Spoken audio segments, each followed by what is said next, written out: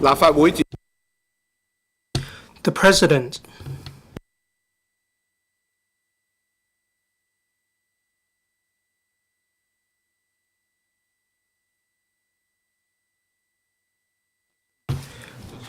Questions. Question 1. Mr. Tang Ka-piu. Thank you, President.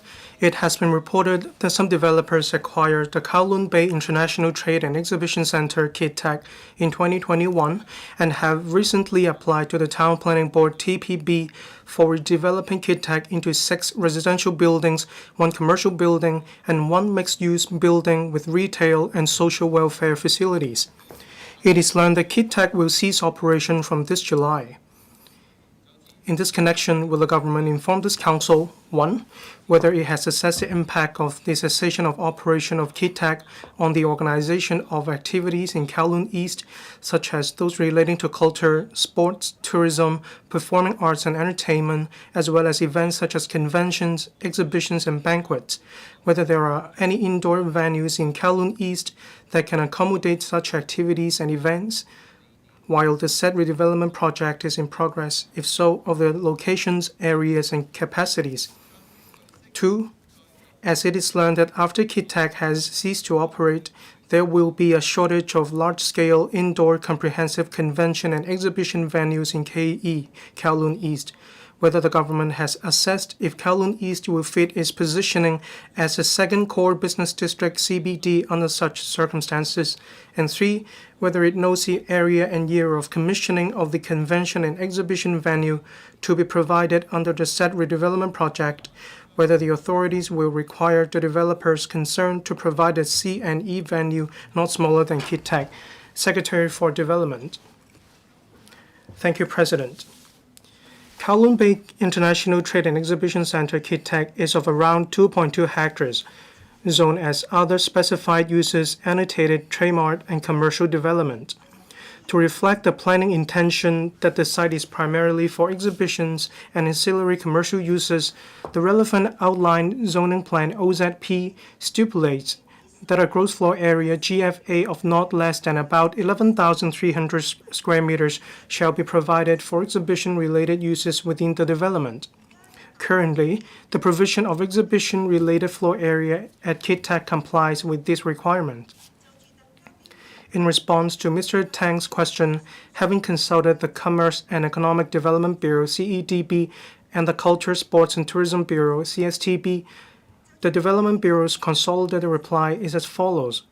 On Parts 1 and 3 of the question, under both the commercial redevelopment proposals submitted in 2022 and the latest planning application for proposed composite commercial and residential redevelopment, a GFA of about 11,300 square meters for exhibition-related use would be retained by owner of KITTEC at the site in order to fulfill the requirement as stipulated under the OZP.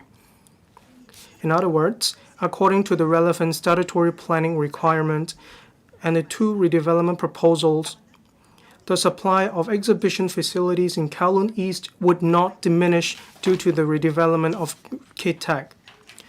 According to the planning applications submitted by the owner, the tentative completion year of the 2 redevelopment proposals is 2027 and 2028 respectively. As for when KITTEC will cease operation, it will be the owner's decision. According to KITTEC's website, for rentable event space currently in KITTEC, there are mainly 2 rotunda halls that can accommodate a total of 160 exhibition booths and an entertainment performance venue that can host an audience of 3,600. Having regard to the existing and upcoming cultural and sports facilities, as well as the scale of existing exhibition facilities in Hong Kong, we believe that some of the demand in the community for the existing facilities in KITTEC can be absorbed by other facilities during the redevelopment.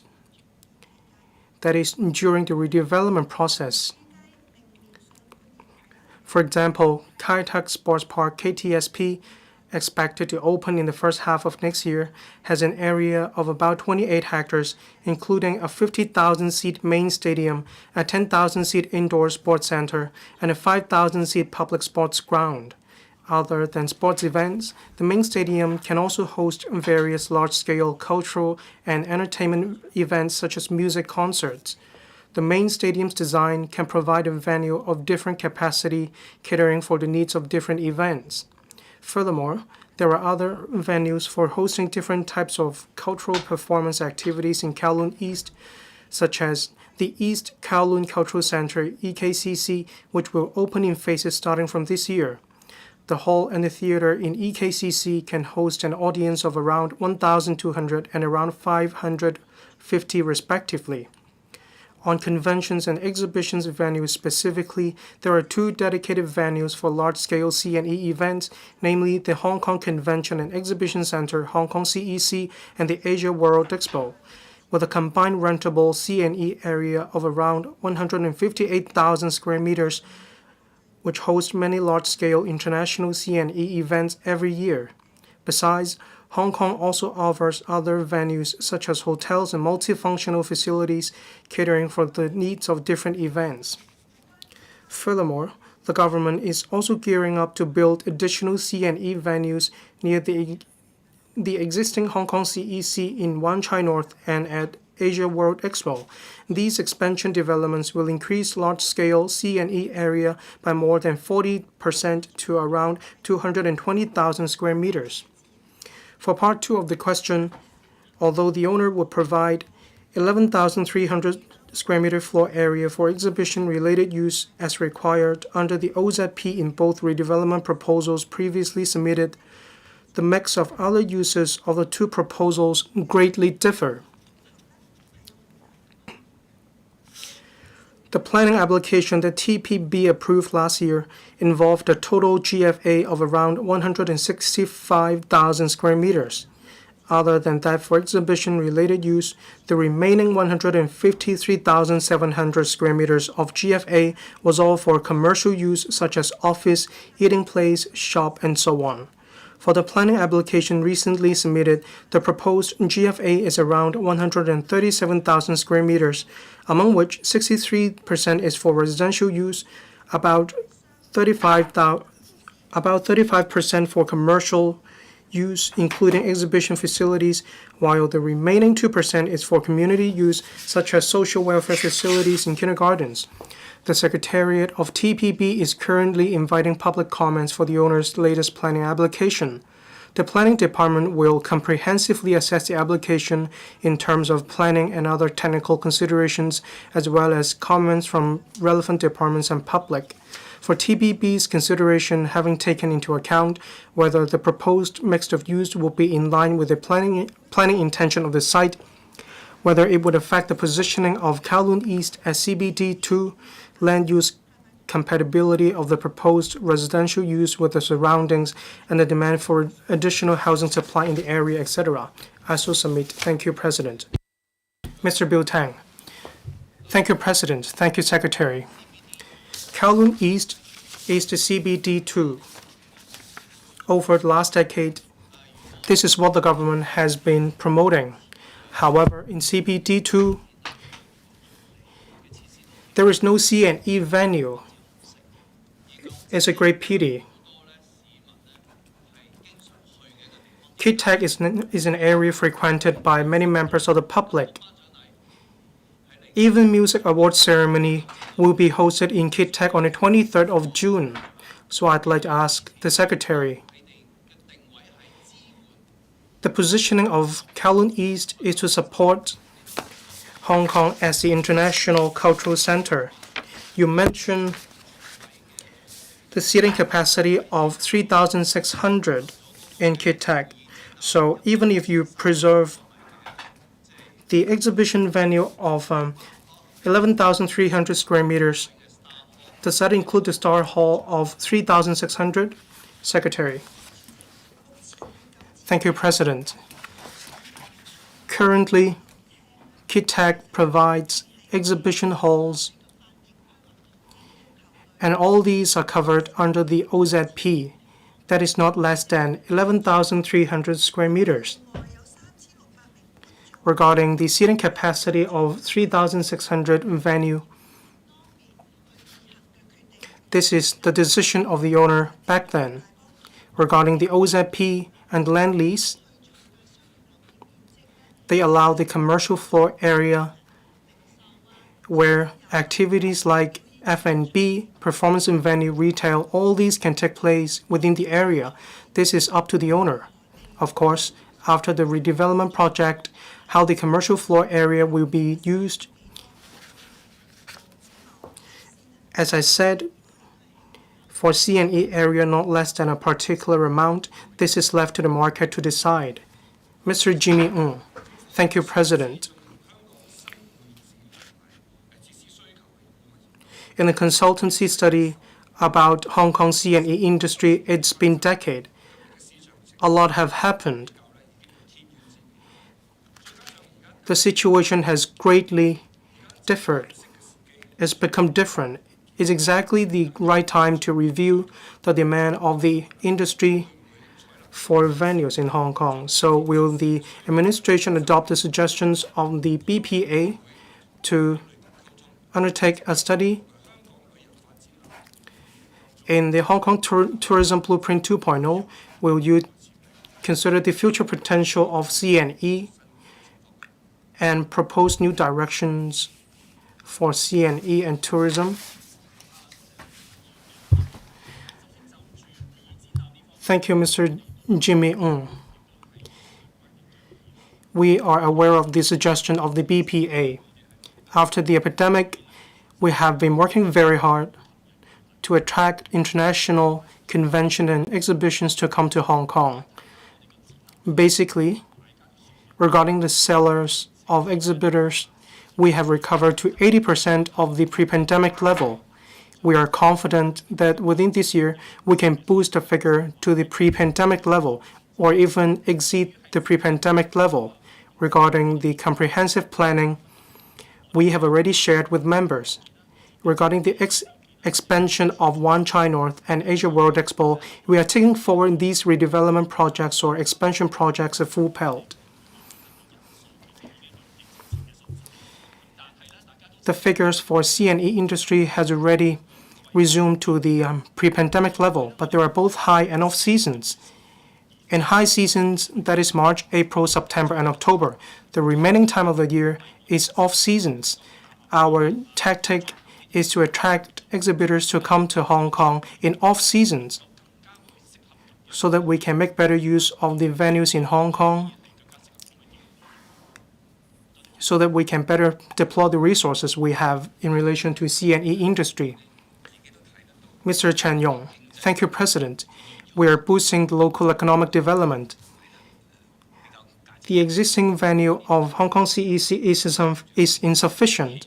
The cost is high as well.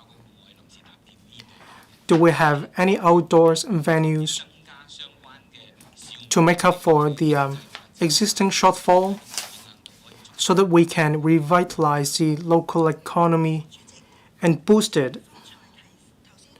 Secretary. Thank you, President. In my main reply, after redevelopment, as I mentioned, there will be an increase or continuing supply of the gross floor area. However, during the redevelopment process, we don't have such an area. How are we going to deal with it? When we develop new civic facilities, flexibility is the key. We want to provide seats, a better capacity of the venues. It's actually easy to overhaul these facilities. We have EKCC, East Kowloon Cultural Center, and Kai Tak Sports Park coming soon. For example, on Hong Kong Island, we have Queen Elizabeth Stadium. All these allow us to make up for the shortfall of the insufficient space or the loss of space as a result of the cessation of operation of Kit Tak. Kit Tak actually provides a wide range of venues.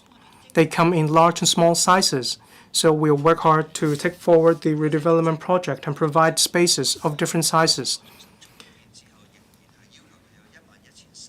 Dr. David Lam. The government would provide 11,300 square meter C&E venues. Is it going to be a closed area Or will it be in the atrium of a shopping hall that is for performance purposes and so on? In the OZP, it simply states the gross floor area. It does not specify whether it is going to be an open area or a closed area. That is with reference to the requirement of the statutory plan. However, indoor areas are more suitable for exhibition purposes. If it is going to be an outdoor venue, if need be, the owner needs to submit a new application. We don't have this requirement written down, but in fact, these venues will be indoors. Mr. Ma Fengkuok. Thank you, President. I'm more concerned about performance venues. KitTech has 4 main venues, providing the industry with space for performance purposes, including a seating capacity of 3,600 and another venue of 1,600 and another of 1,000 seats. There is also a small music venue housing 400 to 600 audience members. We're going to have a new iconic development in North Point, that is Sun Kong Theater. Meanwhile, we will lose a total of 5 publicly operated venues. But then the venues you mentioned are government venues. That is, those developments in Kai Tak are non-specified uses, and this is indeed a great blow to the industry. In view of this change, I'd like to ask the administration, in the overall planning of the city, will you formulate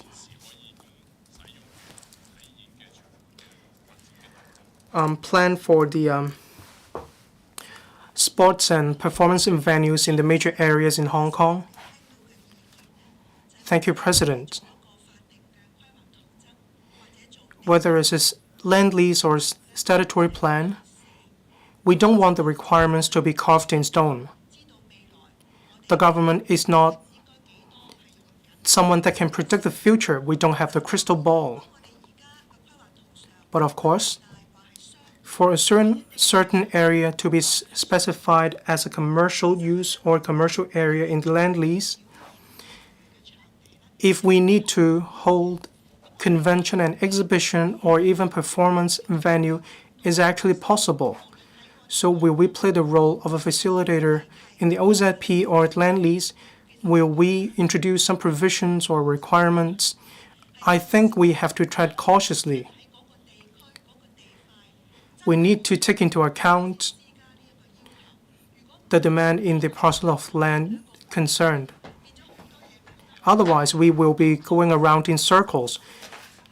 We will be imposing another straitjacket on ourselves. The persons concerned will have to make an application with the TPB once again. Then we will lose some time. But of course, we will be cautious as to which parcel of land is suitable for such purposes. Mr. Perry Yu. Thank you, President. The C&E industry is important to Hong Kong and to the tourism sector as well. It brings a lot of overnight high-value visitors to Hong Kong. The insufficient space is limiting the development of the C&E industry. It affects our competitiveness. Mr. Bill Tang's oral question is about the insufficient space or performance venue in Hong Kong. In the replies of the administration, they always concern the expansion development of Wan Chai North and the expansion project of Asia World Expo Phase 2. That can bring a growth of 40% to 220,000 square meters. But we know the development project in Wan Chai would not materialize until 2024, whereas the project in Asia World Expo does not have a concrete timetable yet. So by 2034, could we have seen an expansion of Asia World Expo? That remains an unknown. regarding Asia World Expo, we are reviewing North Lantau Infection Control Center arrangements. So after we take back the venue, we will right away start the expansion works. We will also make announcements in relation to the time that will take. However, on the expansion time of the AWE, it will not be as long as that for Wan Chai North. We will announce the details as soon as possible. Mr. Andrew Lam. Thank you, President. Just now, the Secretary mentioned planning, land, administration. She said flexibility is key. I agree. In the main reply to Mr. Bill Tang, Kowloon East positioning as CBD2 in Hong Kong.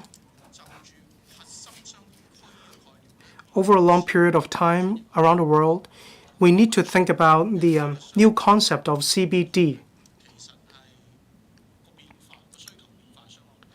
The demand and the use of core business district have changed, switching from CBD to CSD. That is Central Social District. It's all about change. I'd like to know whether the administration has any plan for the transition of the CBD. Will you undertake studies in Hong Kong? That is how we can drive this change, allowing greater flexibility in the use of the CBD or CSD, as I mentioned. Secretary, thank you, President, for a study dedicated to this area. Right now, we don't have this plan. But when we are planning new developments, including in the Northern Metropolis, Santine Technopole, different developments that are going to take place there, we will consider the requirements of the statutory plan. That is to see whether we should allow flexibility in the area so that in the same parcels of land that is commercial area, we can accommodate different commercial purposes. We can even allow a small portion of residential use. We often talk about vertical development. So even if we do not have a dedicated study in different large-scale redevelopment projects, we are exploring this area. Thank you. Question 2, Mr. Edward Lau. Thank you, President. There are views that with Hong Kong's overall competitiveness impacted by high rents coupled with the recovery of the economy falling short of expectation, we are seeing shops being closed and shop tenancies being surrendered. Shop tenants in the new territories north are the first to be hit under the trend of going north for spending. In this connection, the government informed this council one of the letting rates of various shopping centres in housing estates under the government in the past 5 years and the proportion of tenants who had their rents reduced upon tenants renewal after rent assessment. Whether the government will examine the operation and vacancy situation of its facilities such as shopping centres and markets in housing estates and study launching relief measures including rent waiver for tenants so as to enable tenants to continue their operations and avoid waste of tenancy surrender shop closure. 2, as there are views that the design and supporting facilities of shopping centres in new housing estates under the government are unfavourable to the operation of shop tenants. Example, insufficient parking spaces and lack of mobile phone reception. Whether the government will introduce corresponding improvement measures such as the provision of additional directional signs and improving the telecommunications network and stepping up publicity and promotion for shop tenants with a view to attracting patronage. If so, the details, if not the reasons for that. And 3, given that the housing department currently only assesses the renewal rent for its shop premises upon expiry of existing tenancies, whether the authorities will change the current practice and introduce a mid-term review mechanism for tenants who make representations in order to handle special circumstances, thereby conducting rent assessment in a timely manner, ensuring the competitiveness of the rental levels. If so, of the details, if not reasons for that. Secretary for Housing. President, my reply to Mr. Lau's questions as follows. 1. The commercial facilities of the Housing Authority are primarily to provide for the daily necessities and services required by local residents. And the business volume may be affected by seasonal factors and change in consumption patterns, for example, going north for shopping and online shopping. And then shop operators may then face challenges, and then leads to the inaccurate perception that there are a large number of vacant shops. As at the end of April this year, the vacancy rate of retail facilities of the housing authority is 3.92%. It's a relatively high level in recent years, but compared to the private sector vacancy rate of 6.6%, our vacancy rate is still acceptable. And then for the vacancy rate or occupancy rate in the past 5 years is in the annex. Now, in recent years, we're seeing more and more online shopping and also people going north for shopping. So there's a change in consumption patterns. The housing authority will adopt flexible rental and leasing policies. We will actively meet the needs of residents as we rent out shops.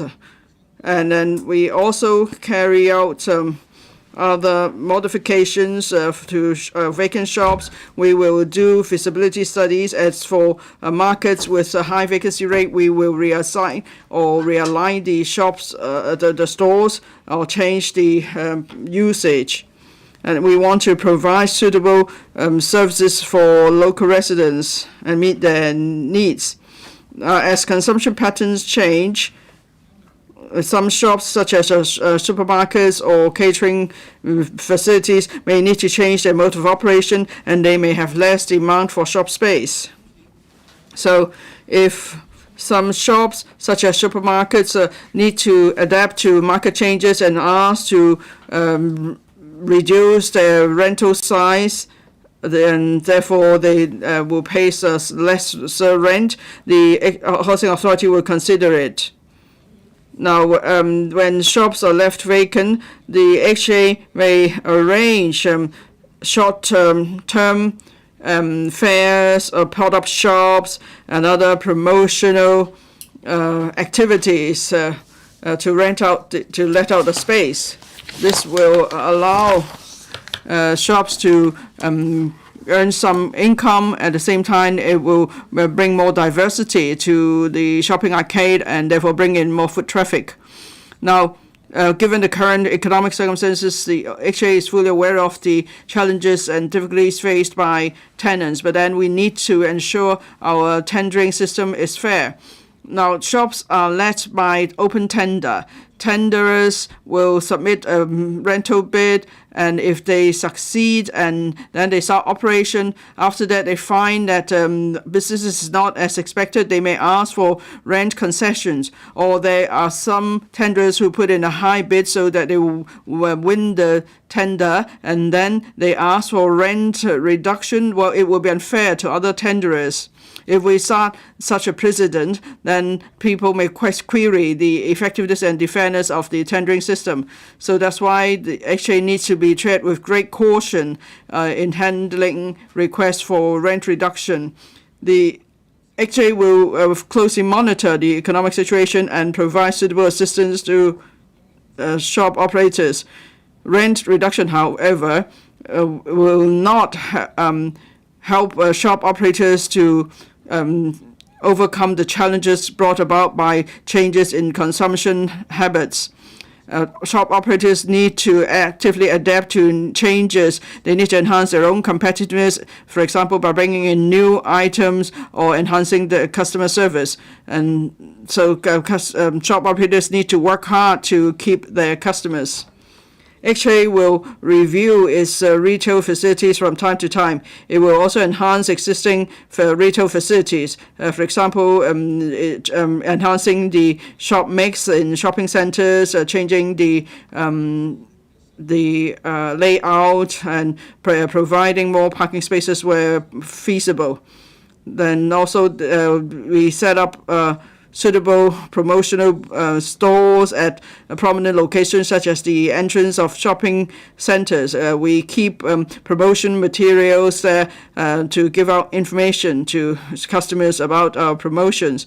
And then on major festivals and special durations such as summer holidays, Mid-Autumn Festival, Christmas, Chinese New Year, we stage various promotional activities. For instance, some time ago, we held the Dream on Stage competition for young people to showcase their talents and help bring in more customers. HA also follows closely the concept of well-being in coming up with innovative programs. At different districts, vacant shops are offered to young people and NGOs for starting their own business. HA will also follow the well-being design guide soon to be launched. And then we will be hosting staging a series of activities with the well-being concept. This will enhance the sense of belonging of residents and also give them a sense of happiness. At the same time, it will bring revitalize the ambience in shopping centers. The lease period is for commercial premises usually 3 years. Shop operators have to bid for the shops. They put in a rental bid, and if they succeed in the bid, then they must pay rent on a monthly basis for the full lease period. If shop operators ask for rent reduction because of various reasons, it will be unfair to other tenderers. It will also affect the fairness of the open tender system. So we have to go by the contractual spirit. Rental level within the lease period will not be changed. But then when leases are about to expire, the HA will flexibly reassess the rental level according to market rent, and HA will consider various other factors that may affect the rental level. For example, the location of the shops, the foot traffic size, and market situation, and so on. And then rent will be adjusted. HA will actively renegotiate renewal of leases with shop operators so that they could reach a consensus without affecting the public, the shopping public. Thank you. Mr. Edward Lau. Well, I think the HA has totally underestimated the challenges faced by shop operators. Now, we just heard the vacancy rate is 3.92%, but then in fact, in many public housing estate, PHE shopping centers, they have to pay high rents. Daily income is not even enough to pay the rent, so that's why many shops just close their operation or just use the shops for storage purpose. So that means there will be less choices for the shopping public. Now the lease period is 1 to 3 years. And but then for supermarkets, restaurants, usually the lease tenure is 6 years. So we're not talking about isolated cases, but rather the general situation is that we need to enhance the competitiveness of Hong Kong. High rental is the major stumbling block. So I hope the Secretary will consider introducing a midterm review, in particular for markets, supermarkets, restaurants. The lease tenure is 6 years. So will you introduce a midterm review so there will be an assessment of whether the rent level is in line with the prevailing situation? Secretary, during the COVID pandemic, we offered rent concessions to shop operators so that they could tide over the difficult times. And the rent concessions lasted some 51 months. The concession was as much as 75%. So we have to consider the financial position of HA. We have to collect rent in accordance with the contracts signed. Now, the member mentioned the lease tenure. The first lease is 6 years, but then for every renewal is 3 years.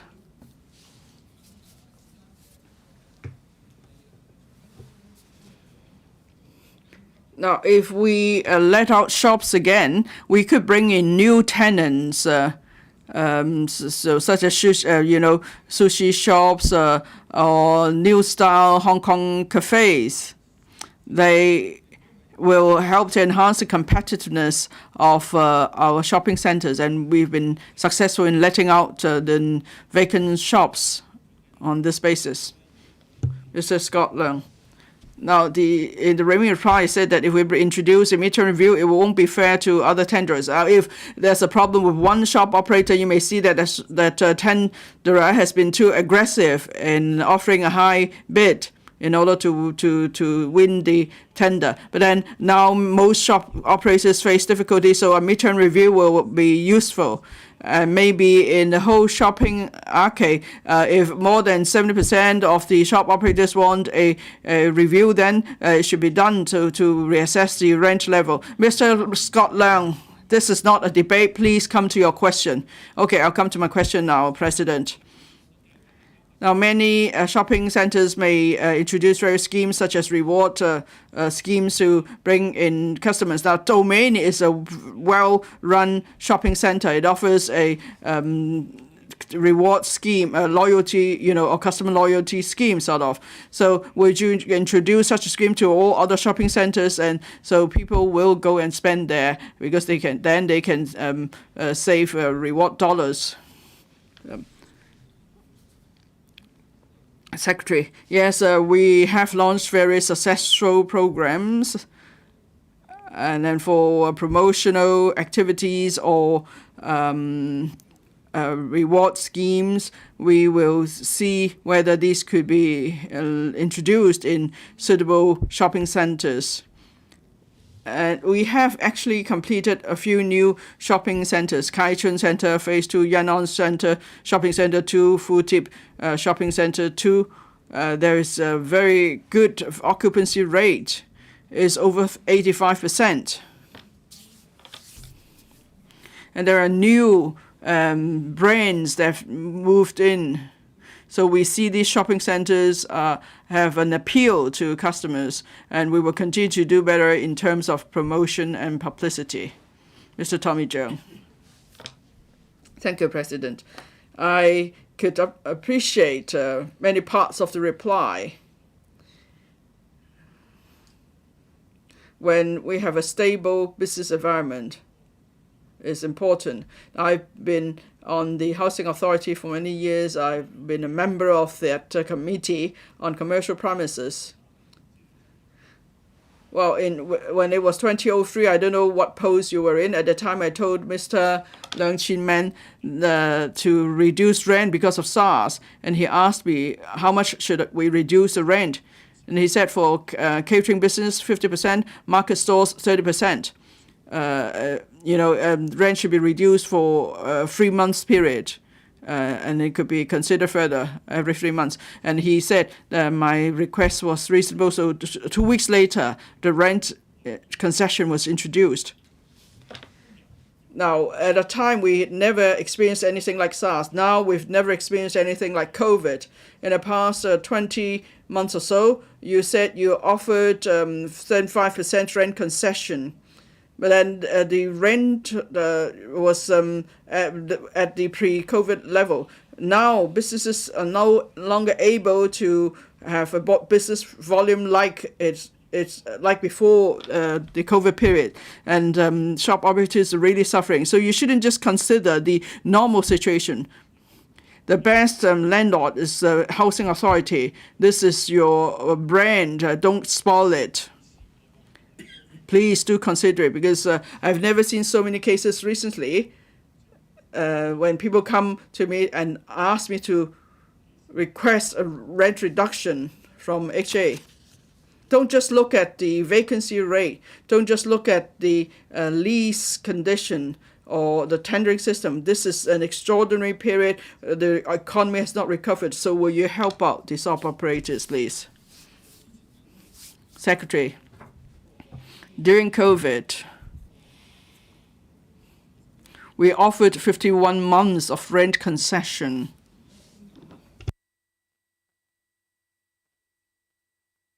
In most cases, the rent concession was 75%. On the 31st of December 2023, we ended the rent concession arrangement. So we have resumed the normal lease rental level. But then when there's renewal of leases, we will have regard to the market rent level. We'll consider various factors such as the locations of the shops, the situation of the shopping centers, the foot traffic situation, and so on. And we'll reassess the rent level. And we'll also negotiate with shop operators on the rent, on the renewal rent level. So there is a mechanism to adjust the rent upon renewal of the lease. Dr. Teck Chi Yun. Well, our observation is many shops are left vacant on a prolonged basis. It is particularly the case in the older public housing estates. Well, that's probably because the market condition has changed. And then at the same time, many welfare organizations would like to rent shopping space to provide service to residents. So maybe there are many vacant shops and they've been waiting for a long time. Will you allow NGOs to rent these shop spaces? Of course, the rent will have to be at a welfare rate, and then we can provide service to the district. So would you consider that? Secretary. Well, in the main reply, President, I mentioned that we would consider new ideas. We're trying out new ideas under the concept of well-being. We have a scheme to encourage entrepreneurship under the well-being concept. So vacant shops are let out to NGOs or young people for them to either start a business or provide a service. Then we could make good use of shops that are vacant for the time being. And then with these activities, hopefully then we could bring in more foot traffic and revitalize these shopping centers. Mr. Peter Shiu, declaration of interest. I'm a member of the Housing Authority. In the main reply, the Secretary said that some shop spaces are let out by open tender, so it won't be fair if we reduce rent when some may have offered a high rental bid to win the tender. Well, but I don't think that logic stands. You tell us the vacancy rate of shops in HA shopping centers 3.2%, which is less than the 3.92%, which is less than the 6.6% in the private market. Well, the main reason is because you offered rent concessions for a long period, and we thank you for that effort. But now the economy has not really recovered. Many shop operators have told me that people are going north to shop, so they're under immense pressure. Secretary, you say there's no chance of rent reduction. I'm not even asking for a midterm review. I want an immediate review on the rental reduction mechanism, because then shops will close and not only shop operators are affected, but the residents are also affected. Secretary, we fully appreciate the difficulties faced by shop operators. We hope shop operators will have regard to the change in spending patterns and habits. They must adapt their business as a result. They may bring in new good items, or they could change their mode of operation. We've seen successful examples here. For example, in a market in West Kowloon, the market starts a delivery service, and this store accounts for 50% of the business volume of the market. And this store does not take business away from other stores, but rather the goods actually bought from other stores for delivery to customers. So that's a good way to expand customers' sources. And then it's also a breakthrough in market operations, and the whole market benefits as a result. from this innovative approach. So we would like to see more such changes. Ms. Carmen Ken.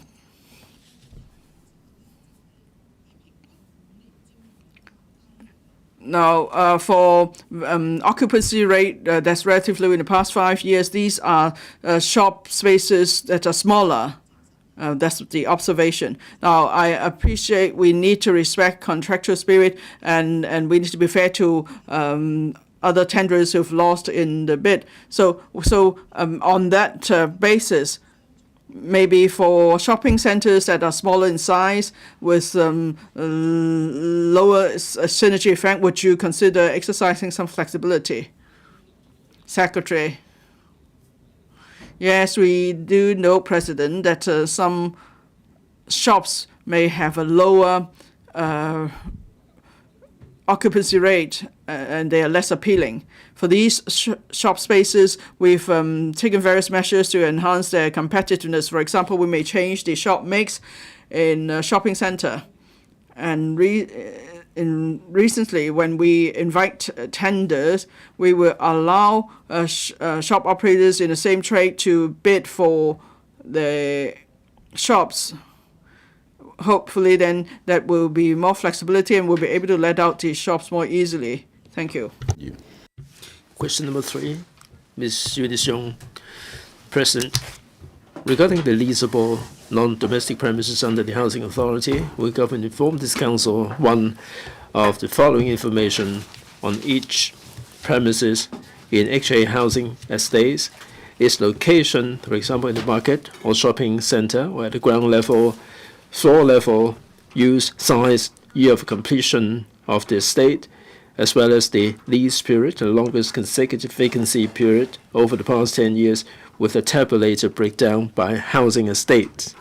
Second, as it is learned that the Commercial Properties Management Unit, CPMU, under the HA is responsible for leasing matters in relation to commercial premises and shopping centers, of the criteria adopted for recruiting CPMU staff and whether HA has provided training to the staff to ensure that they have the business mindset that can keep tabs on the market and the positioning, thereby formulating policies to enhance the patronage and business turnover. If so, of the details. If not, why not? And 3, in respect of the leasable non-domestic premises left vacant for a long time, of the principles, procedures, time required for HA to consider changing their uses, whether HA has considered reviewing the procedures to shorten the time for changing their uses, thereby making more efficient use of the vacant land and premises. If so, of the details. If not, the reasons for that. Secretary for Housing. President, my reply is as follows. As more housing estates come on stream, the Housing Authority has seen an increase in the retail facilities. As of March 2024, we have 306,000 square meters of retail facilities, up by 31,400 square meters. And in the coming 5 years, there will be an additional 63,500 square meters of retail facilities. All the details about the commercial premises and market situation are in the appendices. In the 133 housing estates with retail facilities, 58 of them have some vacant premises. In 52 of them register a vacancy of no more than 12 months. There are 6 housing estates: Matawai Estate, Ongke Estate, Pak Tin, Circuit May, So Oak, and Wafu 1. They are older estates, and one of the premises in Ongke Estate saw a vacancy period of 24 months, and that used to be a clinic. It is in an obscure location. The Housing Authority has tried 16 times to put the premises for rent without success. In Ongke Estate, the occupancy rate has been pretty good at 96.12%. The Housing Authority will be putting up advertising the signboards and directional signs at suitable location to attract patrons. In the 15 housing estates under Housing Authority management, 10 of them have a vacancy period. Half of them have a vacancy period of less than 6 months. For others, Kuaishing, West, Lai King, Pak Ong, and Hua Fu, they have a vacancy rate of not more than 10 months. The consumption pattern has changed post-COVID, and because of the retail sentiment, market situation, and economic situation, some tenants chose to terminate their tenancy. There will be more housing estates coming on stream, and it is expected that the rental situation may be fraught with challenges. The HA will keep an eye on the market situation and review the trade mix and the rental situation. We'll be getting in touch with the potential tenants and introduce popular and suitable trades to meet the needs of the tenants. For example, in Hoi Lai Shopping Center, one of the vacant premises was converted into a TCM clinic, and it has been successfully let, and we will meet the needs of the residents. In Shuhong Court, we have changed one of the premises into a courier service shop, and in formulating the tender, we will have regard to the views of the stakeholders and flexibly adjust the trade mix. And where technically possible, we will consider converting the vacant premises into shops that are more commensurate with the public needs in order to boost the occupancy rate and meet the needs of the tenants. Second, the HA has a professional team to manage the housing estates and provide professional service, as well as rent assessment and rental management. The management of these premises is complicated and challenging. We do provide training for the staff in order for them to push back the frontier of knowledge and to upgrade themselves professionally and to enhance the competitiveness. Our management staff is not only responsible for the management and maintenance, they will also maintain close communication with the tenants and respond to their needs and spruce up the image of the shopping centers to increase footfall and business turnover. The management staff will also have regard to the views of the stakeholders and the market, and where possible, convert the vacant premises to suitable use.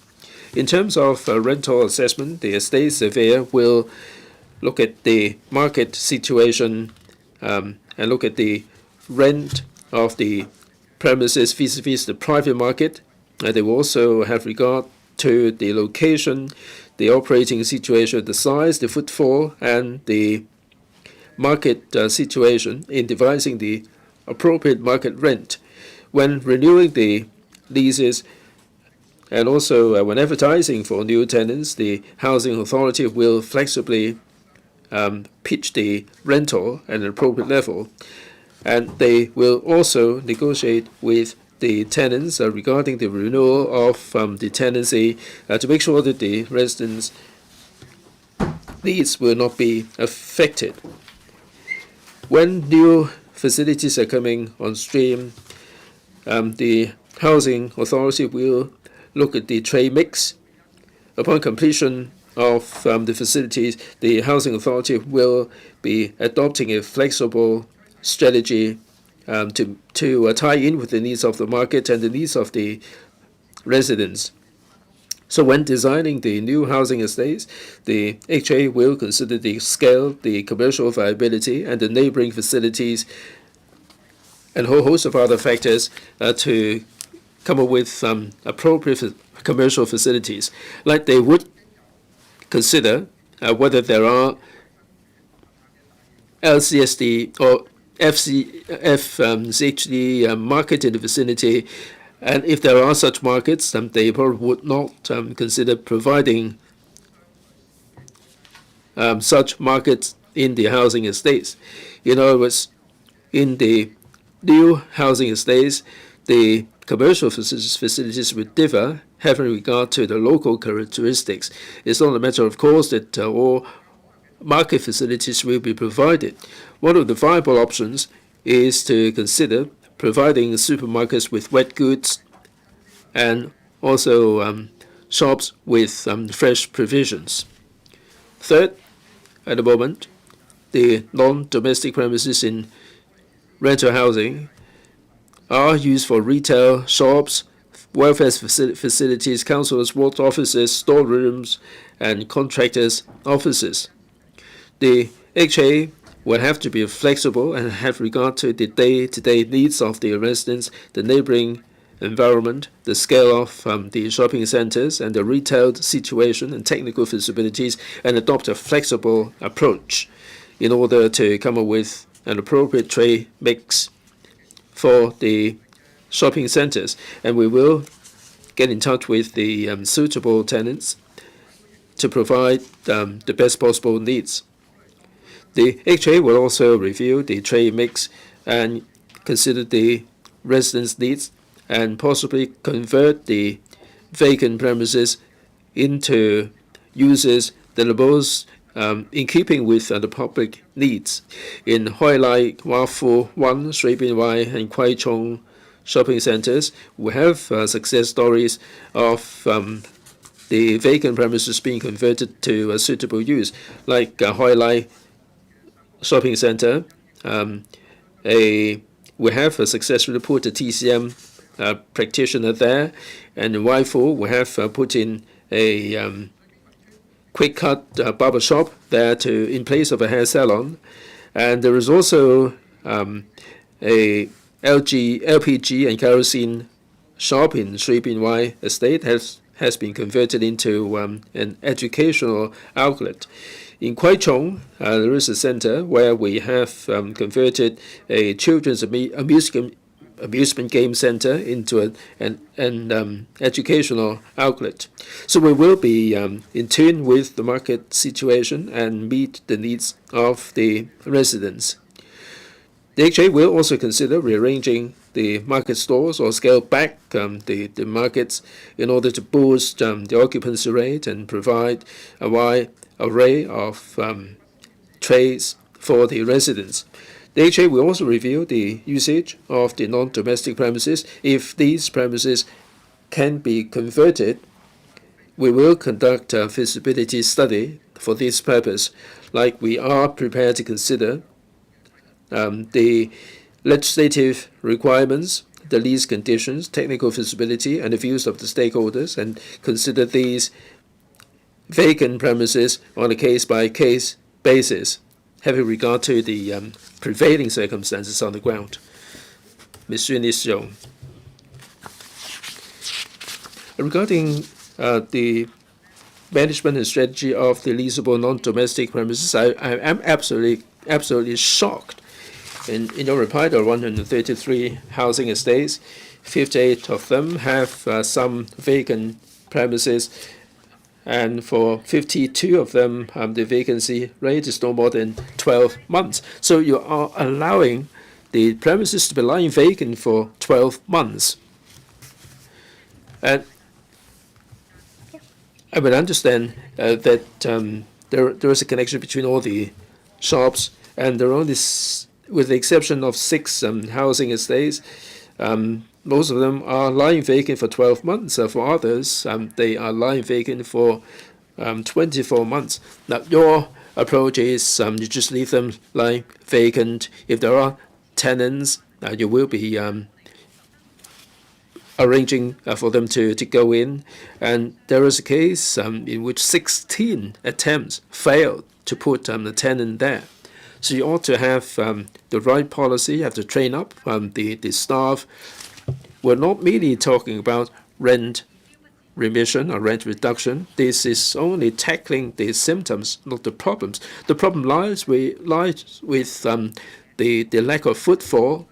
Last month, there was a debate. Ms. Yong, please, your question, please.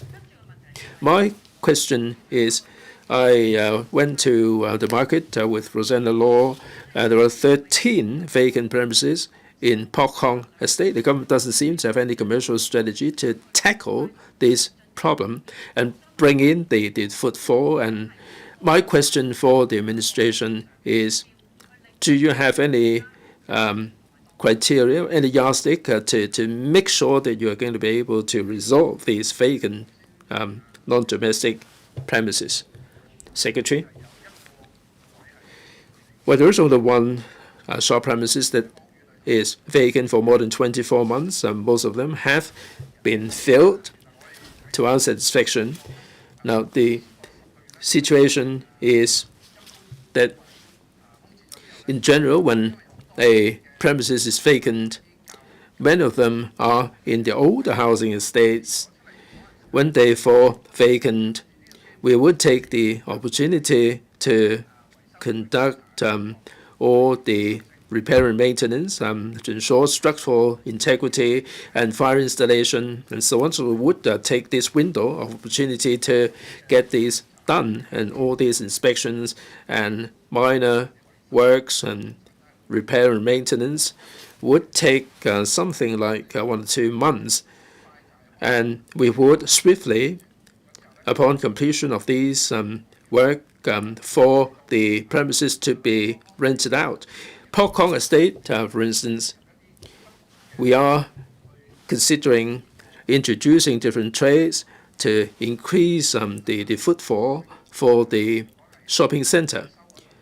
Now, in terms of recycling, we might consider, where possible, allowing some shop premises for the purposes of recycling. And that would make life easier for the residents because they can take advantage of the trip to the market to chuck the recyclables to the shops, and they can achieve 2 purposes with just 1 single trip. Dr. Judith Ho.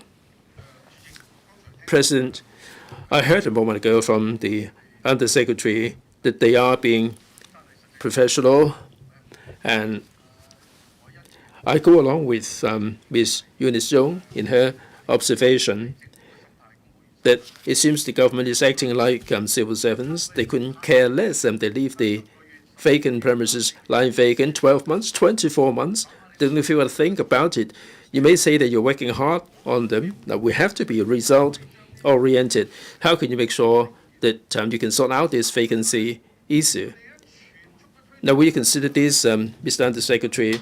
We are promoting care. There are many councillors who run sort of ward offices. Why don't you allow them to use some of the vacant market stores, for instance? And the councillors can do practical work in these markets. Will you consider that? Undersecretary? Now, for care teams, we have already set aside places for the care teams, and they are enough. After 2 rounds of allocation, 210 have been allocated. And 35 of ward offices are still available for application. And this will be on a first-come, first-served basis. If councillors need ward offices, they can certainly put in an application for that. Mr. Scott Leung. President, thank you. We keep saying that the HA shopping centers are lying vacant, but indeed there are many organizations that simply cannot make the applications, and that's the welfare organizations on the front line. Now, there are many vacant shop premises in the housing authorities' shopping centers, and they have to invite tender. They would advertise for the potential tenant, and there are so many obstacles, so many hoops to jump through. So if there are small shopping commercial premises that lie vacant for a long time, will you allow the NGOs to move in at nominal rent to make sure that there will be income derived for the housing authority, and also more services will be provided to the tenant, to the residents? Undersecretary? Now, for these commercial premises if they fall vacant. Our first priority is to address the needs of the residents and rent them out on a commercial basis. For the trades, we do have certain amount of flexibility, and they can be changed suitably. As to NGOs, whether they can use these premises, now we will certainly consider that.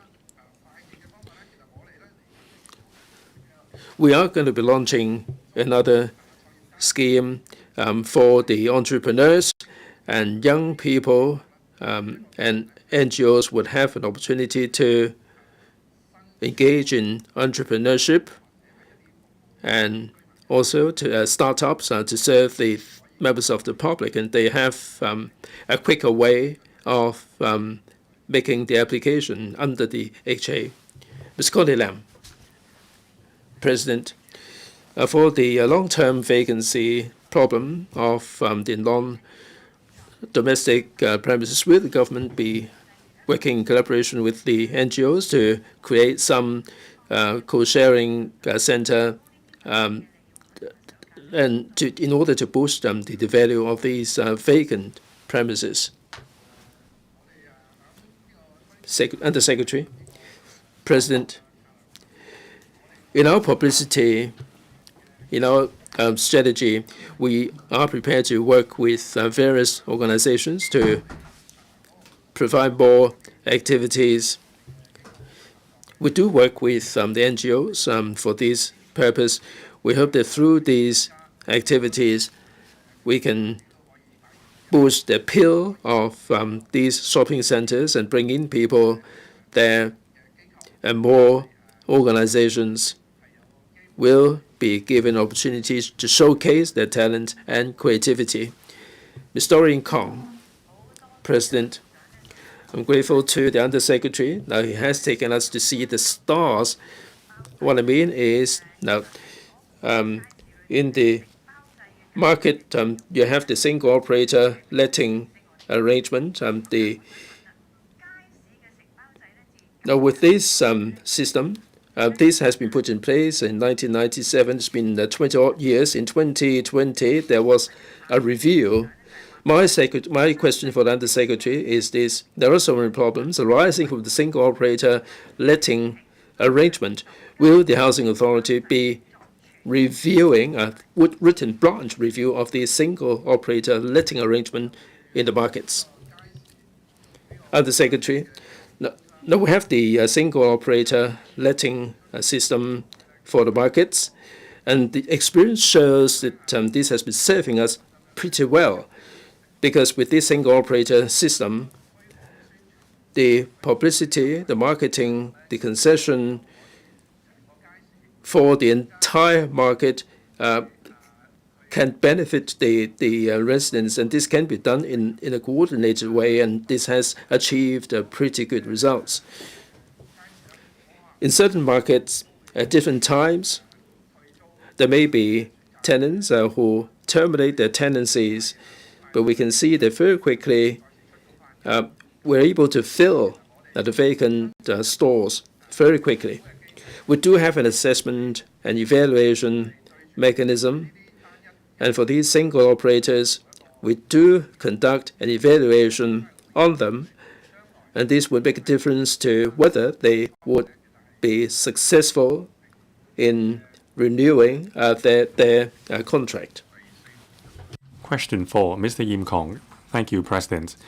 In recent days, the central authorities have progressively introduced a number of new immigration policy measures which facilitate mainland residents' travel to and from Hong Kong, including further expanding the individual visa scheme to cover 59 cities and expanding the application of the exit endorsements for talents traveling to and from Hong Kong and Macau from the GBA to Beijing and Shanghai.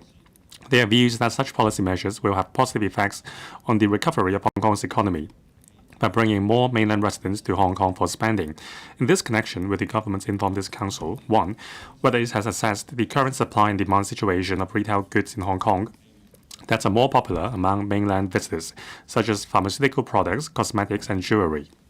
2, as the government has indicated in its reply to a question raised by a member of this council on the 8th of this month, that it will continue to maintain close communication with the relevant mainland authorities and strive for policy initiatives that are conducive to Hong Kong's tourism development, including raising the tax-free threshold for shopping for mainland visitors visiting Hong Kong, whether the government has reached a certain consensus with the relevant mainland authorities on the raising of the tax-free threshold, if so, of the details, if not the reasons for that, and 3, whether it will consider planning for the establishment of a themed commercial complex to provide a retail spot specialized in goods that are popular among mainland visitors as a boundary control point in the northern metropolis, so as to attract more visitors to come to Hong Kong for spending, and facilitate their purchase of goods they need in Hong Kong with the least time spent, thereby boosting Hong Kong's retail industry.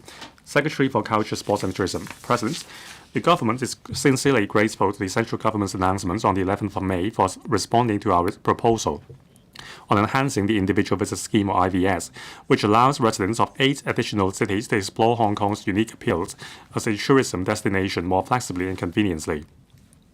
The IVS now covers 59 cities, including all provincial capitals, which will boost the local tourism and other related industries. The Hong Kong Tourism Board is stepping up promotion work in the newly added cities and inviting representatives from the trade or relevant cities to come to Hong Kong to participate in promotional activities, thereby integrating the power of the trade to explore the relevant source markets. At the same time, the Hong Kong government will join hands with the trade to implement the concept of tourism is everywhere in Hong Kong, enhance the competitiveness of Hong Kong's tourism industry, fully explore Hong Kong's rich tourism resources, and draw on successful experiences from various places to enable innovative thinking and optimize policies. The government announced the calendar of mega events in Hong Kong for the second half of the year last week, expecting that at least about 210 mega events will be held throughout the year. We hope that through sharing the event information with the trade operators in different industries can make advanced arrangements to prepare, plan, and launch promotion, thereby fully seizing the business opportunities brought about by mega events to create more diverse and rich tourism experiences. We also actively facilitate the industry to continuously improve service quality and encourage the public to work together to show hospitality to make tourists feel at home, with a view to reinforcing our position as the best tourism destination. In respect of the question, in consultation with the Census and Statistics Department and the Development Bureau, the reply is as follows. 1. According to the quarterly survey of employment and vacancies conducted by the CNSD, comparing December 2023 with December 2022, the number of establishments in the retail industry of jewelry, watches and clocks and valuable gifts is about 3,600, increased slightly by 3%, while that of medicines and cosmetics of the same period remained stable at approximately over 4,000. On the demand side, according to the information provided by the CNSD and the HKTB, the total value of retail sales in Hong Kong in 2023 was $406.6 billion, while the total spending on goods in Hong Kong by visitors was $71.3 billion, representing around 80% of the total value of retail sales in Hong Kong. In addition, according to the latest results of the HKTB's Departing Visitor Survey, factors attracting mainland tourists to visit Hong Kong have changed, and the proportion of tourists whose main purpose of visiting Hong Kong is shopping has gradually decreased. Having said that, some tourists considered that Hong Kong still enjoys price advantages in terms of luxury goods. Besides, the fashionable style, good quality, and the authenticity guarantee makes goods in Hong Kong popular. 2.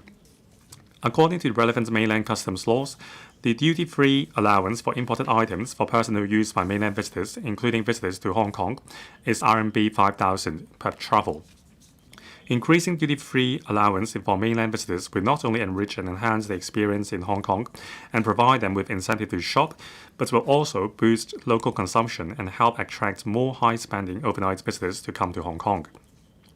We will continue to maintain close communication with the relevant mainland authorities for policies and measures that are conducive to Hong Kong's tourism development, including increasing the duty-free allowance for mainland visitors, thereby enhancing the consumption intention and further stimulating the retail market. 3. In planning the northern metropolis, The government will take into account the industry potential in different areas and the opportunities for industry collaboration with the mainland in reserving land for industry development as appropriate. For instance, by leveraging the 3 land boundary control points in the boundary commerce and industry zone where Lowu, Mankamto, and Hengyunwai are located, there is potential to develop leisure consumption-related commerce near the BCPs to meet the needs for cross-boundary services and livelihood consumption. We will reserve commercial land capable of accommodating retail and leisure consumption industries near the BCPs, the details of which will be announced when the land use proposal for the NT-North New Town is released in the second half of the year. Besides, Hongshui-Kyu Hachun New Development Area will enjoy the convenience brought by the Hong Kong-Shenzhen Western Rail Link, Hongshui-Kyu to Qianhai section. Connecting to Qianhai area in Shenzhen, we will provide commercial land around the Hongshui-Kyu Town Center Railway Station from 2026 onwards, contributing about 1 million square meters of commercial floor space in total, which may also accommodate retail and leisure consumption industries. Thank you, President. Mr. Yim Kong. President, at present, the consumption made by mainland visitors in Hong Kong are on the low side. And also, has the government considered working with the trade to work on a rebate program to attract more visitors? The Hong Kong airport has launched a series of rebate programs. If the consumption amount reaches a certain level, then there is a rebate. The results were great, so will the government learn from them? Secretary, we are going to exhaust every means to entice visitors from the mainland and overseas. At present,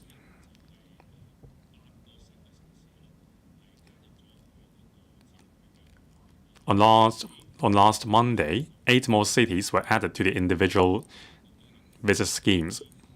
So the scheme will begin next Monday. The Tourism Board and other government departments have deployed colleagues to the BCPs and the airport and dispersed goodie bags to them.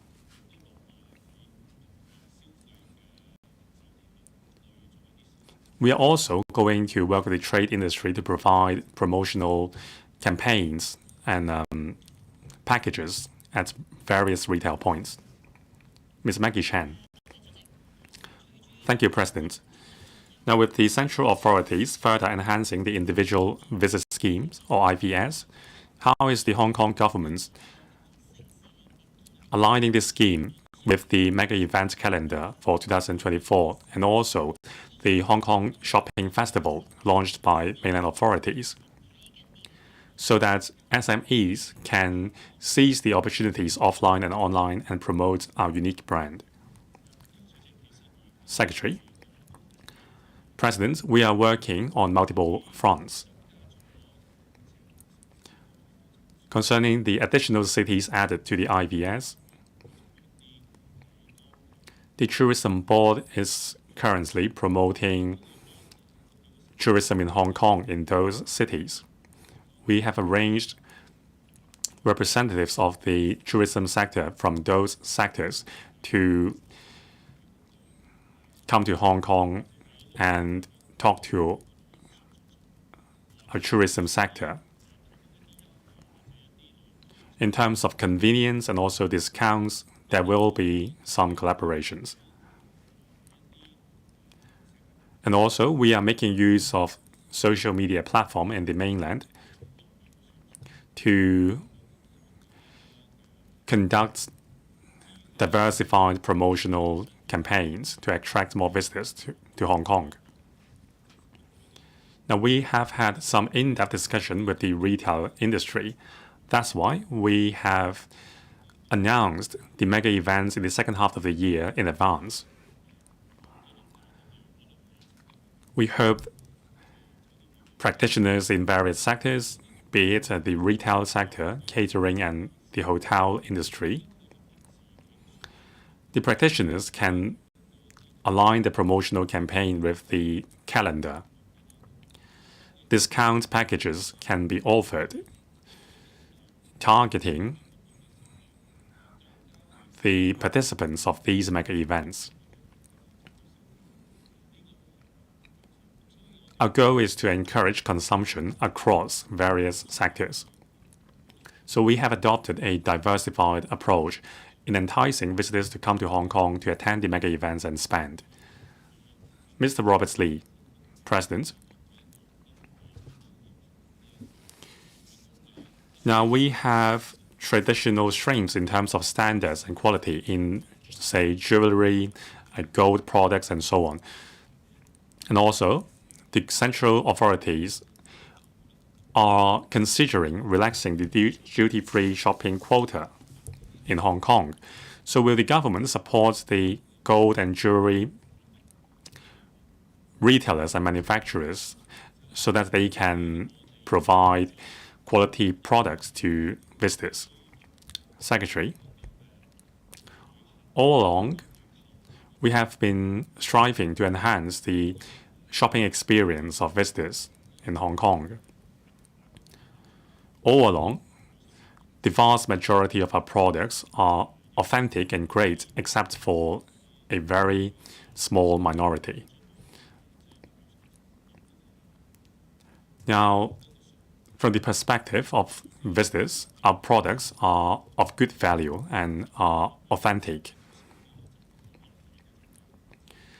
Now, the retail consumption has decreased. I think that's mostly due to competition. We need to diversify and be creative. We have to provide services and goods or experiences which are not available elsewhere. The shopping experience itself is also important. The diversity of products and services are also important. Concerning the gold and jewelry industry mentioned by the member, these are products very popular among mainland visitors. So we are going to work with the trade, not just the jewelry and gold industry. For other advantageous industries, we're going to work with them to jointly promote our brands to the mainland visitors. Thank you. Dr. Kennedy Wong. Thank you, President. Now, the IVS has been expanded to cover 59 cities. This is great news.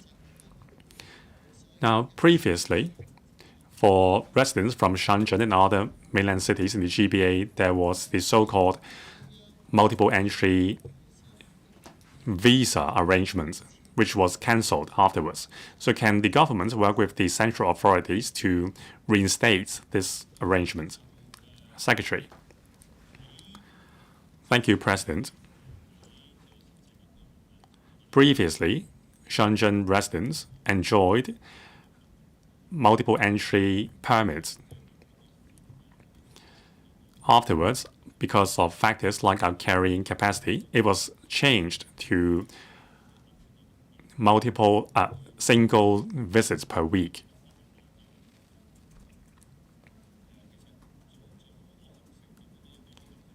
So in considering how we can boost the tourism industry, we have been working with the mainland authorities on multiple measures.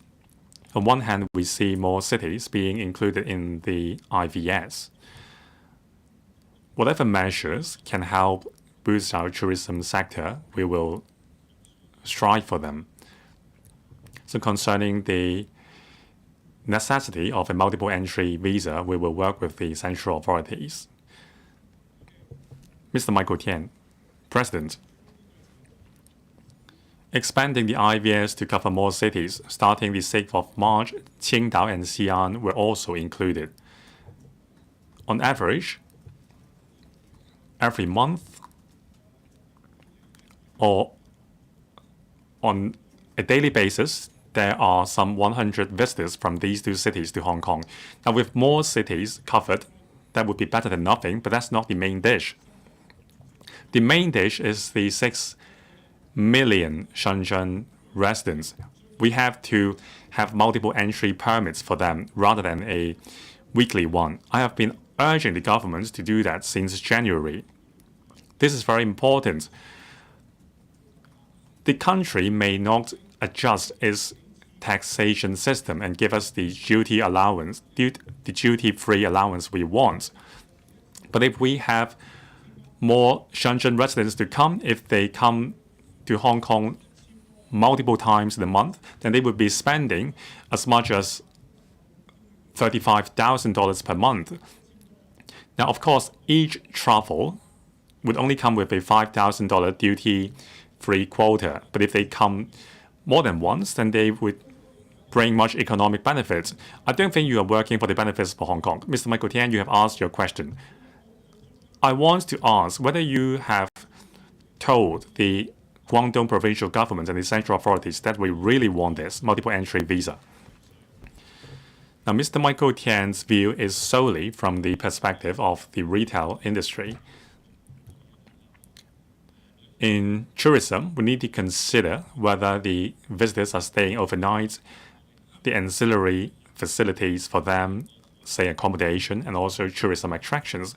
We want to provide a comprehensive tourism experience package to them. Tourism is not just about shopping.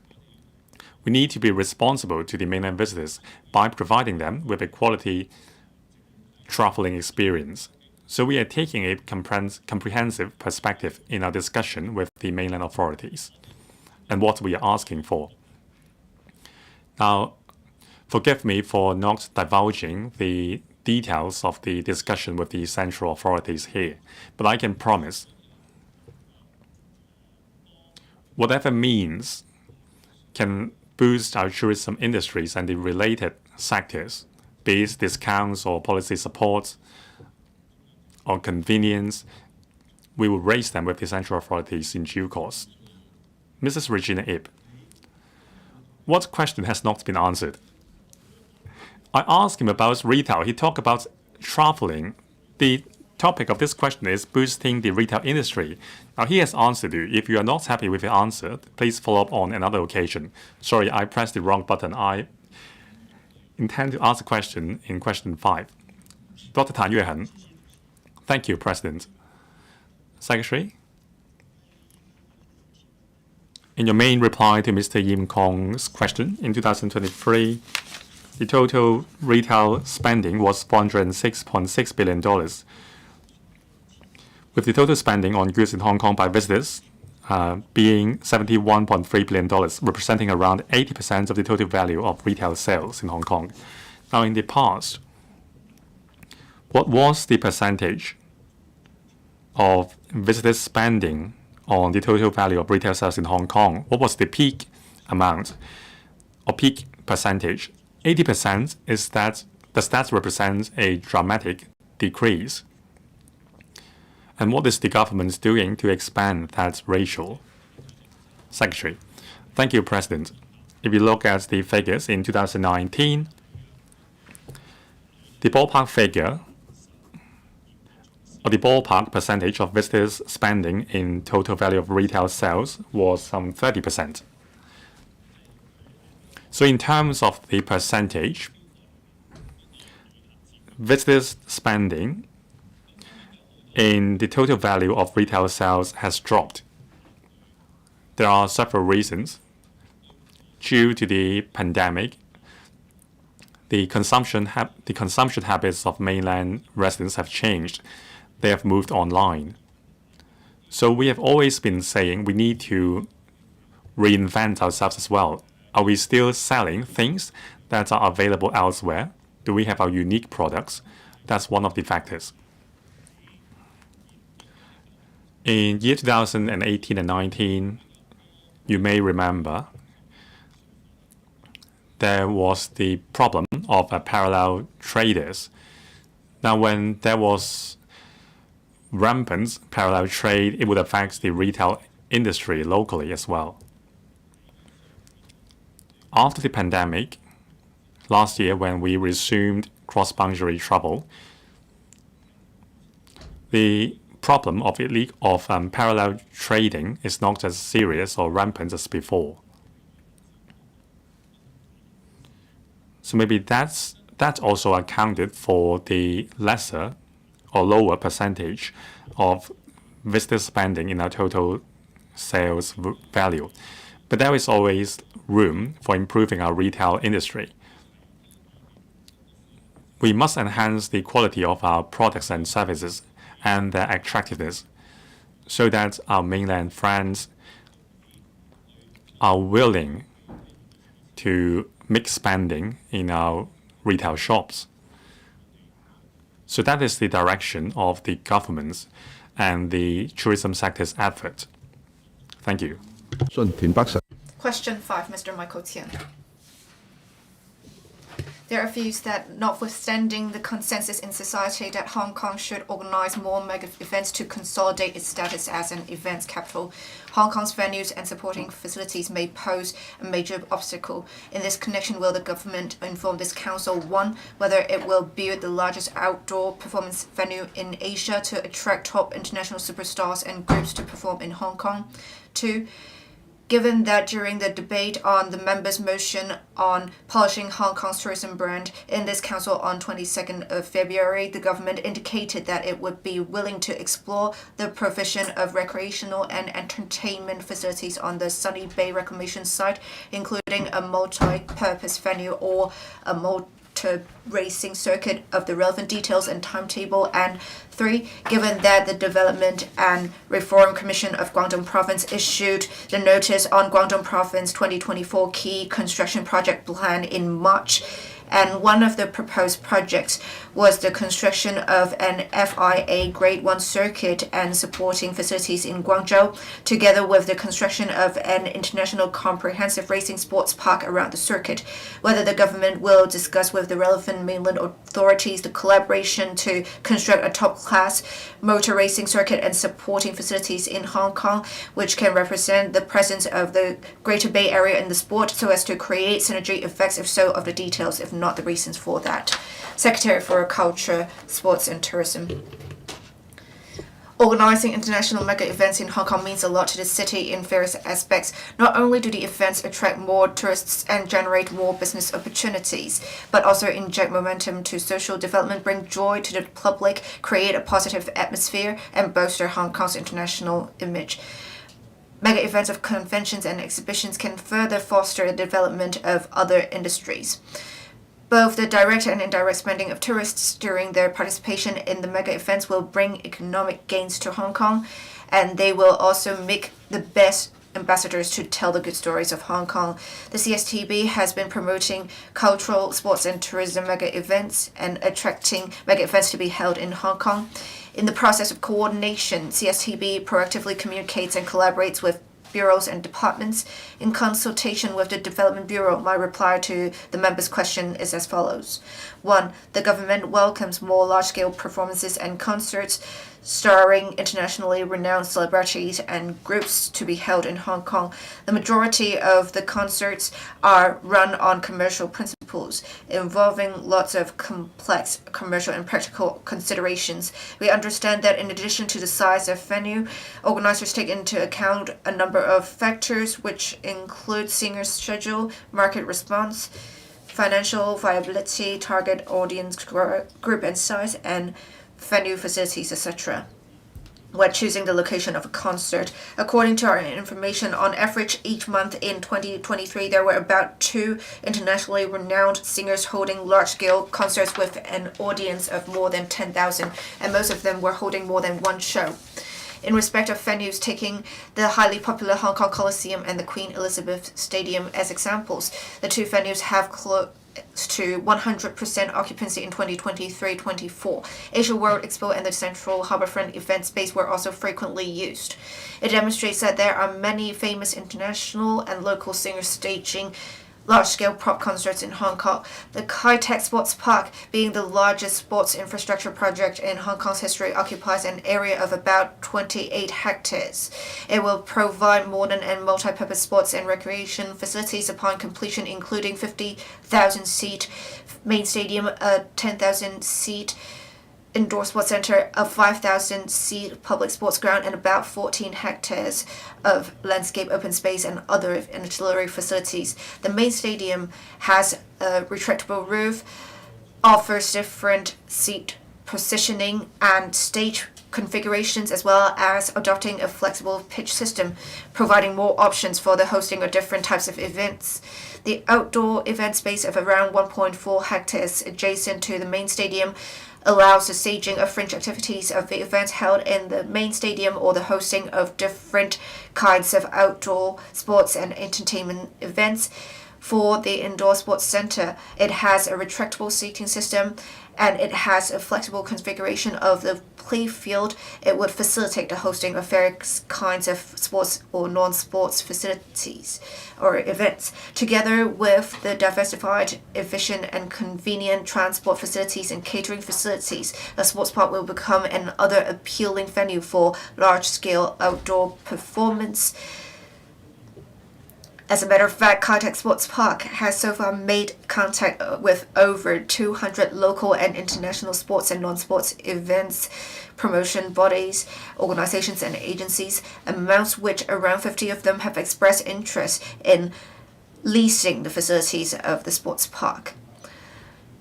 There are many considerations in considering the construction of large-scale outdoor performance venues. Besides the scale of venues, the suitability of locations, ancillary facilities, and accessibility, financial viability, seasons of favorable weather for outdoor events in Hong Kong, market demand, and so on. We will closely monitor the use of the sports park after its opening and continue to study the ongoing need of developing large-scale venues and plan for site development for outdoor venues of even greater scale when necessary. 2 and 3. The government announced the preliminary proposals for the Khao Yu Chau Artificial Islands KYCAI project at the end of 2022. It recommended to build Hong Kong Island West to Hong Shui Kiu rail link and reserve part of the area of the proposed Sunny Bay reclamation to accommodate railway depot facilities. The CEDD commenced an engineering study for the site in May 2023 for anticipated completion in mid-2025 to ascertain the extent of reclamation required and technical feasibility. Once the extent of reclamation is ascertained, the government will explore the various land use options. The government will explore then the provision of various recreational and entertainment facilities on the site, including a multi-purpose venue and a motor racing circuit. Hong Kong is a center for major international sports events. We will continue to foster the exchange and collaboration in such regard between Hong Kong and different cities and the mainland. At present, we are proactively working with the Guangdong province and the Macau SAR to take forward the organization of the National Games and National Games for PWDs, persons with disabilities, to be held in 2025. We believe that after the National Games, more various types of mega events will commence one after another. As for the undertaking of major infrastructure projects, we will also take into account other projects in the Greater Bay Area. Thank you, President. Mr. Michael Tian. What now? If we want to invite pop stars, we would lose to Singapore. If we want to attract the smaller ones, we would lose to mainland. We're only making use of our existing facilities. We want to have a ski rink, but then we only have an ice skating rink. We are losing out in every regard. The Greater Bay Area cities are raining out.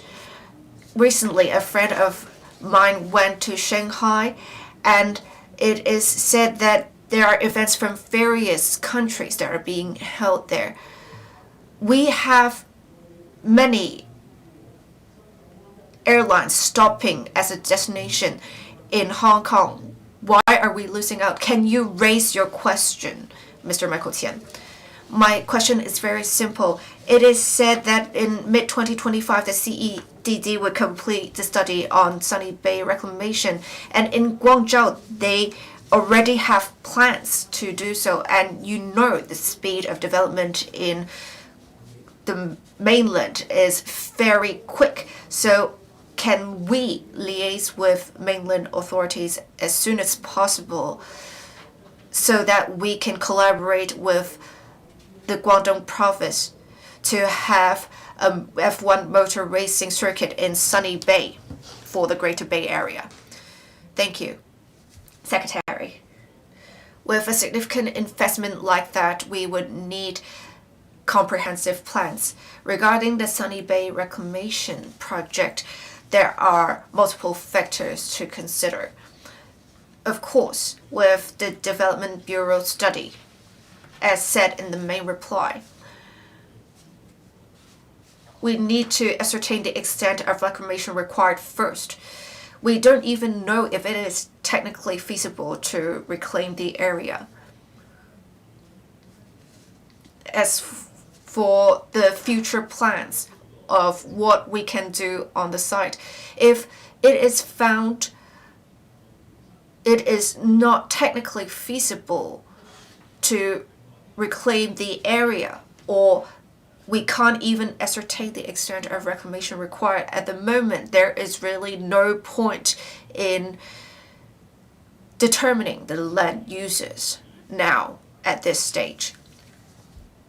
Regarding collaboration with the Greater Bay Area, of course, we will discuss collaboration with other cities of the Greater Bay Area. For other cities in the Greater Bay Area, if they decide to leverage on their strengths and have a motor racing circuit constructed, we can perhaps liaise with such cities to achieve coordinated development and synergies within the Greater Bay Area. I believe that is the target of having the Greater Bay Area in the first place. Thank you. Mr. Chu Kwok-keun. We have recently been making arrangements for the concert of Hua Chen Yu, and I understand from the organizer they would go to different departments of the government. They had gone to the buildings department and the food environmental hygiene department for different things. Because there is no single platform, they have faced some difficulties in ironing out the issues.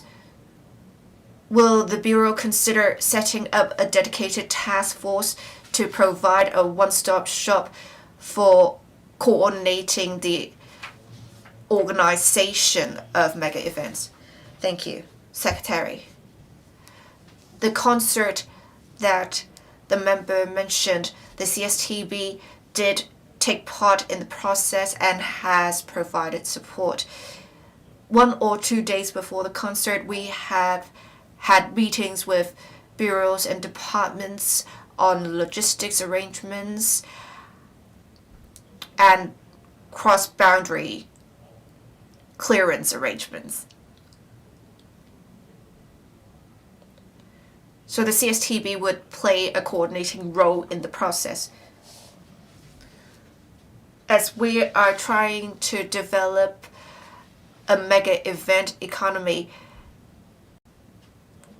the Deputy Financial Secretary is taking the lead in the organization of mega events. We also have a window that would act as a first point of contact for organizers, and then it would refer to various departments, the various projects, to assess the economic gains of such events to Hong Kong. We have a coordinating task force that would involve the FSTB, for example. The FSTB would then coordinate the different bureaus and departments in this regard. We have seen in the past months the operations of such being smooth. We will, of course, improve whenever necessary the arrangements. As for what the CSTB can do, we believe we have been providing adequate support and coordination in this regard. Thank you. Mrs. Regina Ip. To have more mega events to attract more high-value visitors, this is of course welcome. But with the organization of mega events, we have to consider the local circumstances. For Temple Street, for example, I do understand that the events have attracted many visitors, but the residents have conveyed concerns in relation to nuisance and hygiene. I understand that many motor racing related stakeholders want to have a motor racing circuit in Hong Kong, but we have to consider the fact that it would cause sound nuisance. And we have many people living in Tung Chung, and with, in general, more people that are going to move into Tung Chung with the new town extensions. If we have cars speeding at all times in the circuit, it would definitely cause a nuisance to neighboring residents. I want to make sure the administration would take into account residents' concerns. Thank you. Secretary, I assure you we will definitely consider the needs of residents. Apart from considering the justifications for constructing a motor racing circuit, we will also consider the needs of residents as well as the impact on the traffic network in the vicinity. For such a large-scale project, we would, of course, also need to conduct consultations with the stakeholders. Please rest assured, Mrs. Regina Ip. Thank you. Mr. Kenny Flau. Thank you, President. F1 is one of the 3 major sporting events in the world. I believe if we can have a circuit, we will definitely be able to attract a lot of visitors. So I agree with Mr. Michael Tian that a motor racing circuit should be constructed in Hong Kong. However, we can have it in a different location, or perhaps we can make it a temporary venue. Perhaps we can set up one in an urban area. With the Kao Yu Chau Artificial Islands project, has the government considered the feasibility of having a motor racing circuit on the Kao Yu Chau Artificial Islands? Thank you. Secretary, a world-class motor racing activity is, as the member said, very attractive to international visitors, and I'm sure it may bring about significant economic gains. And this is why we are developing the mega event economy in Hong Kong. But you have to understand, even if a motor racing circuit is constructed, F1 events may not necessarily be held in Hong Kong. So I think we can perhaps make use of existing roads. As you may remember, before F1E was held in Hong Kong, we believe that may be more efficient. And even if we decide to construct a motor racing circuit, we shouldn't construct it on the premise that F1 events would definitely be held there. If we are to construct a circuit, we should take into account the different kinds of motor races that may be held there. And not just motor racing, really. We should also consider other options because motor racing events are only held once per year. We should consider the different options that the circuit can accommodate. But of course, if a signature event like such is held in Hong Kong, it can bring about significant economic gains to Hong Kong. So we will liaise with the relevant organization to see if the different races can be held in Hong Kong. Thank you. Mr. Benson Look. Thank you, President. We are to develop mega event economy. If we are to hold concerts, we need large-scale outdoor performance venues because they would generate very good vibes for visitors. So apart from Kai Tak Sports Park, we should explore other options for outdoor performance venues. As said in the main reply, we have right now the Central Harbourfront event space. It can accommodate 12,000 to 20,000 people. However, I understand that the Harbourfront Commission discussed a structure of the MTR Corporation of 55 meters times 18 meters is to be constructed in the event space. And in 2025, the excavation works would begin, and the works for the project would only be completed in 2032. It would take 7 years to complete this project. So we need to consider whether there is an alternative option for the facility of the MTR Corporation. It seems to be in conflict with our development of the mega event economy. Can the administration explain more about the current situation at the moment for the Central Harbourfront event space? Thank you, Secretary. I thank the member for raising this concern. With the development of mega event economy, the Central Harbourfront event space plays a very important role. It is only recently that concerts were held there. Well, due to transport needs, the facilities would have to be constructed. I understand the need for proposing this project in the first place, but in view of the latest developments, we are having internal discussions to see if the facility indeed has to be placed there. Would it need indeed 7 years to complete? We're considering different options. We believe there may be better proposals to better make use of the space. Of course, the developing of mega event economy is just one part of the government's efforts. We also need to take into account the transport needs, but we will strike a balance. Question 6. Last question seeking an oral reply, Ms. Elizabeth Quat.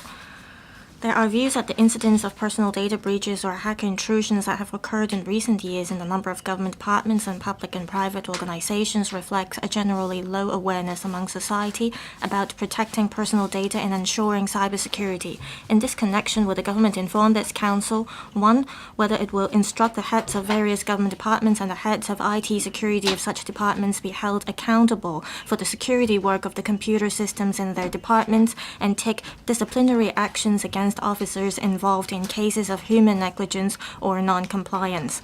2. Given that the Office of the Private Commissioner for Personal Data indicated in its paper submitted to the panel on constitutional affairs of this council in February this year that it was working with the government to conduct a comprehensive review of the Personal Data Privacy Ordinance and formulate concrete legislative amendment proposals, including the establishment of a mandatory notification mechanism for breach of personal data, of the latest progress of the relevant work and the specific timetable, whether the government will introduce mechanisms such as administrative fines under the ordinance and step up the relevant education and promotion efforts to raise the awareness of cyber and information security in society as a whole, and 3, whether it will study the introduction of data privacy assessments and audits for all government information technology projects so as to ensure that the relevant systems will not disclose excessive and unnecessary personal data to the public. Secretary for Innovation, Technology and Industry. President, information and cybersecurity are the cornerstone of digital government. All bureaus and departments are responsible for ensuring the primary security of their IT systems and data, and should put in place effective information security framework and specific measures for their systems in accordance with the government IT security policy and guidelines issued by OGCIO, the Office of the Government Chief Information Officer. The recent incidents of personal data breach of individual government departments and public organizations show that bureaus and departments, as well as all sectors of society, must stay vigilant about information and cybersecurity risks at all times and should continuously strengthen the protection of information systems and data. Regarding the three parts of the question, in consultation with CMAB, the Constitutional and Mainland Affairs Bureau, my reply is as follows. 1. Under the existing policy and guidelines, bureaus and departments are directly responsible for the implementation and security of their IT projects. The scope of their main responsibilities include the following. 1. Comply with and adopt the Information Security Risk Management System, technical requirements and reference standards as stated in the policy and guidelines. 2. Supervise the implementation of their IT systems and ensure that relevant personnel adhere to the policy and guidelines. 3. Conduct regular SRAA, security risk assessments and audits for their IT infrastructure, information systems, and data assets. 4. Report information security incidents to the Government Information Security Incident Response Office and notify as appropriate PCPD, the Office of the Privacy Commissioner for Personal Data, and or the police depending on the nature of incident. And 5. Government officers should strictly follow the other applicable rules and regulations, including the Official Secrets Ordinance, the Security Regulations, and the Civil Service Code. It's clear that bureaus and departments shoulder the responsibility of the first line of defense to safeguard the security of IT systems under their purview. The heads of bureaus and departments will handle cases in accordance with the established procedures if their personnel or contracted service providers are suspected of violating relevant regulations or engaging in illegal acts. To further enhance the key supervisory role of bureaus and departments over government IT projects, the OGCIO is actively examining measures to provide appropriate guidance and technical support to bureaus and departments, such as requiring bureaus and departments to designate senior officers to directly supervise the SRAA of their information systems and to strengthen the cyber risk detection, spot checks, and compliance audits. Will implement relevant measures ASAP. According to information provided by CMAB, the PCPD is currently conducting a comprehensive review of the Personal Data Privacy Ordinance and formulating concrete proposals for legislative amendments, which include establishing a mandatory personal data breach notification mechanism, requiring data users to formulate policies on personal data retention period, empowering the Privacy Commissioner to impose administrative fines, direct regulation of data processors, and clarifying the definition of personal data. The PCPD is studying in detail relevant laws of other jurisdictions while taking account of the actual situation in Hong Kong to put forward practicable legislative amendment proposals to align with international developments in privacy protection and strengthen the protection of personal data privacy. Once specific legislative amendment proposals are firmed up, the PCPD will consult the government and this council, after which a legislative amendment timetable will be drawn up having regard to actual circumstances. In addition, the PCPD has been actively engaging in publicity and education work in different aspects, with a view to promoting and enhancing public awareness of personal data security. These include launching a thematic web page on data security and a data security hotline to help enterprises enhance their measures on safeguarding data security, organizing and taking part in seminars and conferences to elaborate on cybersecurity and data security measures, and rolling out the flagship promotional event, Privacy Awareness Week 2024, to improve the capability of the public and organizations in safeguarding personal data. 3.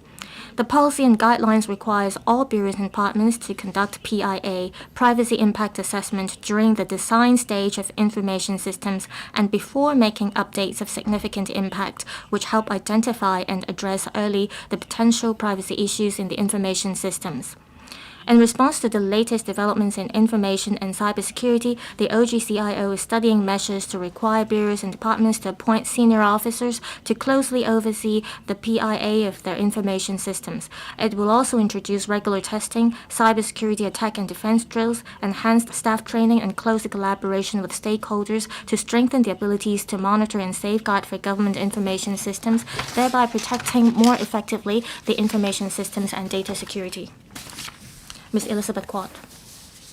President, Secretary just now said very clearly that government bureaus and departments have to be directly responsible for the implementation of their IT projects and information security. That means they have to follow the guidelines set by the OGCIO. However, we see that there is no consequence if they don't follow the guidelines. Over the past few years, we see security incidents caused by human negligence, but no one was held accountable. Do they have to be held accountable? Secretary just now said that government bureaus and departments will strengthen their supervision and that bureaus and departments will be required to appoint senior officers to oversee such work.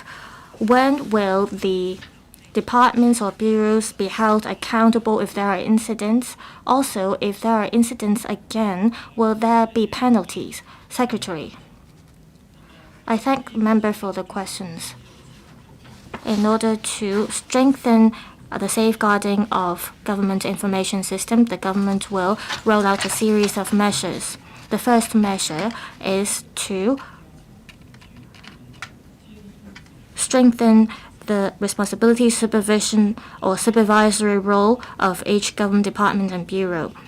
We will require each bureau and department to appoint senior officers to oversee the assessment of their information systems. All security incident reports will have to be first vetted by the heads of bureaus and departments before being submitted to the OGCIO, that is the Future Digital Policy Office. We have to first ensure that our future implementation of electronic system will be smooth and that our online security or information systems can be safeguarded. I believe that the supervisory role of the government in this regard will be stepped up in the future. Ms. Quat, if in the future appointed senior officers, even after they have supervised the work and there are still incidents, will there be penalties? Secretary, we mentioned in our new guidelines that each bureau and department have to take up supervisory role and responsibilities. The Digital Policy Office will have to take up responsibilities as well. And the relevant guidelines will be issued to all government bureaus and departments. Professor William Wong, thank you. Public organizations and NGOs normally don't have a lot of knowledge on information security, and also relevant costs are high, especially for organizations of smaller scale. It is hard for them to afford the expenses to protect their information systems. Has the government considered building a platform with private companies so that NGOs and public organizations can take part in such platform to procure information security services?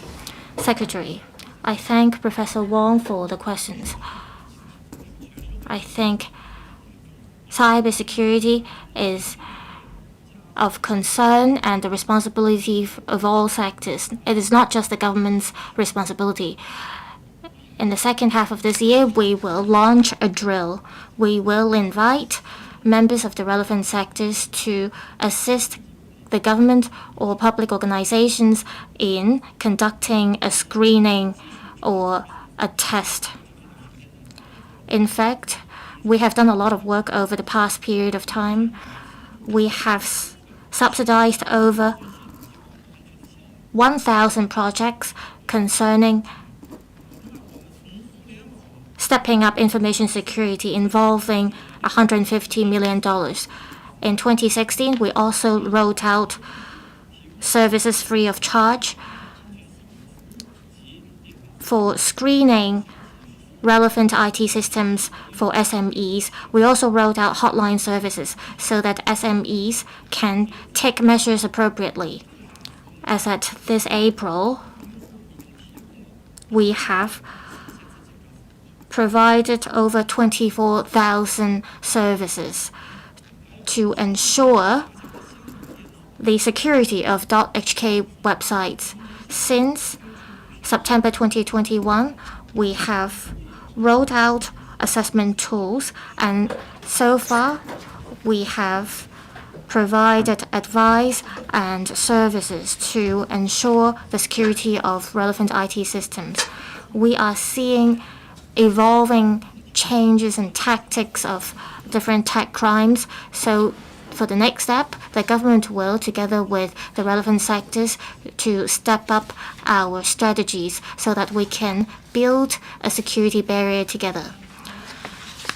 Professor Priscilla Leung, in 2017, there was a leakage of voters' information, and recently there was also a leakage of personal data. This is unacceptable.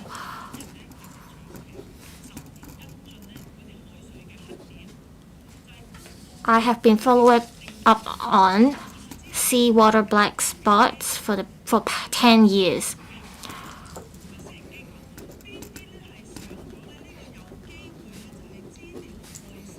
For public or private organizations that have to do with these information security black spots, will you regulate them? How are you going to ask them to follow the relevant guidelines and rules? Secretary. We're going to roll out a series of measures, and one of the measures is that we're going to establish the Digital Policy Office, and that we're going to step up screening tests of our IT systems. We're also going to regularly conduct screening tests for security vulnerabilities. We will assess the cybersecurity risks. We will hold random checks on IT systems that are subject to higher risks. We're also going to do compliance checks and audits. As mentioned, we will also step up cybersecurity drills to detect any vulnerabilities as early as possible. So all in all, we're going to roll out a series of measures to step up cybersecurity safeguard. Mr. Holden Chow, we see back-to-back occurrences of personal data breaches. With the new arrangement to be rolled out by the government in future drills, that is cybersecurity drills, well, will you consider documenting these drills so that you can tell the public that you are holding these drills to cope with any potential cybersecurity risks, so that it won't give the public the impression that you're only holding drills when incidents occur? Secretary, in the future, we will, at appropriate junctures, report to the Legislative Council and the public about our drills. For instance, we ask government officers not to include important information or personal data on cloud servers. So we will do more of these random checks and screening in the future.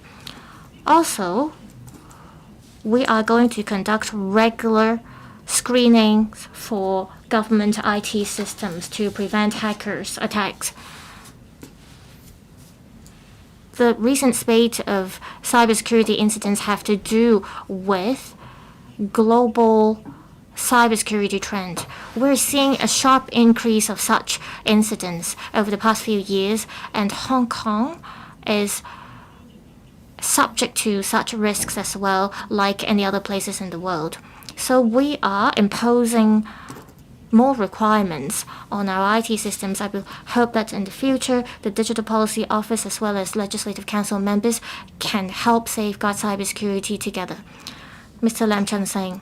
Thank you, President. Professor William Wong just now mentioned about the situations faced by public organizations. In the past, statutory bodies or public organizations also faced electronic system failures or personal data leakage. However, they aren't government departments. Is there an oversight of these IT systems of the public organizations? Will you step up supervision of public organizations, or will there be new guidelines that can be better followed by public organizations? Or will you consider allocating more resources to these organizations so that they can engage IT personnel to supervise their IT systems? Secretary, in terms of the safety and security of digital systems,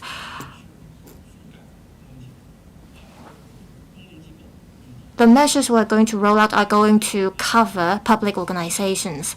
Be it government departments or public organizations, we will definitely step up supervision in the future. There are several thousands of IT systems under the government. Well, in the future, apart from Digital Policy Office, we have to rely on different government departments and bureaus to work together to ensure the safety of our IT systems. Mr. Rock Chen. President, I want to ask if the government will consider requiring contracted service providers to put sensitive information in cloud service built by the government only when they procure services from outsourced parties. Secretary, there are several thousands of government IT systems. The cloud server of the government only holds key information. And we cannot only rely on the government to operate such cloud system or cloud server for important sensitive information, including personal data or systems concerning personal data. We ask contractors not to put them in the cloud server. However, for other types of information, we ask them to continue to use the cloud server. We ask the relevant government departments to supervise the contractors. If the contractors fail to perform in accordance with the contracts, then we can take actions, including issuing warnings to contractors or ask for compensation or even terminate the contracts early. In the future, we will consider introducing a blacklist for substandard contractors. We will consider taking measures or actions against them. For projects with that cost below $20 million, we ask contractors to come up with a name list, and we step up supervision for the contractors included in the list. Mr. Martin Liao, in recent years, we see many personal data breaches involving public organizations or government bodies. EMSD, Fire Services Department, as well as the URA were involved in these data breaches, and it has to do with third-party organizations. Will the government consider reviewing the Personal Data Privacy Ordinance to step up the obligations of contractors? How are you going to regulate contractors not to have unauthorized access of personal data or improper handling of such data? Undersecretary for Constitutional and Mainland Affairs. I thank Mr. Liao for the questions. In relation to the legislative amendment mentioned, well, as mentioned in our main reply, the data processes are involved. Members mentioned about contracted service providers. We have data user that pass the relevant information to data processors. In the legislative amendment exercise, we're now considering government bill. Mr. Martin Liao, which part of your questions is not responded? Could the Undersecretary repeat his answer one more time? Can you hear me? Please change the mic for Undersecretary. I thank Mr. Liao for the questions. Mr. Liao mentioned about the responsibility of data processors. Currently, we are drafting up legislative amendments. As mentioned in our main reply, a lot of times we outsource our work to contractors, and data users have to pass the data to contractors, and we have to directly regulate these data processors. We do not restrict data users. So these are the considerations we have when we're drafting up the legislative amendments. Thank you. Government Bill, first reading, Construction Industry Security of Payment Bill, second reading, the Secretary for Development. President, I move the second reading of the Construction Industry Security of Payment Bill. The bill seeks to improve contractual payment terms, establish an adjudication mechanism to resolve disputes quickly, and grant unpaid parties the right to suspend or slow down the progress of work or services under the circumstances in order to improve the delayed payment problems among stakeholders along the construction industry supply chain, which have existed for a long time, and reducing the likelihood of non-payment wages to construction workers. Construction work covers a wide scope and it involves a variety of professions or trades. The work has unique features, making it difficult for an individual contractor or consultant to undertake an entire project. To enhance the flexibility in project procurement, subcontracting arrangements are common in the local construction industry. Various contracting parties are involved, including clients, contractors, subcontractors, suppliers, consultants, and so on. If a party delays in payment, it will pose financial pressure on various stakeholders along the supply chain, especially the small and medium-sized enterprises with relatively low financial risk tolerance level. Payment problems may also lead to project delays and disruptions. Wage arrears of construction workers will also be affected. To get a better understanding of the payment practices of the local construction industry, the Development Bureau engaged a professional consultant to carry out a comprehensive and industry-wide survey in 2011 and a follow-up study in 2023. It was revealed that the outstanding payment is as much as $10 billion every year.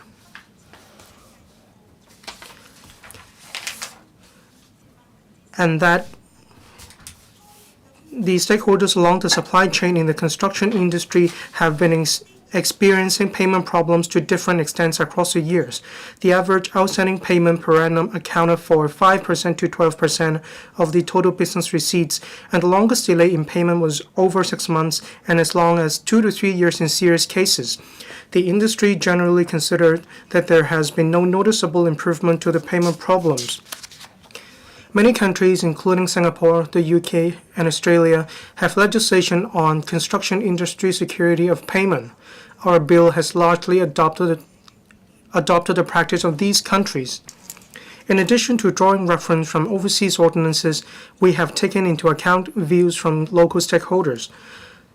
The Development Bureau set up a task force with major industry stakeholders in 2016, taking on board views collected from the public consultation in 2015 and taking forward legislation for the ordinance.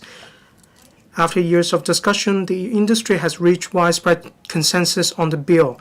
Last November, we already consulted the relevant panel, and members expressed general support for the bill and called for legislation as early as possible. The bill mainly covers the following 3 salient points. 1. Improvement of contractual payment terms. The bill prohibits the use of unfair payment terms such as pay when paid.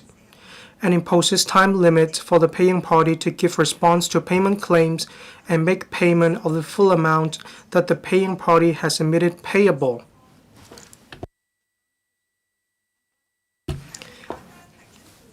However, both parties can still agree on terms in relation to the timetable and method of calculation in the contracts. That is, there is flexibility. And the prerequisite is that the basic legal requirements are not breached. Under these circumstances, they can still agree on the terms in relation to the timetable and calculation method in the contracts. Second, moving on to the next point, establishing an adjudication mechanism to resolve disputes quickly. After the enactment of the bill, when a payment dispute arises, the claiming party is entitled to initiate the adjudication proceeding. The contracting parties can resolve the payment dispute through an independent adjudicator. That is, the adjudicator needs to have the relevant credentials and experience to solve the relevant payment disputes. The adjudicator must make the determination within 55 working days after the appointment.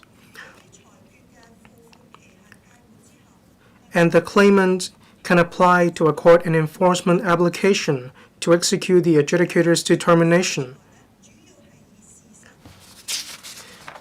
The adjudication we propose is mainly based on facts, including the relevant contractual terms, invoice, construction site surveying record, expert report, etc.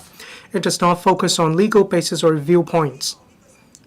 We hope this mechanism will take a shorter time than arbitration, as well as less costly.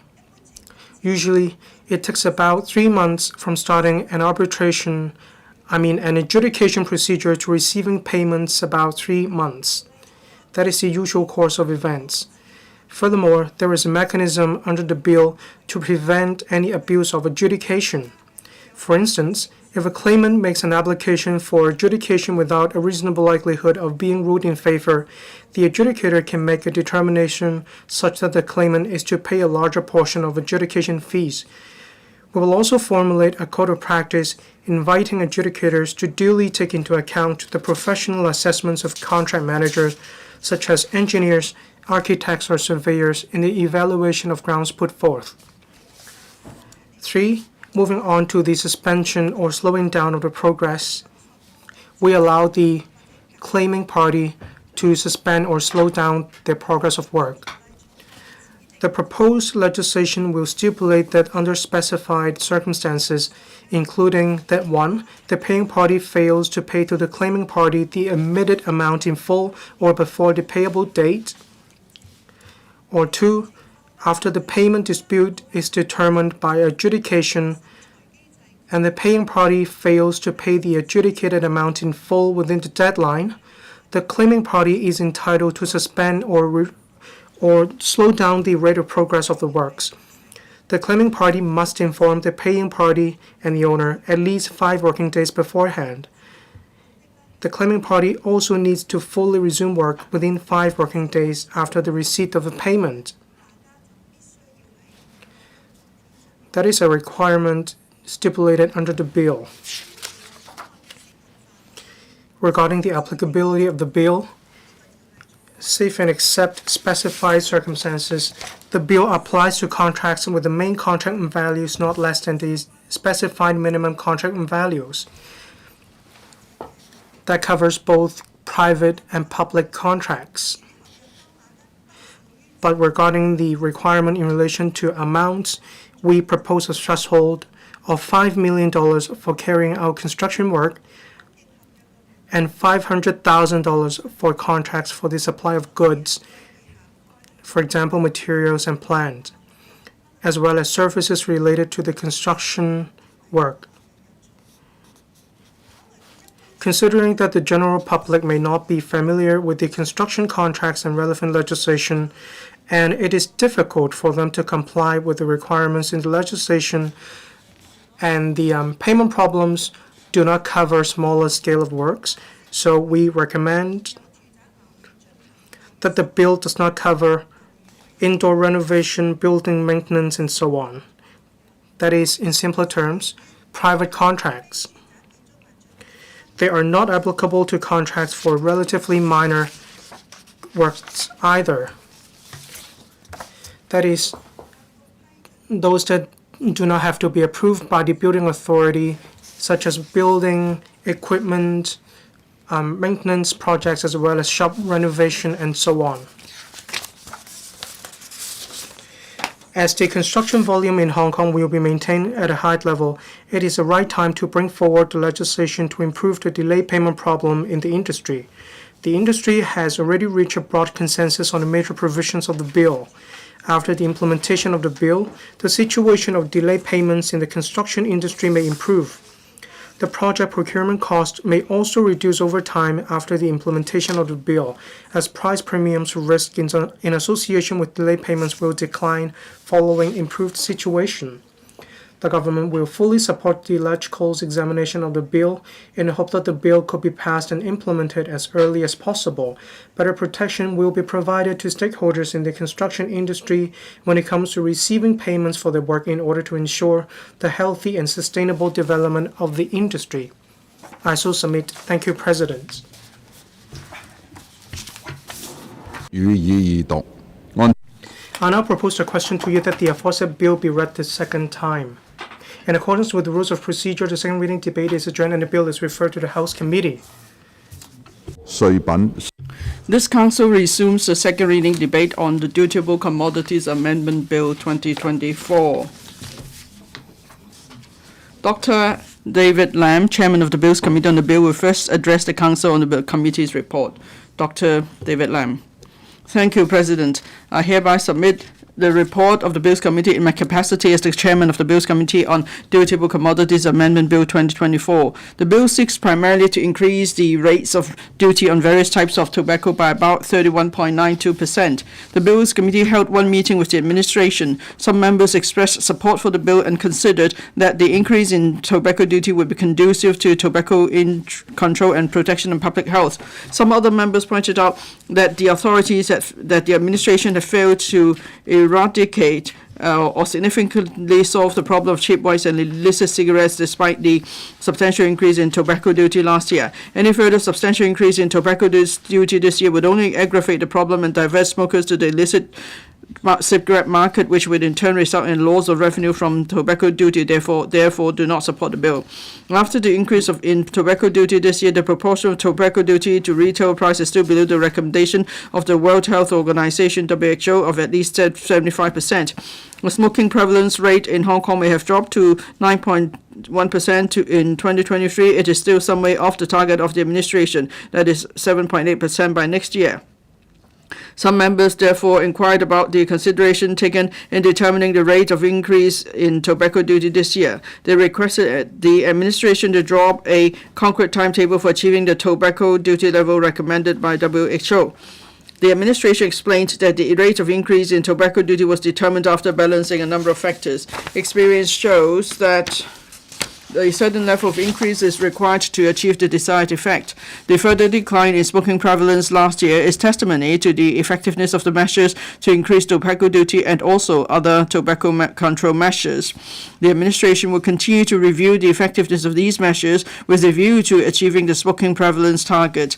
As regards the proportion of tobacco duty to retail price of cigarettes, in the public consultation on tobacco control strategies conducted last year, the administration also explored whether a mechanism should be put in place to ensure that the proportion of tobacco duty to retail price would remain at the WHO recommended level after an increase in the retail price of cigarettes. The administration is at present formulating different stages of the tobacco control measures. The details will be announced in due course.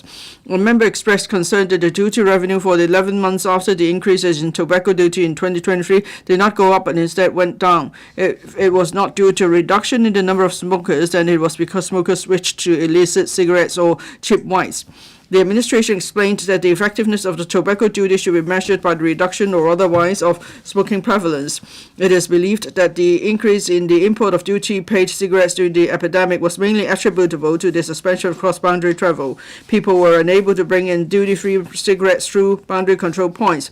As a result, the local demand for duty-paid cigarettes soared. Since the resumption of normal travel in early 2023, the quantity of duty-paid cigarettes has generally dropped to the pre-epidemic level.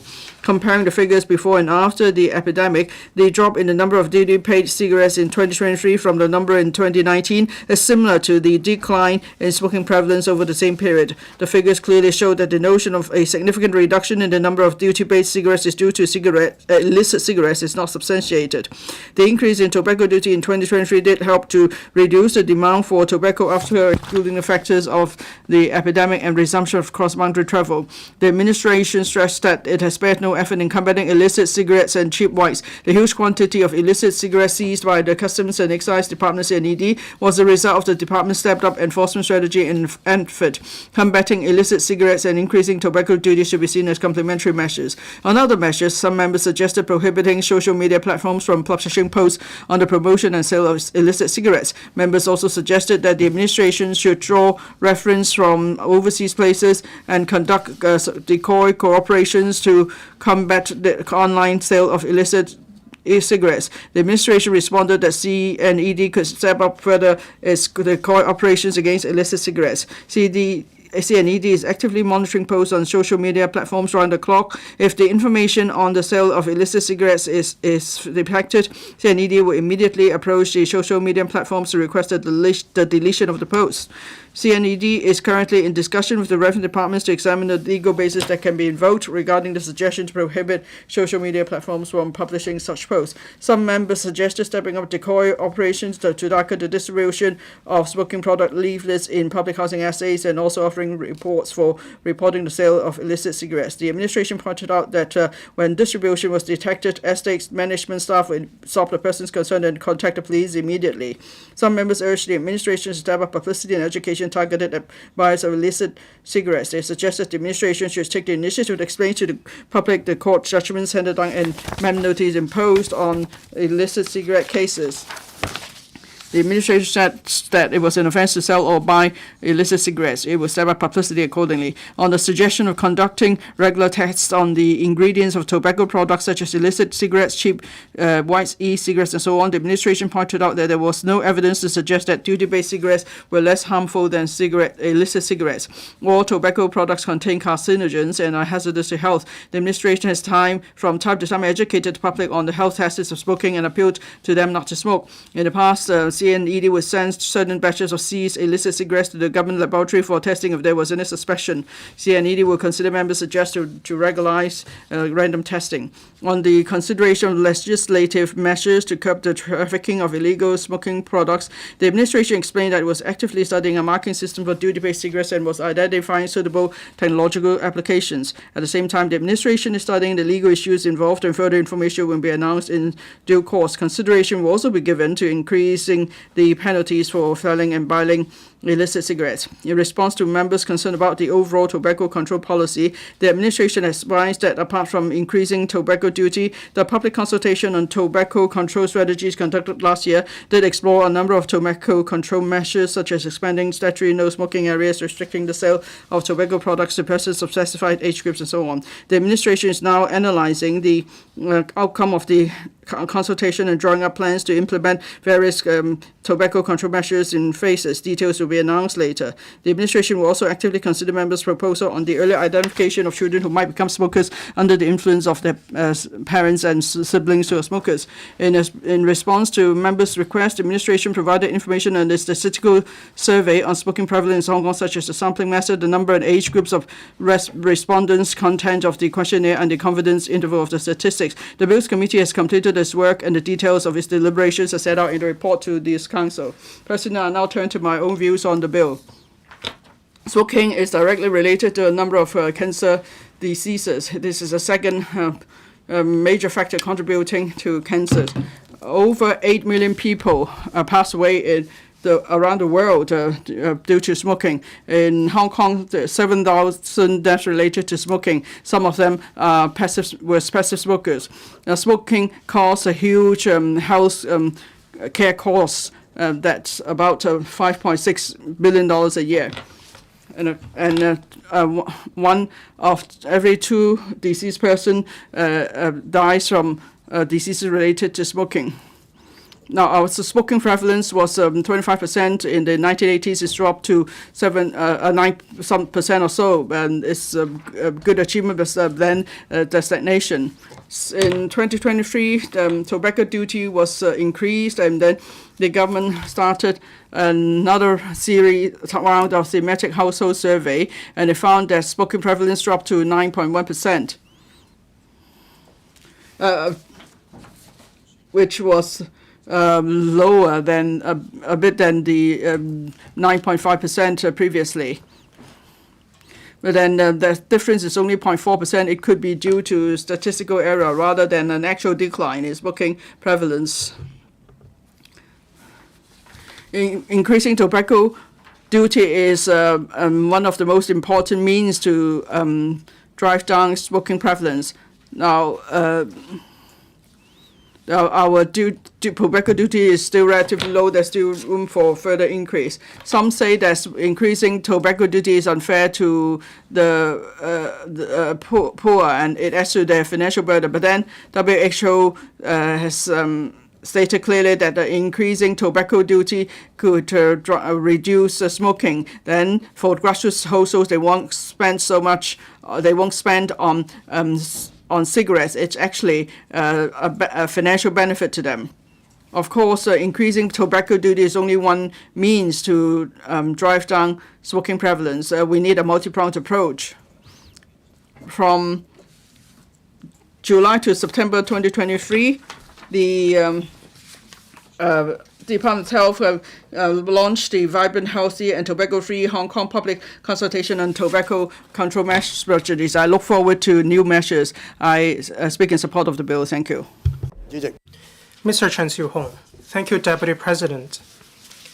I speak in support of the Dutiable Commodities Amendment Bill 2024, increasing the tobacco duty rate to 31.02%. That is 80% per stick and $16 per pack of cigarettes, and the price of cigarettes will rise to about $90 per pack. Increasing the cost of smoking to reduce the incentive to smoke in order to protect public health is the aim of the bill. Smoking is harmful to health. That is platitudinous, but that is not the only effect. That will also cause a long-term impact on the healthcare system. Increasing tobacco duty is recognized as the most effective means to reduce smoking. For 2 years consecutively in Hong Kong, we have been increasing tobacco duty rate. Tobacco duty rate accounts for some 70% of the retail price of cigarettes, approaching the level of WHO 75%. Smoking prevalence decreased from 9.5% in 2021 to 9.1% in 2023. We are advancing towards our goal of 7.8% in 2025. This is our goal. Increasing tobacco duty rates is an effective means, but the result will be offset by the smoking pattern of residents. And there is a worry that smokers may turn to the market of illicit cigarettes, and that will aggravate the problem. Cigarettes with a known source will also affect the health of citizens. It's difficult to evaluate the impact. This will also affect public coffers in that some revenue from duty will be decreased. There is full resumption of normal travel. Some illegal elements even use the permit of duty-paid cigarettes. They exploit the loophole to apply for permits, and then they smuggle a lot of duty-not-paid cigarettes, also known as cheap whites, into Hong Kong. So they sell these cigarettes as duty-paid cigarettes, so they claim. In enforcement action or in the collection of evidence, there is difficulty on the part of the administration. I agree that the CNED is actively looking at the possibility of devising a system that is to affix on each duty-paid cigarette product a QR code which can be linked to the administration system for public inspection of information regarding duty paid. The CNED will be able to tell whether the cigarettes are duty paid or not by scanning the code. This way, we can plug the loophole of illicit cigarettes and cheap whites. Deputy President, there are all too many ways to sell and buy these illicit cigarettes. We can see dim sum papers, that is distribution of leaflets for tobacco products on online platforms. People also sell these illicit cigarettes blatantly. They advertise their products by saying that do not pay through your nose for these tobacco products. It costs a lot. They even invite physical stores to take part in these exercises.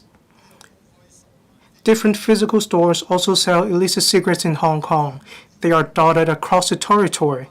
This is so blatant and rampant. It's worrying.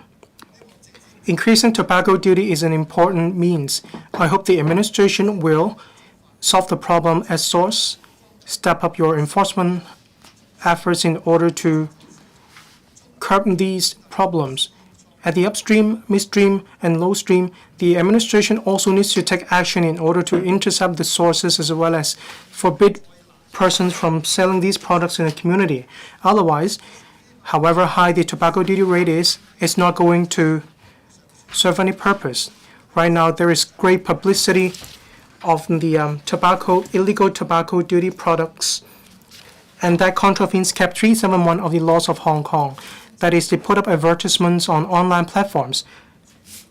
TACO, as the main unit for taking enforcement action, should work closely with the CNED in order to keep in check the problem of rampant cheap whites and illicit cigarettes. I also agree that we should amend legislation and putting the illicit cigarette activities under organized crime ordinance in order to curb the activities and so on. I agree that we need to step up publicity. In the first week of the increased tobacco duty, there's a 3.8-fold increase in the number of people calling the quit line. We can help people who do want to quit smoking to do so. We're going to have the no smoking day soon. I suggest we should encourage smokers to use traditional Chinese medicine methods to quit smoking. Evidence shows that the smoking cessation rate is as high as 20%. It shows the effectiveness of traditional Chinese medicine. I also think that the administration should draw reference from the example in Singapore, that is to distribute shopping vouchers to residents or smokers who have successfully quit smoking. They can share their successful examples online and disseminate positive messages. They can tell the good stories of having quit smoking. This way, they can encourage more smokers to quit smoking. We can see a decreasing trend of smokers, but then there are still many smokers who smoke in the streets. They scare people away. People do not want to approach them. I think that the administration should look into the possibility of expanding the no smoking areas in order to minimize the impact of smokers on non-smokers in the streets. Deputy President, increasing tobacco duty rate and expanding non-smoking area are common practices. And we do need to build an era of no smoking Hong Kong. I think that the administration should increase the age limit of Hong Kong residents being able to buy cigarettes. The age threshold should be increased from 18 to 21. This can help more younger generation from not getting into the habit of smoking. This way, we can prevent the new generation from smoking. There are also other health implications. The healthcare system in Hong Kong is under great stress. We cannot overlook this problem. The administration needs to adopt a basket of measures, step up publicity, increase tobacco duty. In simpler terms, the administration needs to take a multi-pronged approach in order to save the public from suffering from the impact of smoking. I look forward to the multi-pronged approach adopted by the administration in order to develop Hong Kong into a tobacco-free Hong Kong. I support the second reading and the third reading of the bill. I so submit. Thank you, Deputy President. Mr. Kwok Wai Kang. Thank you, Deputy President. I speak in support of the Dutiable Commodities Amendment Bill 2024. That is, the increase in tobacco duty rate as stated in the budget. The government has a fiscal deficit. Increasing tobacco duties can help with the public coffers. But most importantly, tobacco control measures will benefit the public. Per stick,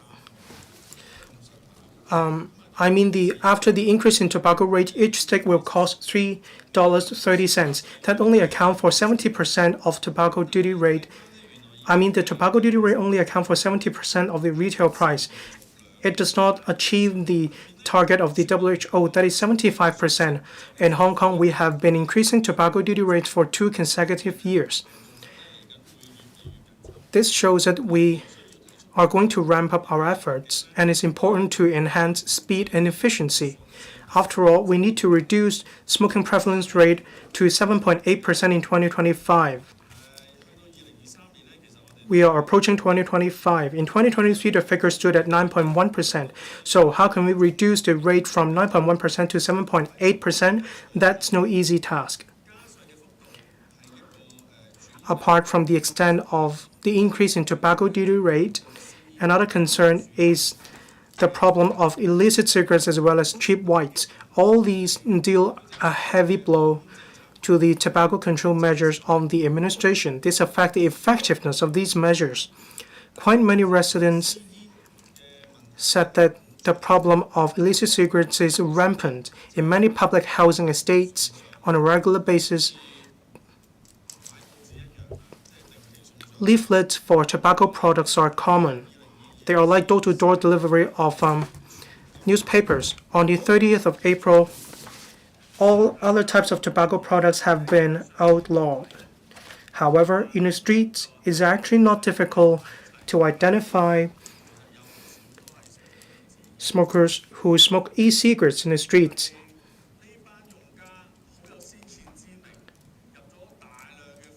So are you saying that they have already stocked up on these e-cigarettes before the introduction of the measures, say for 2 years or so? Or as a member said, there are all too many cheap whites and illicit cigarettes in Hong Kong so that we can never see the end of these illicit cigarettes and cheap whites.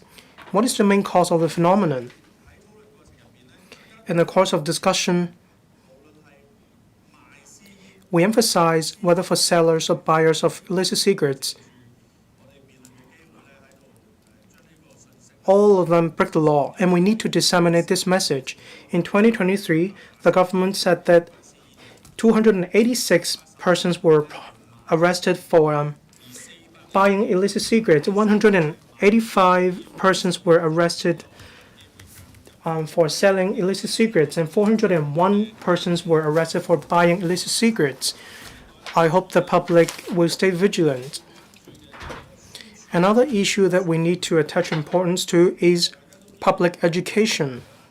We can see different platforms, especially online social media platforms. There are advertisements for selling tobacco products, but there are only two-digit figures in relation to the enforcement actions taken by the administration. We are not catching up with changes in society, so we need to step up our enforcement actions. Apart from tobacco duty rates, there are many other measures that can form a package of measures. Last July, in the public consultation, 4 main strategies were mentioned. That is, regulate supply, suppress demand, and ban promotion, reduce attractiveness, expand no smoking areas, mitigate harm, and enhance education and support cessation. In the Council, I have been the most concerned about smokers who smoke while walking in the streets. This behavior is also covered in the consultation document. Many parents and members of the public emphasize that Hong Kong is densely populated. Many streets in Hong Kong are narrow. If the one right in front of you is smoking, it's actually difficult to avoid these persons. It would be dangerous to go off the pavement. So the act of smoking while walking will be the main target of study. I welcome this suggestion. But I also recommend that the administration should step up efforts on reporting mechanism. That is, how to encourage more members of the public to report illicit cigarettes and cheap whites. This is what we need to ramp up our efforts. We have an aging population. Among 600,000 smokers in Hong Kong, 1 in every 2 smokers is aged 50 or above.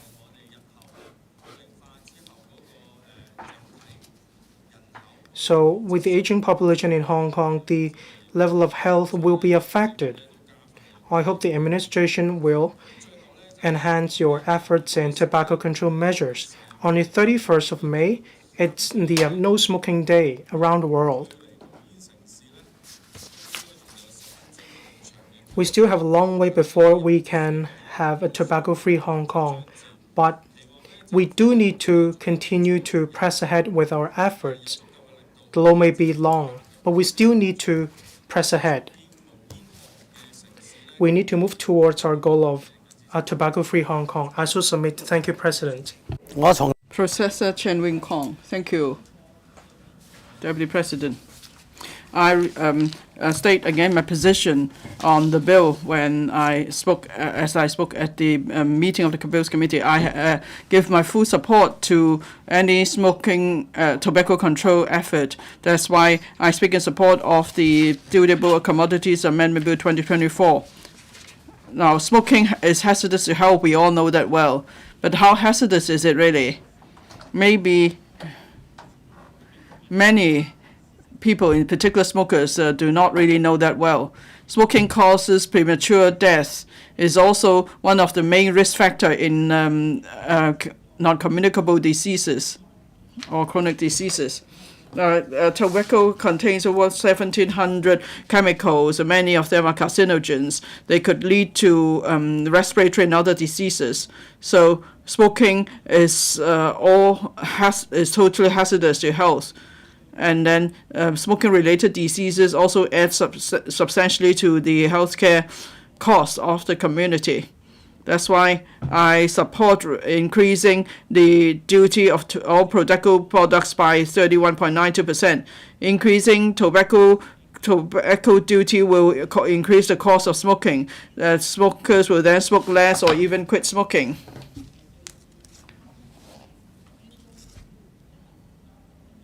So this is good to the health of the public, and it will also help Hong Kong to be a tobacco-free city. I know that many smokers may have reservation about the increase in tobacco duty. They may be unhappy about it. I also know that not everyone will quit smoking because of increase in tobacco duty. Still, increasing tobacco duty remains one of the most effective means. It is a simple measure, so it deserves our support. I note that in the past 2 years, after the government increased tobacco duty, tobacco companies also increased the retail price of tobacco of cigarettes. So that's why the percentage of duty to retail price has been lowered again. Now, but still, that means the overall smoking cost is higher. So we have no strong views on that. The government has considered setting up a mechanism so that if retail price of cigarettes is increased, then the percentage of of tobacco duty to retail price will remain the same, but I don't think it's necessary to make such a change because tobacco duty is all about increasing the cost of smoking so that more will quit smoking. So if there's an increased retail price, it also means still that cigarettes cost more. So it's the same, it serves the same purpose. And it means very little whether the tobacco duty proportion is higher or lower, as long as the cost of cigarettes is higher. Now, of course, we cannot just rely on the measure of increasing tobacco duty to lower the smoking prevalence. We note that some turn to illicit cigarettes after tobacco duty is raised. The Customs and Excise Department has been actively cracking down on smuggling of illicit cigarettes, but still we see many illicit cigarettes in the market. Smokers are able to buy illicit cigarettes on social media platforms and online. So as we increase tobacco duty, the government must also step up its effort in combating illicit cigarettes. It needs to conduct more decoy operations apart from intercepting illicit cigarettes at the boundary control points. Now,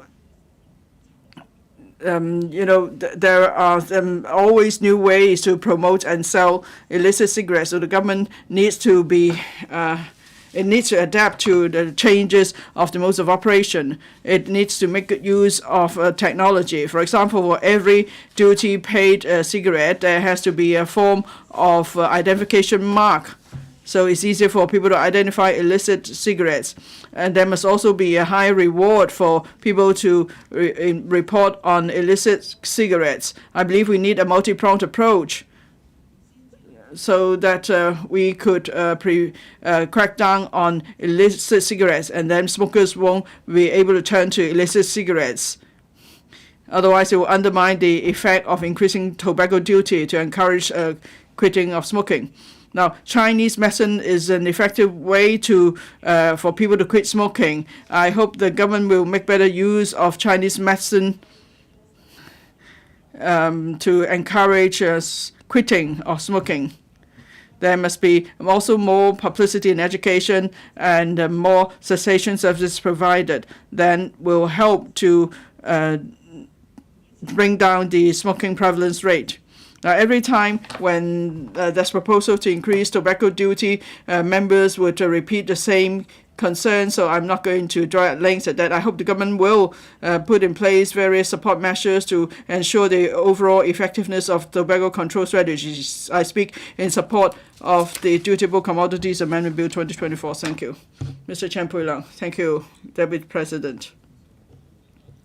Last year, the government increased the tobacco duty by 60 cents per stick. In this budget, the government again announced an increase of tobacco duty by 80 cents per stick. So each stick, the total duty is $3.30. So for 2 years in a row, the government increased tobacco duty. And this is considered one of the most effective means around the world for lowering smoking prevalence. So I support the measure. We need to make sure that a pack of cigarettes remains at a certain level of cost so as to discourage people from smoking. The government hopes that by 2025, smoking prevalence will go down to 7.8%. Eventually, we want Hong Kong to become a tobacco-free city that's vibrant and healthy. In 2023, after the increase of tobacco duty, there's a drop in smoking prevalence rate. In 2019, the rate was 10.2%. In 2021, it was 9.5%, and it dropped further to 9.1% in 2023. So that shows that the increase in tobacco duty and other tobacco control measures are effective. I believe if we continue to increase tobacco duty this year and keep up other tobacco control measures, we'll be able to lower the smoking prevalence rate further. But still, we are some way off of the target of 7.8%. The government needs to consider other effective measures in addition to increasing tobacco duty. We need smokers to quit smoking, and we want young people to stay away from tobacco products. tobacco control is one of the important tasks for the Health Bureau. I support increasing tobacco duty, but then how do we combat illicit cigarettes activities where there are various means and innovative ways to sell and peddle illicit cigarettes? At hotspots where people congregate to smoke, the illicit cigarette sellers would actually distribute leaflets on smoking products, and then it's easy for people to buy illicit cigarettes. And then there are others who disguise illicit cigarettes as duty-paid cigarettes. They sell them through newspaper stores or other stores at a price close to the price for non-duty paid, duty not paid cigarettes. And then there are various advertisements online to promote illicit cigarettes. So during the meeting, at the meeting of the Bills Committee, I asked the administration, now we see so many advertisements on illicit cigarettes, and then Tobacco and Alcohol Control Office has only successfully prosecuted 12 persons who distributed leaflets, despite the numerous number of advertisements online. The administration responded that they focused on the distribution of smoking products leaflets in public housing estates. In 2022, there's a cooperation mechanism set up between TACO and the police. If estate management staff spot anyone distributing leaflets, they will immediately call the police, and the case will also be referred to TACO for follow-up investigation. Now, I have reservation about the efficiency of this operation because the whole process is too cumbersome. Illicit cigarettes are sold and bought in a short space of time. If we just rely on estate staff to report the cases, it's not very effective. Instead, there should be more inspection and more manpower should be deployed to crack down on illicit cigarettes activities more. And then right now the fine at most is just $8,000. Well, there's high profit level, so the fine level is not deterrent enough. I think the whole prosecution should be streamlined, and there should be increased penalties in terms of fine and imprisonment. And then there should be other ways to crack down on illicit cigarettes activities. Now, such activities are rather organized. In the past 5 years, the Customs and Excise Department seized increasing quantity of illicit cigarettes with increasing value. In 2023, it's the 6.25 billion stick of cigarettes were seized, costing some $260 million. So we see more increasingly rampant illicit cigarettes activities. The government needs to focus on cracking down on that.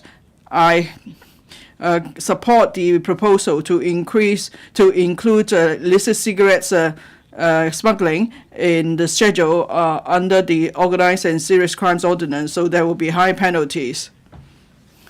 Now, there are people importing small quantity of illicit cigarettes into Hong Kong, and that's a way of smuggling a large quantity of illicit cigarettes into Hong Kong.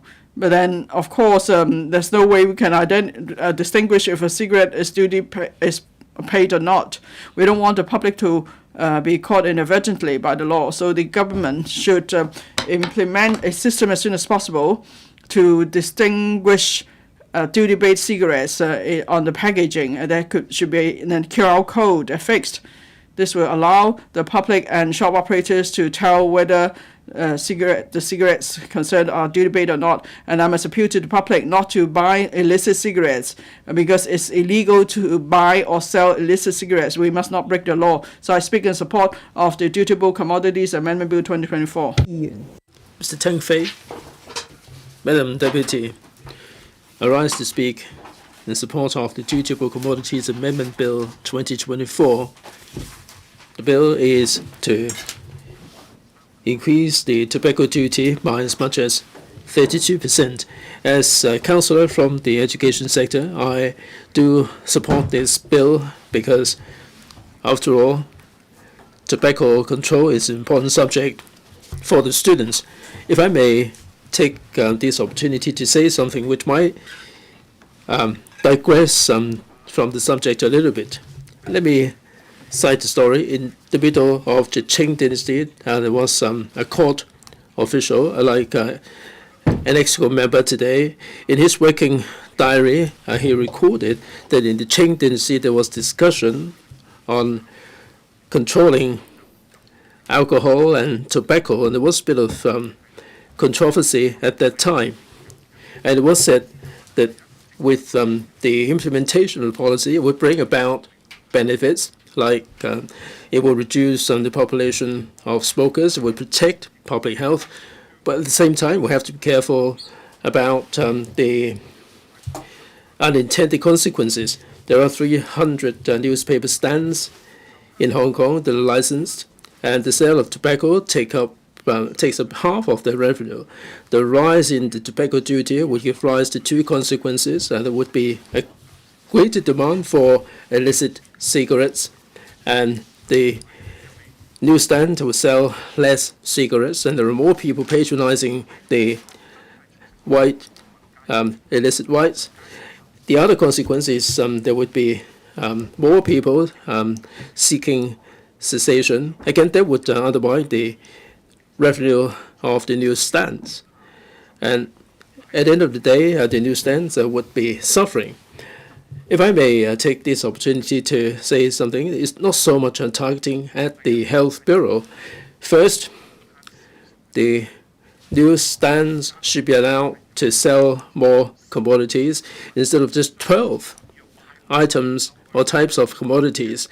And all of them taken together will not be as much as the revenue from the sale of tobacco. Second, if we can cooperate with the newsstands and beautify these newsstands in such a way that they will become some sort of an icon for Hong Kong, like the Kowloon Wall City. A movie has revived the fame or infamy of the Wall City. The newsstands can also play a role in promoting Hong Kong's image. They may suffer as a result of this policy, that they take a battering in the revenue. The newsstands may be a sunset industry, but I think the government can incorporate them into Hello Hong Kong and incorporate them into a part of the package to sell Hong Kong, to raise Hong Kong's profile, instead of abandoning them to their own devices. That would be a heartwarming measure to help the newsstands, and also this would help protect the health of Hong Kong people. Dr. John, Madam Deputy, day after tomorrow will be the World No Tobacco Day, and this is a timely moment to talk about this. And this is this bill is to amend Cap 109, Dutiable Commodities Ordinance, and to raise the tobacco duty to make the tobacco control more effective.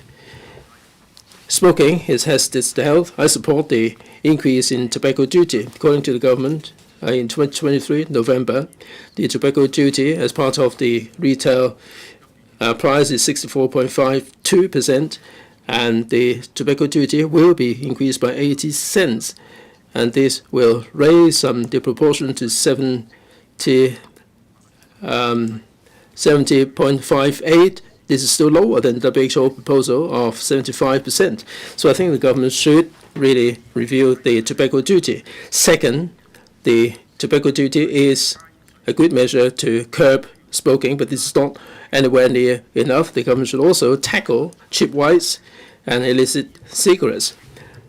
There are some, because of this tobacco duty hike, many sellers are distributing flyers in the housing estates to entice people to buy illicit cigarettes.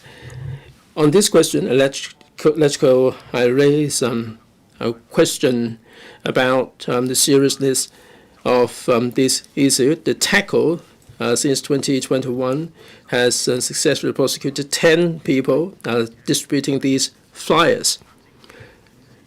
At the present moment, there are illegal advertising or free trial, free sampling at the newsstands. I think the government should take more drastic action to tackle cheap whites and illicit cigarettes in order to achieve the purpose of tobacco control. Other than increasing the tobacco duty, the government should step up publicity and education, and there should be cessation services being made available. Some nicotine replacement therapy should be provided, and there is also the Chinese medicine e-point patches that are made available to improve to help people quit smoking. I support the passage of the bill to increase the tobacco duty and urge the administration to take action to tackle illicit cigarettes. More publicity and education should be improved. I hope that Hong Kong will become a tobacco-free city. With these words, I conclude my speech. 多謝主席。 Mr. Stephen Ho. Thank you, Deputy President. Regarding the Dutiable Commodities Amendment Bill 2024, in simpler terms, we want to increase the tobacco duty rate. Just now, Mr. Tang Fei cited an example in the Tang Dynasty. I read a similar book, but I do not recall the title. Once upon a time, the U.S. also banned alcohol. Probably the Undersecretary was also aware of that. And that gave rise to the problem of smuggling. When you can't buy alcohol in newspaper stands, the triads may sell these alcohol products. What about businessmen? We don't sell alcohol. Instead, there are pieces of equipment.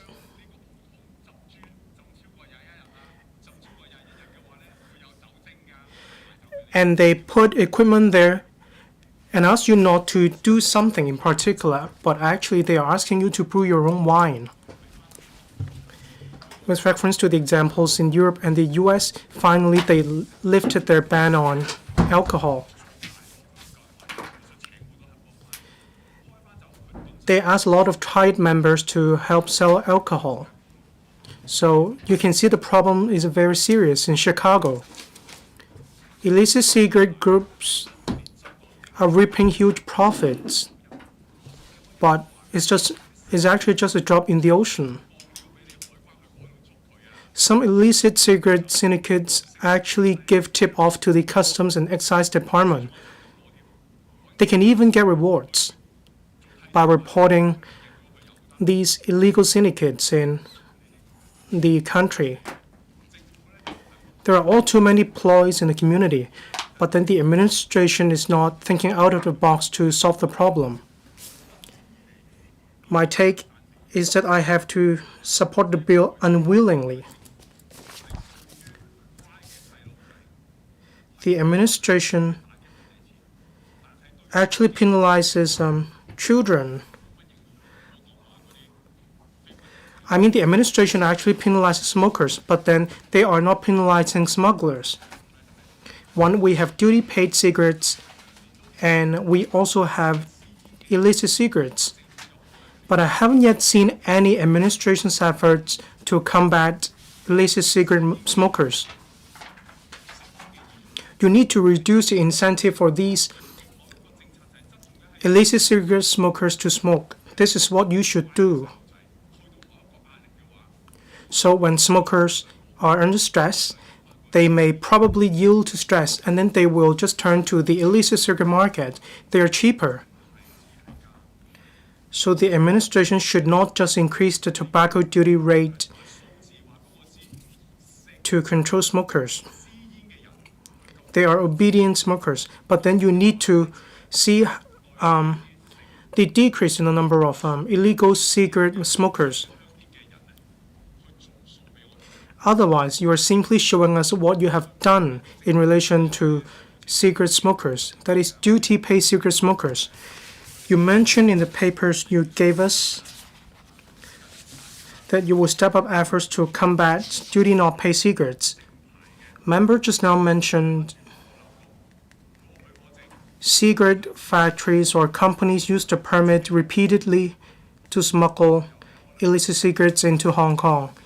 Yes, probably you have QR codes, you have this mechanism, but then you still cannot solve the problem. Well, I saw sellers of illicit cigarettes selling all these on sea in the waters of Hong Kong. There are people getting illicit cigarettes quickly, so it's actually difficult to combat illicit cigarette smugglers. So what has TACO done? When we call TACO reporting smoking cases in restaurants, it's only after 2 weeks that some enforcement officers go to the restaurants to take action. They probably receive tip-off. They have been warned beforehand. Say, while TACO has arrived, leave.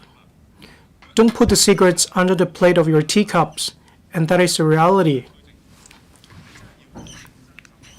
So I think that the administration should seriously look into the situation. Apart from increasing the tobacco duty rate, what other measures do you have? I've been in the council for a decade or so. You just increase tobacco duty rate for, say, $1 or $2. But then we still have many illicit cigarettes in the community. I hope the administration will show me a comprehensive package of measures. That is to reduce the number of buyers of illicit cigarettes so that we can become a tobacco-free Hong Kong. This will be the real results we want to see. I so submit. Thank you, Deputy President. I support the bill unwillingly. Ms. Eunice Yong. Thank you, Deputy President. I speak in support of the Dutiable Commodities Amendment Bill 2024.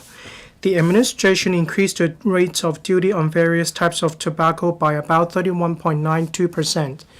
That is an act to protect public health. This is important. But while I agree with increasing tobacco duty rate, I am concerned about illicit cigarette smuggling activities. They are becoming all the more rampant. Just now, Mr. Stephen Ho mentioned how we can announce figures, statistics to show the results of the administration. I can see that the CNED has been sparing no effort to combat illicit cigarette smuggler. The CNED detected 4,700 cases. Well, I think it's actually difficult to tell how many illicit cigarette smokers we have fewer just by the figures we have. The situation is dire. So if we have a couple more anti-smuggling operations, the figures will definitely stand to rise. So how can we change these figures into action? 4,700 cases were detected. A total of 600 million or so sticks of cigarettes have been seized. Many persons have been arrested. We can see that there are smuggling activities in different walks of life. We can also see different avenues for smuggling cigarettes. They have been turned into duty-paid cheap whites and sold to Hong Kong residents. These unlawful persons even took advantage of the younger generation to distribute leaflets to sell tobacco products. For each block, they will receive about $250. According to the TACO, statistics show that there are spikes in the number of complaints about tobacco products leaflets. The figures rose from 1,231 in 2022 to they increased by 1,073 in 2023. That is the complaint cases. This has a negative impact on the younger generation. We have a very serious problem about smuggling illicit cigarette situation. The highest penalty will be increased from $1 million to $2 million. The maximum term of imprisonment will also be increased from 2 years to 7 years. I support these measures. Apart from drastically increasing the penalty, this will also deter illegal persons from engaging in smuggling activities. Apart from new penalties, I also agree with including the offense for smuggling illicit cigarettes into the ordinance of organized crime and serious crime.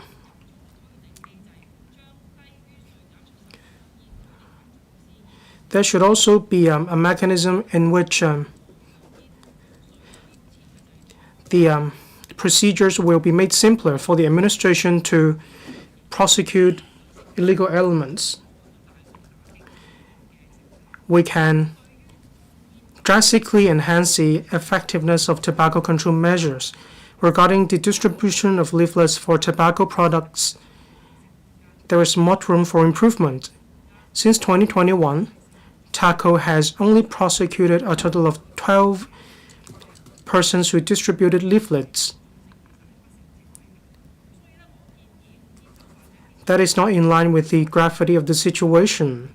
So TACO should work more closely with the housing department and the police. They should increase the frequency of inspections. They should more proactively combat illicit cigarettes.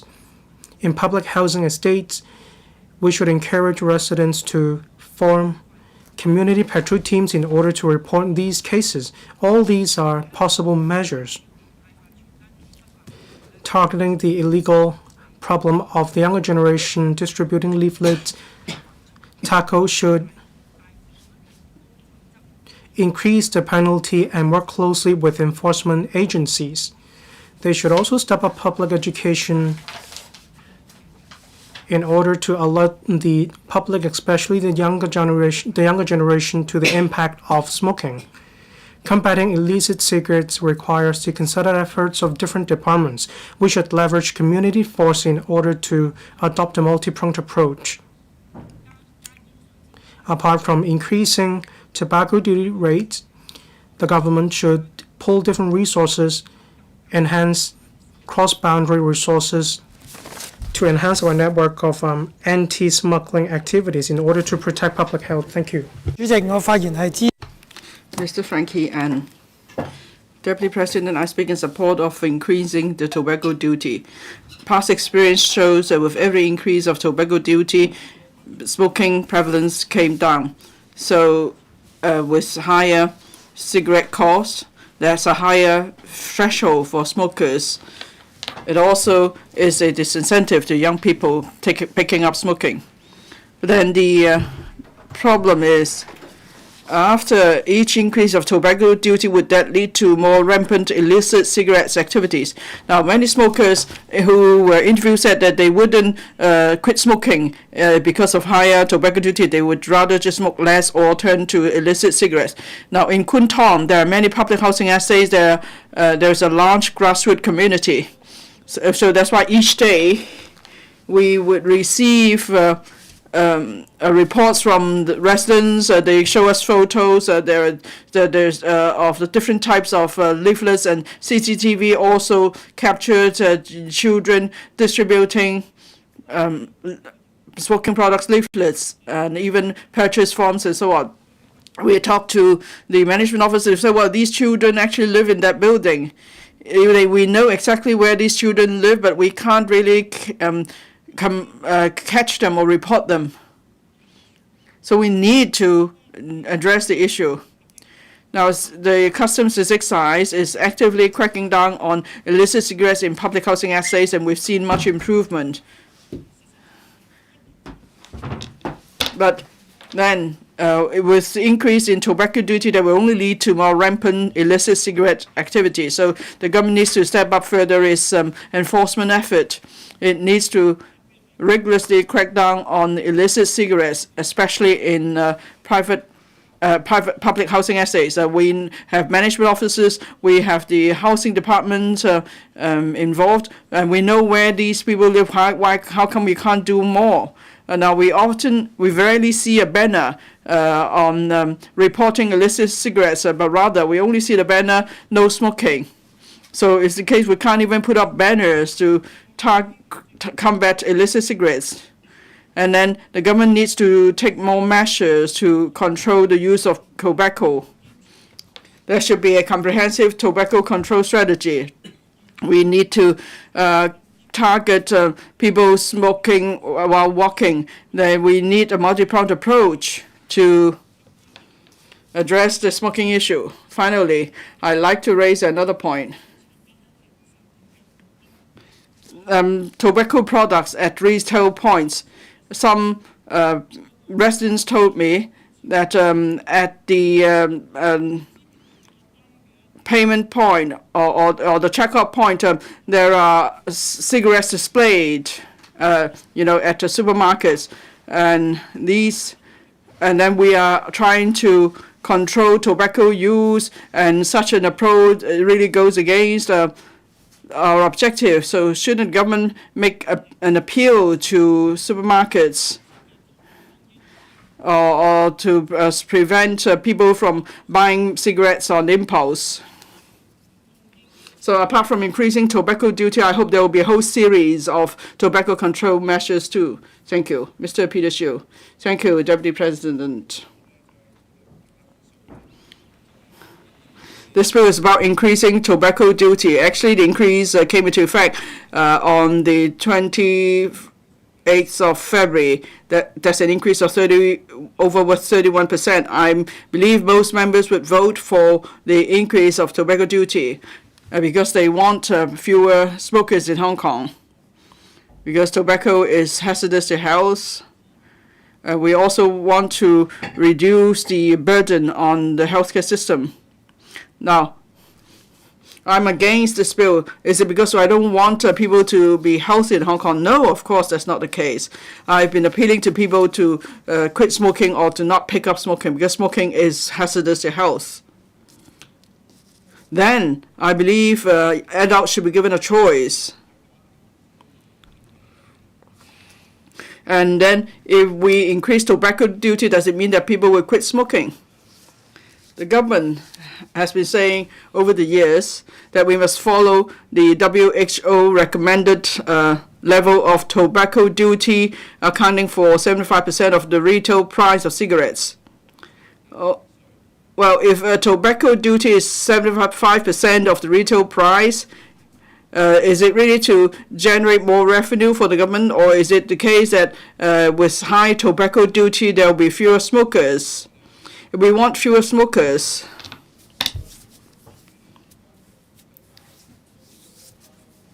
I can give you some information. There are some countries that have tobacco duty accounting for 75% of the retail price. It's 46 countries. The range is from 71% to about 92%. And how many of these countries have a lower smoking prevalence than Hong Kong? Zero. None of these countries has a lower smoking prevalence. The smoking prevalence is some 20% or so, but in Hong Kong, our smoking prevalence is just 9.1%. So we follow the WHO recommended level of 75%. What is the purpose? I really don't get it. And then some suggested increase in tobacco duty will bring additional revenue to the public coffers. This year, the increase was 31.92%. Last year, that's an increase of another 31.5%. Last year, tobacco duty went up by 31.48%. So that means there should be a drop in the number of smokers by 30%. In 2021, the smoking prevalence rate was 9.5%. So a drop of 30% should mean smoking prevalence of 5%. But then the latest smoking prevalence rate in 2023 is 9.1%. So it's a drop of just 0.1%, or a percentage drop of 4.2. So why is it not a percentage drop of 30? That means people are still smoking when our tobacco duty has gone up by 30%. In 2021, the government received $798 million of tobacco duty revenue. And then after increase in tobacco duty, the revenue should be $10 billion, but that's not the case. The tobacco duty revenue did not go up, but went down. There was a drop of 9.2%, and revenue was just $730 million. It's a matter of simple logic. So we don't see the smoking population to have come down by so many percent. And in terms of duty revenue, again, it's not gone up as expected. So where's the money gone? The money's gone to illicit cigarettes.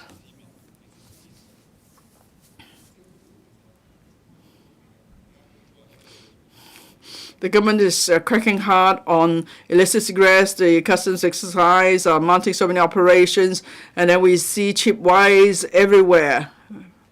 They're sold everywhere. Now, the Health Bureau increases tobacco duty in the hope that there will be fewer smokers. I believe it is only one of the means. It's not the only means to achieve that objective.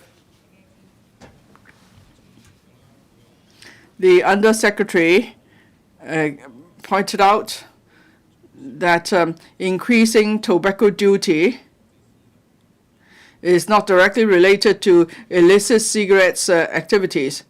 But then you quoted the WHO recommended level of 75% at the same time. You know, you really have to think twice because it just does not add up. And I gave you figures from the last 2 years, and there's actually a direct relationship. The government said, well, there's resumption of the cross-boundary travel, so people can buy duty-free cigarettes. They don't need to buy cigarettes in Hong Kong. I agree that's the case, but how many are we such cases are we talking about? Our population is 7.3 million. Each day there are just 200,000 people, so people crossing the boundary. So it's 9.5% of the 30% I mentioned. So this is the number of people who may buy duty-free cigarettes. But you may say that the full 200,000 people will bring in duty-free cigarettes. But then right now they're only allowed to bring in 19 sticks of cigarettes. That means it's not even a full pack. And so if people not bringing in packets of cigarettes, these have to be illicit cigarettes. Well, it's true, after the resumption of cross-boundary travel, there are people bringing in duty-free cigarettes, but that's not enough to make up for the difference. And we cannot negate the fact that illicit cigarettes are everywhere in the market. The government seized, there were over 5,500 seizures of illicit cigarettes. But the quantity is just 114 million sticks, fewer than the figure the year before. Well, this is because there's far too many illicit cigarettes in the market. There are not enough operations to seize them all. So why are people taking the risk? Because the profit margin is becoming higher. And it's not just criminal elements who break the law. There are others who can't quit smoking. They want to smoke, and they don't know that they will actually be caught by the law, and they may even be imprisoned. And so they still go for illicit cigarettes. So is it true that if we just increase the tobacco duty, we could lessen the burden on the healthcare system? We could reduce the number of smokers? I think the figures speak for themselves. And then some about advertisements or tobacco leaflets in public housing estates. Well, you have to ask TACO to work harder. In 2021, or in 3 years, there were only just 12 prosecutions. So that means each year you only caught 4 persons distributing leaflets. So that means that even if you have the law, it doesn't help. You need to enforce the law. If there's no promotion, there are no sales channels, then how do people sell illicit cigarettes? As for cheap whites, I think colleagues here are getting to see the picture. Now, there is a possibility that some cigarettes are duty paid. It's the same brand, but then at the same time, there's cigarettes that are not duty paid of the same brand, so that's why they can sell these cigarettes cheaper. Now, if they sell duty paid cigarettes, if they sell these cigarettes, there's no way they'll make a loss. If they sell it cheaper, that must mean that they're not paying duty. So maybe you could consider a marking system using technology to identify duty-paid cigarettes, which you should consider it. And yesterday, the Customs and Excise said that there's need to amend the legislation to crack down harder on illicit cigarettes. Well, we want to see fewer smokers. I share your vision. Increasing tobacco duty is not a good way. It's not the only way. You've been doing a great job, really. You know, we are among the top few places in the world with a low smoking prevalence rate. Ours is only 9.1%. You want to lower the smoking prevalence rate further? Fine, but increasing tobacco duty is not the only way to achieve that. We are not going in the right direction. I think you should do more publicity and education. You need to work harder on enforcement, and you must make tobacco work harder. So I'm against the bill. Thank you. Mr. Tony J. Madam Deputy,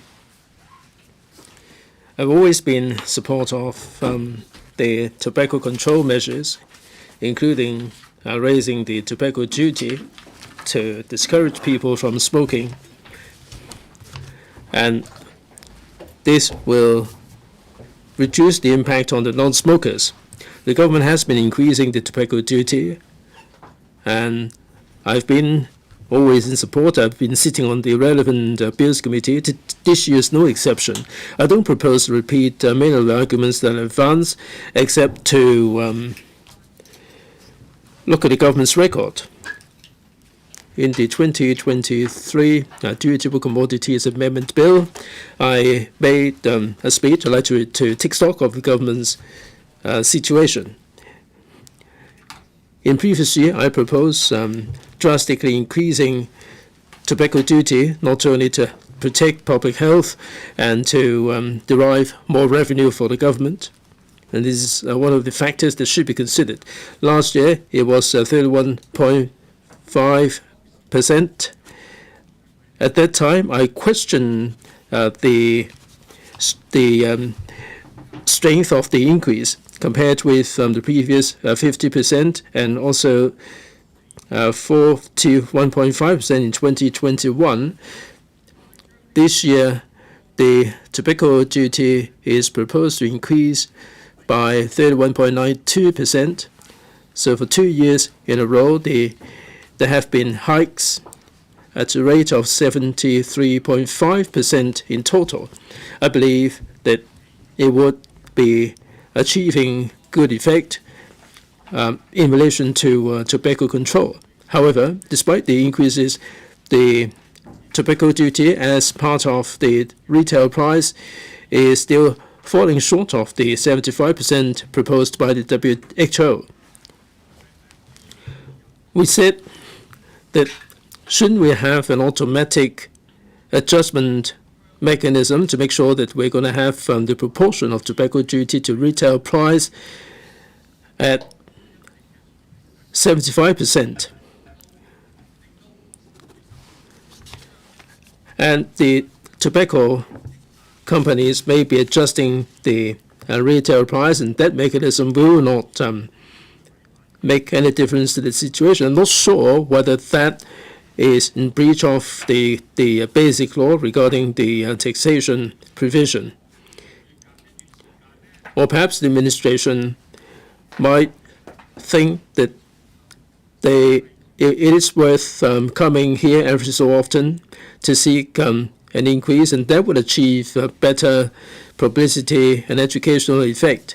And I hope that the Secretary would address this point later on when he speaks. Many people expressed misgivings that with the increase in tobacco duty, people will be diverted to the illicit cigarette market. Many members have stated their views in this regard. With the tobacco duty increase, we may not be able to achieve the desired effect. If anything, we will be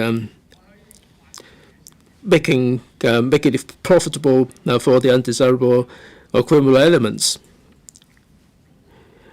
The government has not really done enough in the way of publicity and enforcement. People come away with the impression that it's no big deal to buy the cheap or illicit whites. I know the government has taken action against illicit cigarettes at the retail level, at the source, and also at the downstream level.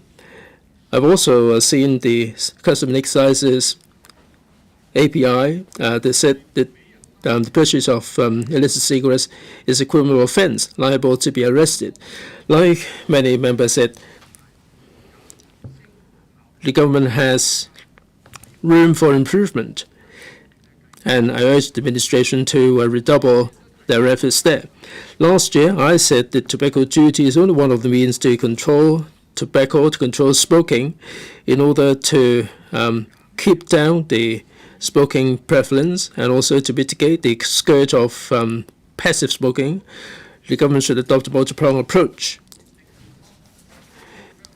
In July last year, the government published a consultation paper, Vibrant, Healthy and Tobacco-Free Hong Kong, through the imposition of no smoking areas, restricting the sale and provision of tobacco, and also improving the cessation service. We would be able to control tobacco. I subscribe to all these ideas. I think the extension of the no smoking area should be replacing the no smoking area. The consultation period has been into 6 months, and the government hasn't quite announced the results. And I'm sure that they're experiencing a lot of resistance. In the UK, they have the idea of restricting the sale of tobacco to persons of specific age. And that met with the resistance of the tobacco company and the human rights groups. I mentioned the designated smoking area. I'm sure that that would also incur the wrath of a lot of the smokers.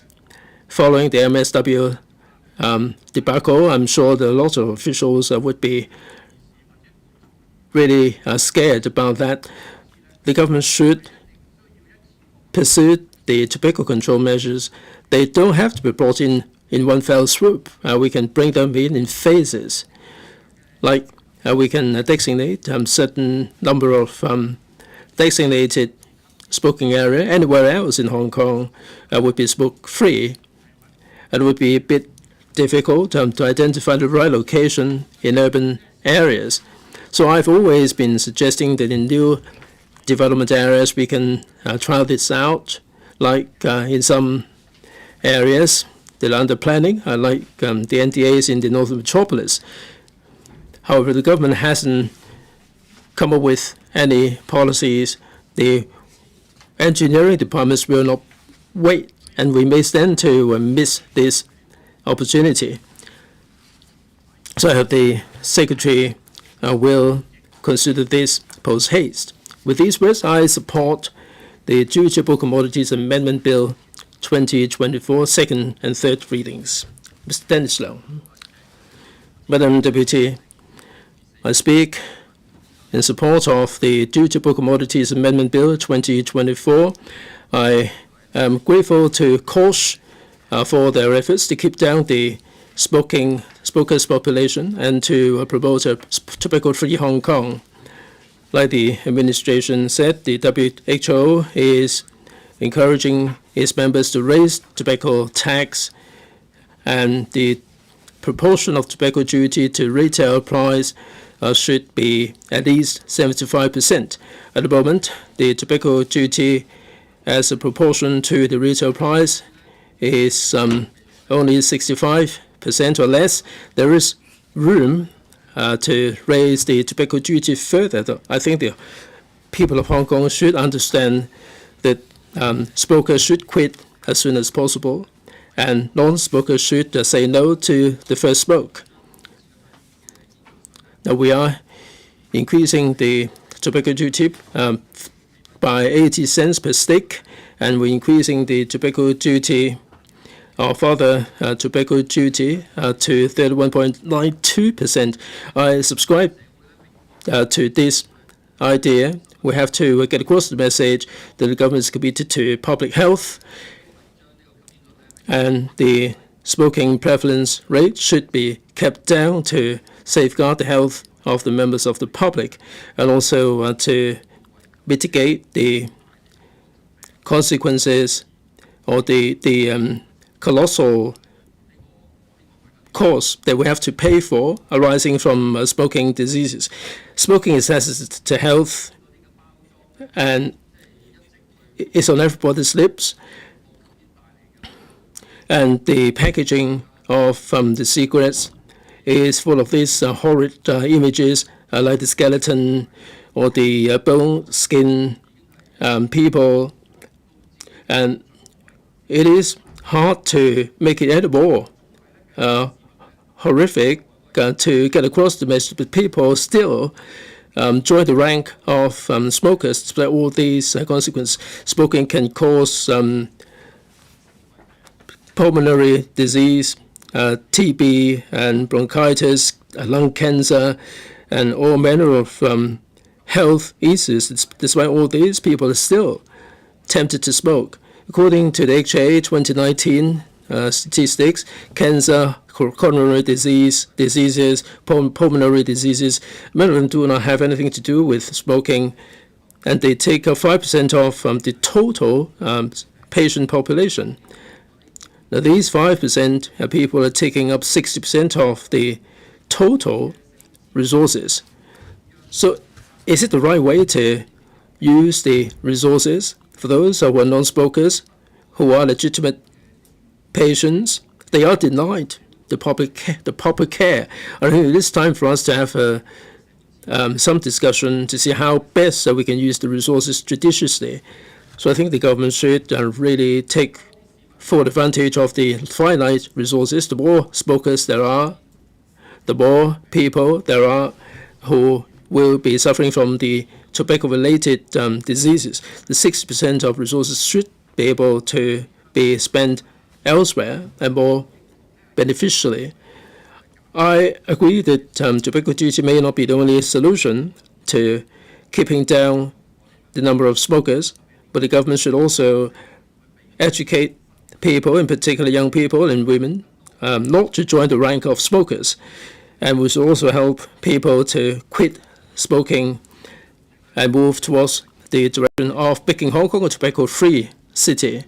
I am also concerned about the other consequences of tobacco duty hike, and that's the prevalence of illicit whites. Over the past 2 years, the tobacco companies have got in touch with us about their views regarding tobacco duty hikes.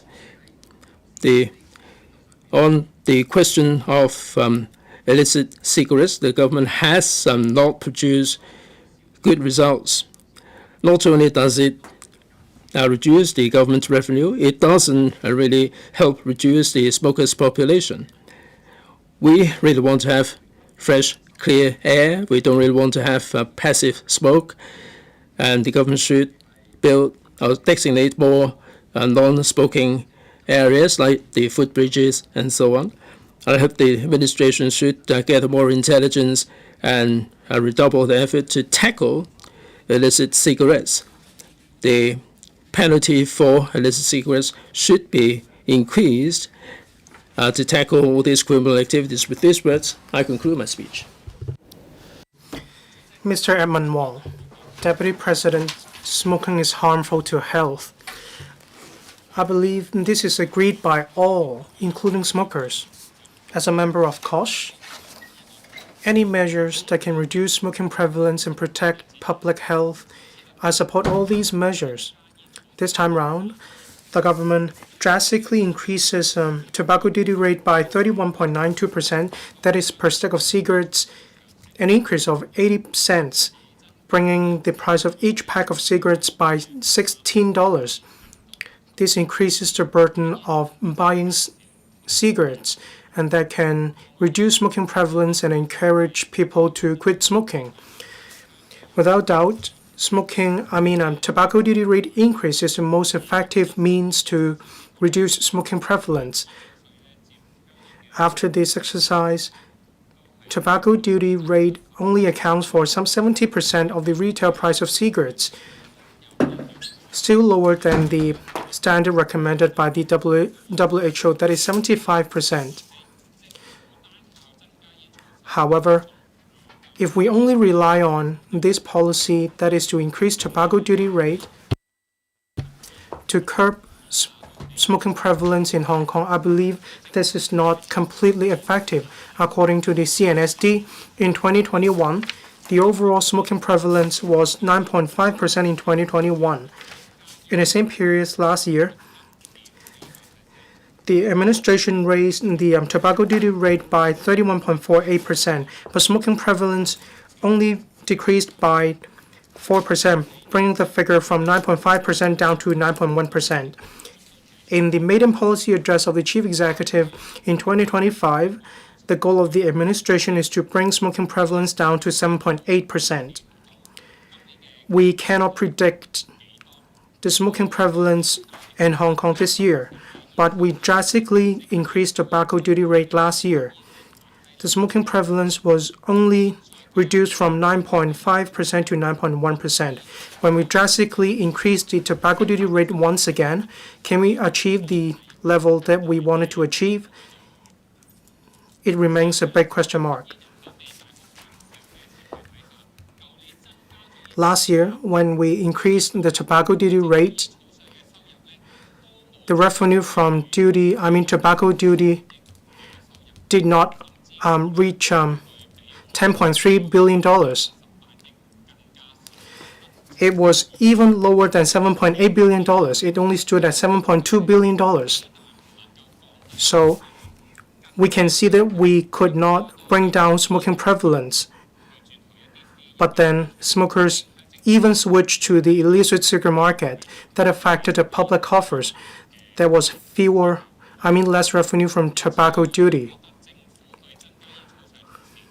So when the government increased tobacco duty rate, it should also combat illicit cigarettes as well as cheap whites. Apart from the traditional approach of interception, combating warehouses, and other sales channels of illicit cigarettes, the administration should also think out of the box in order to sort out the problem. In the deliberation of the Bills Committee, we talked about enhancing the tobacco duty system in relation to duty-paid cigarettes. We need to affix QR codes or barcodes so that enforcement officers will be more efficient in intercepting and identifying duty-not-paid cigarettes. I believe with multi-pronged approach, we can more effectively combat illicit cigarette, but then we can also reduce smoking prevalence. I hope the administration will study these measures and roll out these measures as soon as possible. Of course, I do understand that the administration did not aim at increasing government revenue by increasing tobacco duty rate, but then the administration wants to encourage people to quit smoking by increasing the unit price of cigarettes. Otherwise, the administration needs to combat illicit cigarettes. Otherwise, our measures will go to the drain. So I hope that the administration will work on increasing tobacco duty rates, but the administration should also work on moving towards vibrant, healthy, tobacco-free Hong Kong. The administration should implement the measures according to the following strategies. For example, expanding no-smoking areas, strengthening the work on tobacco control, banning the adding of additives into cigarettes, so that we can achieve the smoking prevalence of 7.8% in Hong Kong. I speak in support of the bill. Thank you, Deputy President. Mr. Lee Chun-kang. Thank you, Deputy President. We're talking about the Dutiable Commodities Amendment Bill 2024. That is whether we should increase the tobacco duty rate. We all say that smoking is harmful to health. This is true. A lot of scientific experiments also show us the same. So when people around me smoke, I do tell them to probably quit smoking. Why don't you quit smoking? But they said I have been smoking for a long time. Say decades of smoking. It's actually my habit. Some even reach 100 years old, but they are still smoking. So smoking has become a habit. It's not a choice for them to choose whether to smoke or not. But then it's actually their personal choice. Many members say that increasing tobacco duty rate is not the only means to reduce smoking prevalence. But let's think about it. If increasing tobacco duty rate is not a means to reduce smoking prevalence, let me show you some examples.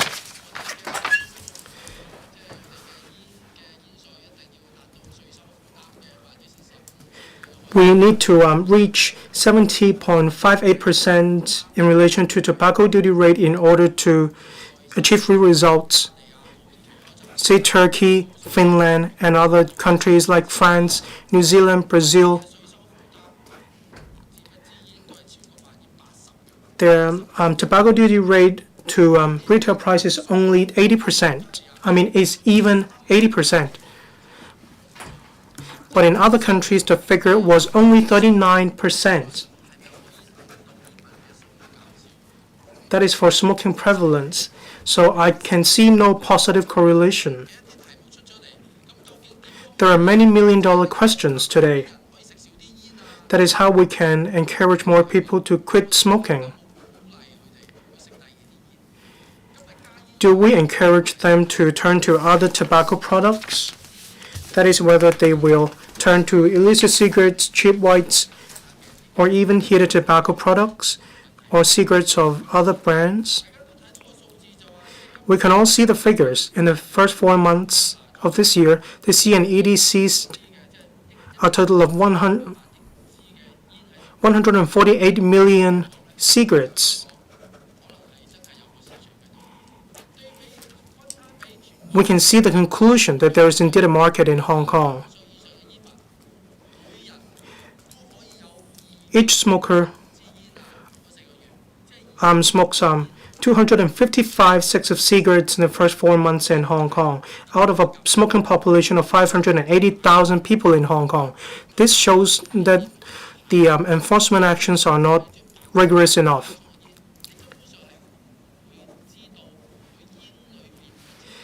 We actually don't know the contents of the tobacco products, say nicotine, whether they are harmful or not, whether they carry out a toxic substance or not. The administration does not combat illicit cigarettes or cheap whites. You do not warn people about the harmful effects of smoking. So people turn to cheap whites and illicit cigarettes. They are cheaper. That's why they turn to these cigarettes. Dr. Frankie Yan, as well as other members, also said the same. In Kowloon East, or even across the territory, we can see a lot of advertisements. There are packages. One free carton of cigarette per 3 cartons of cigarettes. That's the deal. Their cost has not increased at all. The cost per stick is still the same. So who is the biggest beneficiary? It's not smokers in Hong Kong. Instead, it is smugglers of illicit cigarettes that benefit the most. They reap handsome benefits. Well, you might as well change the retail price per pack of cigarettes to 1,000. They will even be happier. So they will probably earn $450 per pack. So they will become richer and richer. So we do need to think carefully. when we increase the tobacco duty rate, we are not discussing whether smoking is good or not. Is it harmful? This is not what we are discussing. But then we want to know whether we can reduce smoking prevalence. Does any other member wish to speak?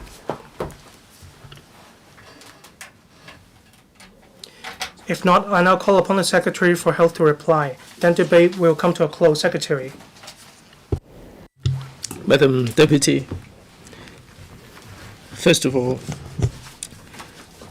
I thank members who spoke in support of the Dutiable Commodities Amendment Bill 2024 in the resumption of second reading debate. The bill seeks to implement the proposal in the 2024-25 budget to increase tobacco duty by 80 cents per cigarette and to increase the duty rate on other tobacco products by the same proportion, i.e. 31.92%, to protect public health. The justifications for the increase in tobacco duty have been discussed in detail in the Bills Committee on the bill. I'd like to express my heartfelt thanks to Chairman Dr. David Lam and members of the Bills Committee for their support for the government's proposal to increase tobacco duty and for their valuable comments during the scrutiny of the bill, which has made it possible for the bill to resume its second reading today. For members who expressed reservations, I'm sure that they would appreciate that smoking is hazardous to health. We hope people would have a healthy life. We heard their comments. The government's tobacco control measures are two-pronged. We'd like to reduce the number of smokers, and we also like to protect non-smokers from the scourge of passive smoking. And we'd like to reduce the opportunity for non-smokers to become smokers. Later on, we'll be going to the Health Services Panel to set out the policy in detail. We will go beyond the increase in tobacco duty, although the tobacco duty is the best way to control tobacco use, but that's not the only way. At present, there are still 580,000 people who smoke conventional cigarettes, mostly from the lower income group, which can least afford the health and economic consequences brought by tobacco. Smoking will only exacerbate the disparity between the rich and the poor, and society and the healthcare system will pay a heavy price for the tobacco-related illnesses. Smoking is not just hazardous to heart and lungs. There is evidence that smoking is hazardous to the whole body. According to some statistics, one Alzheimer's disease patient out of 100, a lot of them have to do with smoking, and smokers have 1.6 times higher chance of suffering from Alzheimer's disease. Hong Kong is suffering from aging population. The government has to take measures to minimize the scourge of tobacco. Increasing tobacco duty is widely recognized as the most effective measure to reduce tobacco use, although it's not the only one. It will incentivize smokers to quit and discourage non-smokers, not least young people, from taking up smoking because of the high price of tobacco. Like Mr. Dennis Leung said a moment ago, we should stop people having the temptation to have the first smoke. The WHO encourages its members to regularly raise tobacco duty and recommends that tobacco duty be increased so that it represents 75% of retail price. Experience shows that the higher the rate of increase, the more calls there are to the smoking cessation hotline and a greater drop in smoking prevalence. The Department of Health's statistics indicate that after the increase in tobacco duty last year, the number of calls to the cessation hotline has increased from 7,400 in 2022 to 9,700 in 2023, a whopping 30%. And from the announcement of the increase in the budget. To May the 19th, the cessation hotline received double the number of calls. As we reported in the Bills Committee, the thematic household survey on smoking reflected that there were signs of decline in smoking prevalence after the increase in tobacco duty in 2023. The preliminary data showed that it had further dropped from 10.2% in 2019 and 9.5% in 2020 to 9.1%, which proved that the duty increase and tobacco control efforts had achieved certain effects. The Bills Committee has invited written submissions, and the vast majority of them are in support of the increase in tobacco duty. These views come from, among others, the healthcare professions, academia, social service sector, the Hong Kong Council on Smoking and Health, COSH. And the COSH submission represents the joint petitions of more than 100 sectors, including the medical profession, academia, education, social service, parents, young people, patients, and Kaifong associations, showing a groundswell of support for the proposal. From the public consultation on tobacco control, vibrant, healthy, and tobacco-free Hong Kong last year, more than 90% of the people polled indicated support for further reducing the smoking prevalence. The consultation document proposes a lot of control measures, and they have received extensive support, including increase in tobacco duty. The government has put up tobacco duty for 2 consecutive years to ensure the price of cigarettes is maintained at a certain level, to avoid a rebound in smoking prevalence, and to convey to the community the government's unremitting commitment to public health. As Dr. David Lam said in the course of deliberations at the Bills Committee, and also indeed from what members said earlier, some members expressed misgivings that the increase in tobacco duty would make the illicit market more active. I fully appreciate that. In fact, we all hope that by combating these illegal activities, the measure of increasing tobacco duty will deliver its policy objective in curbing tobacco use.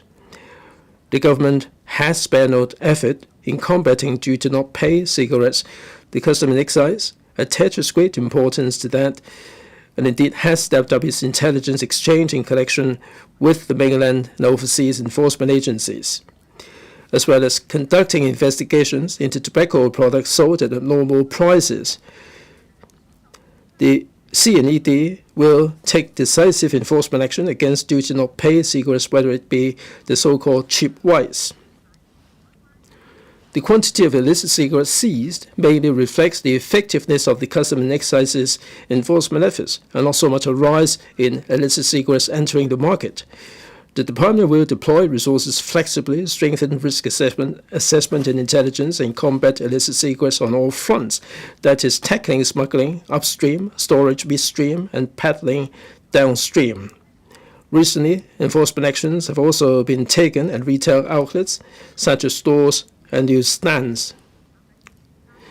On the other hand, to tackle distribution of flyers in public housing estates, TACO has since January conducted joint operations, about 200 joint operations with the police, HD, Customs and Excise, in a number of public housing estates.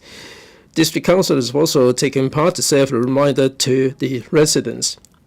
TACO has also conducted 8 ambush operations in public housing estates with more complaints. Members may have noticed that the Customs and Excise and the DH have announced the effectiveness of the enforcement actions from time to time. The government will, in response to BC's view, step up publicity about sale and purchase of illicit cigarettes being a criminal offense. Through 4 decades of concerted efforts, smoking prevalence has dropped from 23% in the 1980s to the current 9.1%. To achieve the target of further reducing the rate to 7.8%, the government launched a consultation exercise to solicit public views on various measures to reduce the supply and demand of tobacco products, minimize their attractiveness, protect the public from secondhand smoke, and enhance the smoking cessation. we are studying the phased implementation of different control measures. We are conducting a consultancy study to look at the overseas experience and will help us differentiate between duty pay and duty not pay cigarettes. We will be announcing the details as soon as possible. In response to the World No Tobacco Day on May the 31st, the Department of Health will launch the June Smoking Cessation Month campaign. This year, the DH will continue to distribute free one-week trial packs of nicotine replacement therapy for smoking cessation at community pharmacies, cessation clinics, and district health centers. We've also launched a trial scheme on Chinese medicine ear point patches to encourage smoking cessation so as to reduce the risks of smoking-related diseases and death. The government's tobacco control measures go beyond this legislative amendment exercise. We will continue with our multi-pronged approach and come up with more measures to achieve the objective of protecting public health. I urge members to support the second reading of the Dutiable Commodities Amendment Bill 2024. Thank you. And now put the question to you that the Dutiable Commodities Amendment Bill 2024 be read the second time. Will those in favor please raise their hands? Those against, please raise their hands. I think the question is agreed by a majority of the members present. I declare the motion passed. Dutiable Commodities Amendment Bill 2024. This council now becomes Committee of the Whole Council to consider the Dutiable Commodities Amendment Bill 2024. I now propose the question to you that the following clauses stand part of the bill.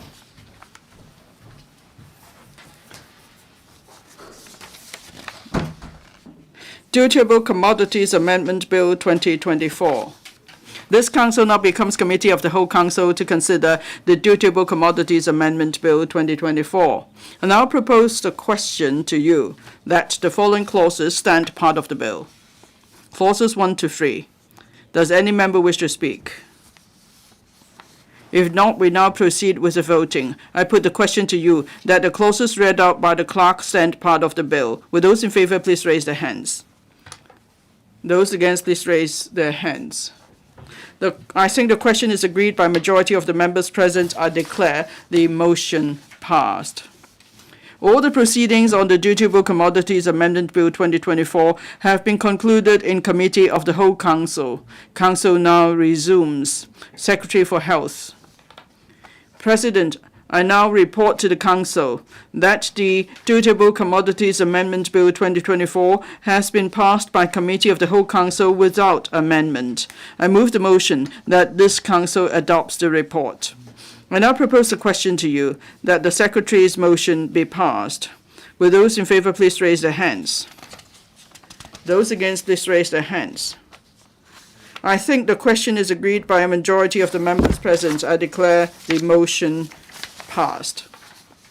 Third reading, Dutiable Commodities Amendment Bill 2024. Secretary for Health. President, I move that the Dutiable Commodities Amendment Bill 2024 be read the third time and do pass. And I propose a question to you that the Dutiable Commodities Amendment Bill 2024 be read the third time and do pass. Does any member wish to speak?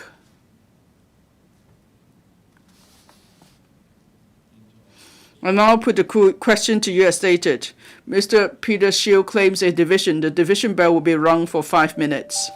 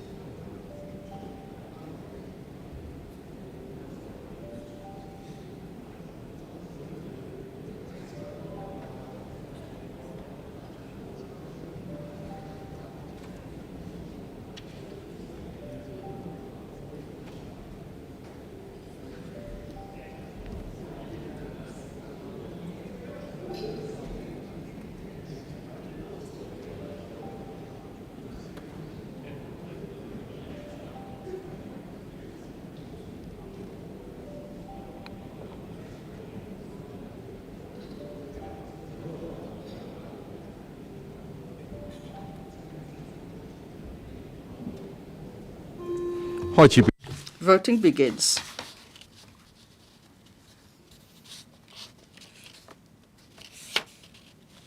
Will members please check? Mr. Chair, will members please check their vote? If there are no queries, voting will stop and the result will be displayed. 87 present, 82 for against. The question is agreed by majority of the members present. I declare the motion passed. Dutiable Commodities Amendment Bill 2024. 議員就附屬法例修訂 Members' motion on the period for amending subsidiary legislation. Proposed resolution under the Interpretation and General Clauses Ordinance are extend the period for amending 3 items of subsidiary legislation relating to the designation of frequency bands and spectrum utilization fees, which were laid on the table of this Council on the 8th of May 2024. I now call upon Mr. Duncan Chiu to move the motion. President, I move that the motion as printed on the agenda be passed. I propose a question to you that Mr. Duncan Chiu's motion be passed. Will those in favor please raise their hands? Those against, please raise their hands. I think the question is agreed by a majority of each of the 2 groups of members present. I declare the motion passed.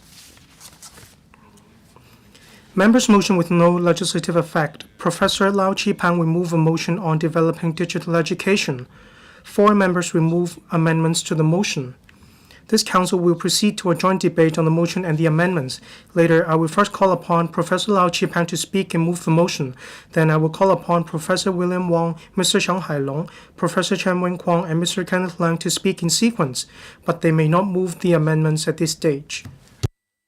The joint debate now begins. Members who wish to speak, please press the Request to Speak button. I now call upon Professor Lau Chi-Pang to speak and move the motion. Thank you, President. I move my motion as printed on the agenda be passed.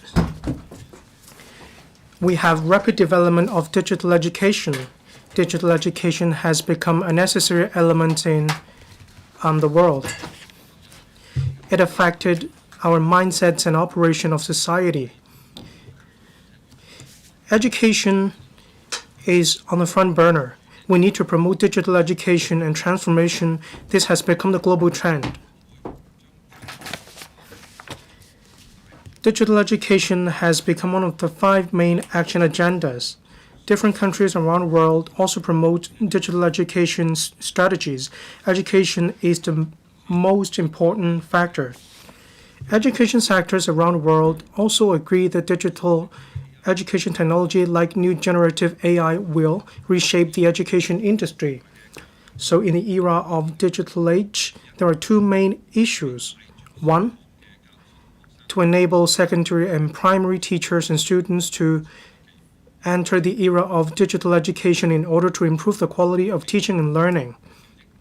Next, adjusting the contents and examination mechanism of secondary and primary schools, we can establish a digital education system to promote digital education talents. General Secretary Xi Jinping, in the 5th Collective Studies section of the Political Bureau, said that the digitalization of education is a critical breakthrough of our country in opening new avenues of educational development and shaping new advantages in education development.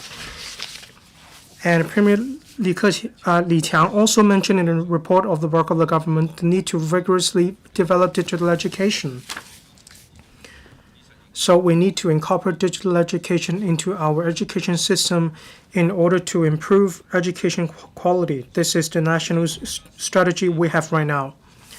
To dovetail with the 14th Five-Year Plan and to implement the strategy of invigorating our country through science and education to develop Hong Kong into an international INT center, these are worth our exploration and study. Last month, I had the pleasure of attending the meeting seminars on AI. I came to understand that different sectors are moving towards digitalization. So I move that the administration should look into secondary and primary schools from the perspective of talent grooming, curriculum design, resource application to make adjustments and enhancements. We need to make use of AI multi-scenario application to improve the quality of learning and teaching overall. The Hong Kong government has been striving to promote INT education in order to dovetail with our national strategies. We want to develop Hong Kong into an international INT center under the 8 center strategies. In secondary and primary schools, we promote science, engineering, art, mathematics education, that is STEAM education. However, according to an international student assessment scheme, in terms of science education, Hong Kong students rank 6, below Singapore, Japan, and other countries. With the strategy of invigorating our country through science and education, there is still room for development when it comes to mathematics education. At university, digital education is more in line with the global trend. Various universities in Hong Kong agree that we do need to have generative AI to move with the times. We also have an overall strategy in relation to generative AI. Lingnan University, TMHK, Hong Kong Education University, Hong Kong UST, and Hong Kong U provide concrete guidelines that are comprehensive to guide students to use new generative AI in homework and assessment. Different universities also have their concerns allayed about AI and other technologies. In their day-to-day life in science and research, they give full play to AI. Take Lingnan University as an example. It's moving towards digital education. It aims at moving towards digital education. Lingnan University has new energy, new materials, and in curriculum design, AI and digitalization have also been incorporated. The research directions of doctoral students have been reshaped. This puts it at the leading edge.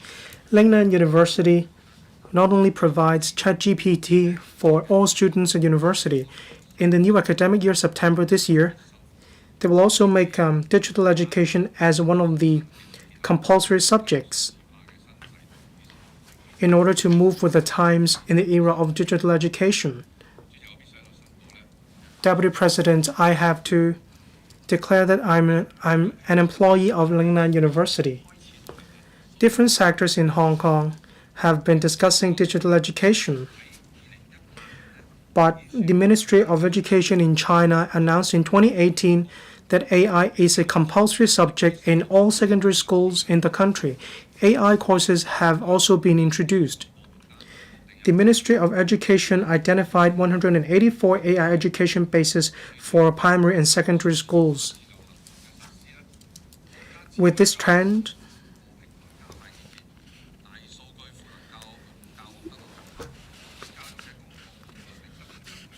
we have been enhancing our strengths using different tactics. This confirms our work in digital education. Digital education is a must for the integration of new technologies, education, and learning. There is definitely no downside. In Hong Kong, we have the culture of the East meeting the West. The future of digital education will bring us boundless opportunities, so the Hong Kong government should seize the opportunities, make good use of the innovative education concepts, step out of the comfort zone to support secondary and primary schools to set up a digital education with the characteristics of China, our country, in order to enhance the quality of learning and teaching as well as digital literacy.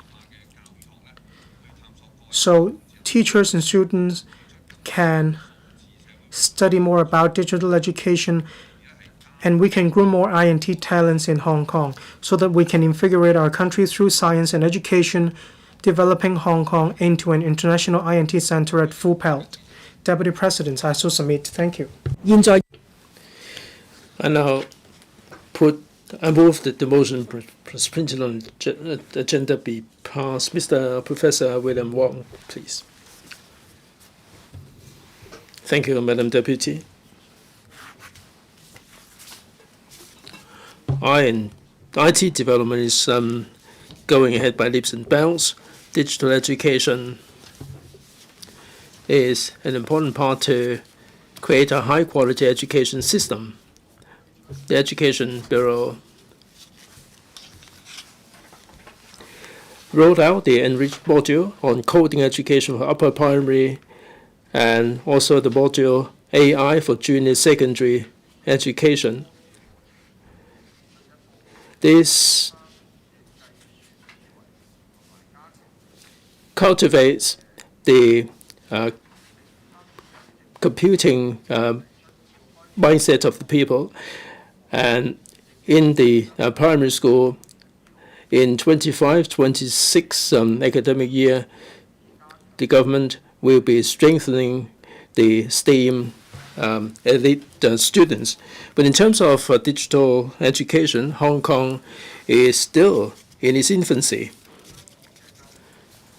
The education system is attaching importance to high quality and internationalization, but in this new emerging area, the development is still lagging behind, and there is a lot of catching up to do. As INT is rapidly developing, digital ethics, the prejudice, bullying are common occurrences. Data security and AI security are also important. They are really pronounced issues. And these areas have profound impact on our day-to-day life. They have also something to do with national security and stability. So in taking forward digital education, digital ethics and data security should be given a high priority. According to statistics, between 15 and 20, 79% of them are always online.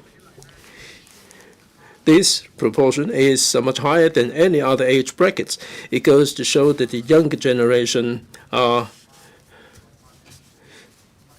digital natives, and they spend a lot of time online, and cyber issues are a common occurrence. The cyber attack and data breaches cause economic losses to the tune of billions, tens of billions of dollars. And this is not only posing a security issue, but also a national security issue. AI is all the rage now,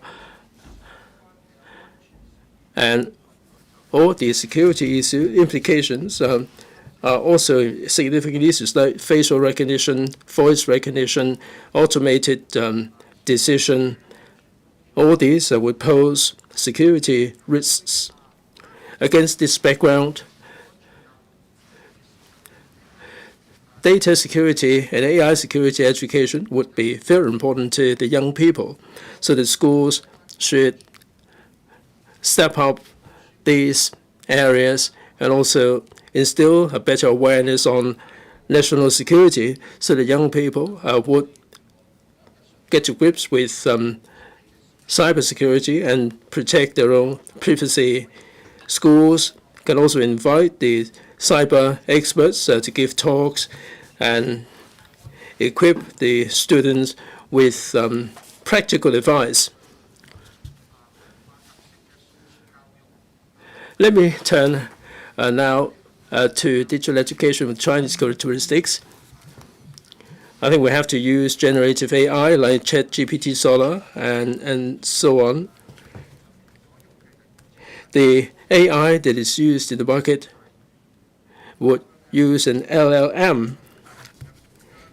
This LLM is based on English. If we launch digital education, we cannot use any LLM with Chinese characteristics. And this is having a profound implications on digital education, and this would run the risk of brainwashing the young people. Yes, Mr. Shanghai Long. I'm grateful to Mr. or Professor Lau Chi-pang for moving this motion, developing digital education. I think we have to break free from the yoke of conventional thinking. Hong Kong is becoming a digital city, and digital literacy is going to be very important. The conventional thinking will not be enough. Educationalists and students have to get to grips with the AI-based STEAM education. And we have to change the corresponding measures to tie in with this. And this is going to be the important subject for the education sector and IT sector. Digital education is an inevitable part of education. This would enhance the efficiency of learning. This will also enhance creativity and critical thinking. But to have a comprehensive education, digital education, we have to break away from the conventional way of doing things.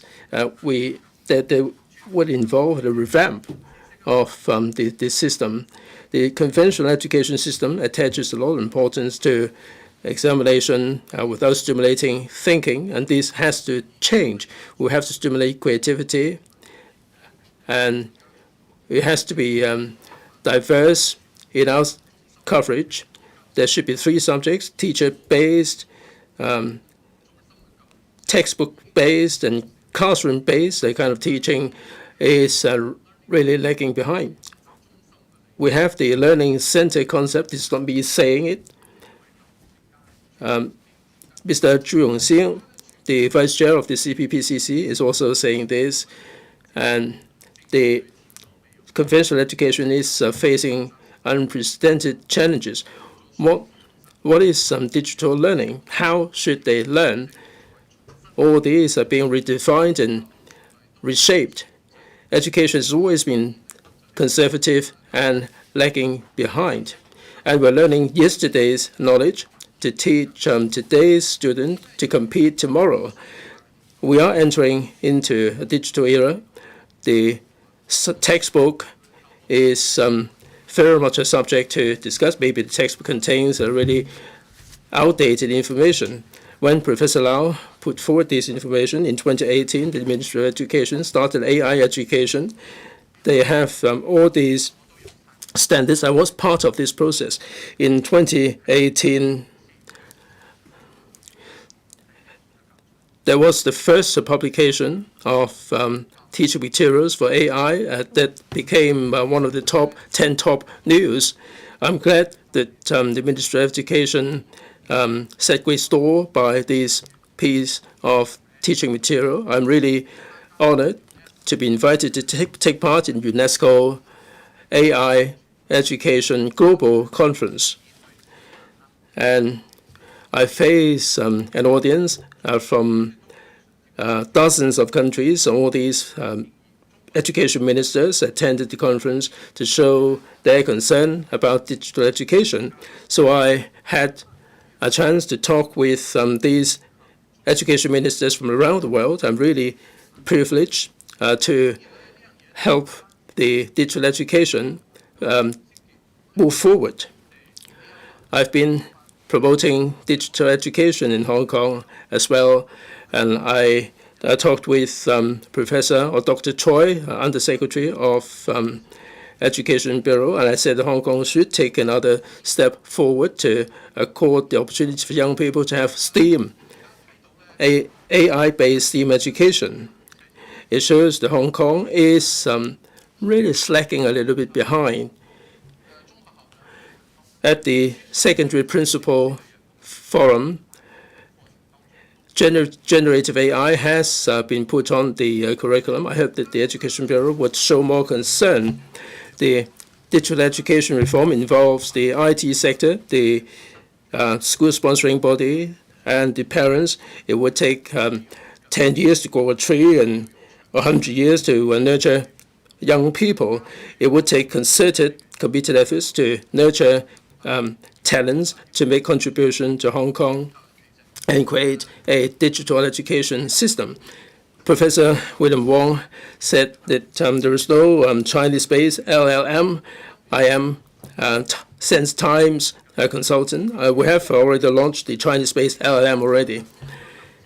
Professor Chen Ming-Kwong, I'm grateful to Professor Lau for moving this motion. Digital education has become the inexorable trend of the world. President Xi in the 20th National Congress said that we should promote the digitalization of education and build a society and country of learning where lifelong learning is pursued by all. This is an important element for this purpose. In his work report, Mr. Li Qiang also talked about vigorously developing digital education. It shows that digital education takes up a very important role in the national education. And to do a good job in digital education, we would be able to nurture digital literacy. We can use AI, big data, and the cloud computing to promote digital education in learning and teaching and optimize all the teaching resources and move education in the high-quality direction. So we subscribe to the direction mapped out in the original motion. President, digital education is or has everything to do with the concerted efforts on the part of the schools. The government should play the leading role. There should be formulation of visionary policy. The school should also be proactively promoting digital education. At the moment, Hong Kong has been sparing no effort to move in this direction, and we are promoting STEAM education, and we have the enriched module on coding education for upper primary school, and also module on artificial intelligence for junior secondary school. And we are nurturing students' interest in IT. We also have the aerospace program to prepare the younger generation for being digital, for having better digital awareness. And for special education and adult education, there is still room for improvement. We understand that at a time when knowledge is exploding, we ought to push back the frontier of knowledge and broaden our horizon before we will be able to move ahead. In terms of special education, there are different needs in the day-to-day life. In the process of digital education, if these people with special education needs are left behind, I'm concerned that there will be a digital divide that would be emerging. We believe that to promote digital education, we have to benefit all of the population. Those who are having special needs, they should not be left behind. They should be given equal opportunities. So that's why I am moving this motion to include adult education as well as some special education. Education is the cornerstone of national rejuvenation, and this is also an opportunity for us all. I'm sure that with concerted effort, digital education will prepare the next generation of pillars, and this will take Hong Kong further afield. Thank you. Mr. Kenneth Leung. Thank you, President. With digital education, we have been inextricably linked to technologies. With education, we pass knowledge on to the younger generations, and we do need to innovate. I thank Professor Lau for moving this original motion so that we can discuss digital education, which is very important to the country. It's an important education policy. A decade ago, in the discussion about education in the council, probably we were still discussing e-blackboard, e-homework, etc. However, the pandemic allowed students to learn at home. So we have digital education, education technology. These have become more and more common. We can learn online. This is the most common method we can see. But actually, digital education can revolutionize our education method. For example, AI, core computing technology. We can also learn with the assistance of AI in order to enhance our incentive or education motive.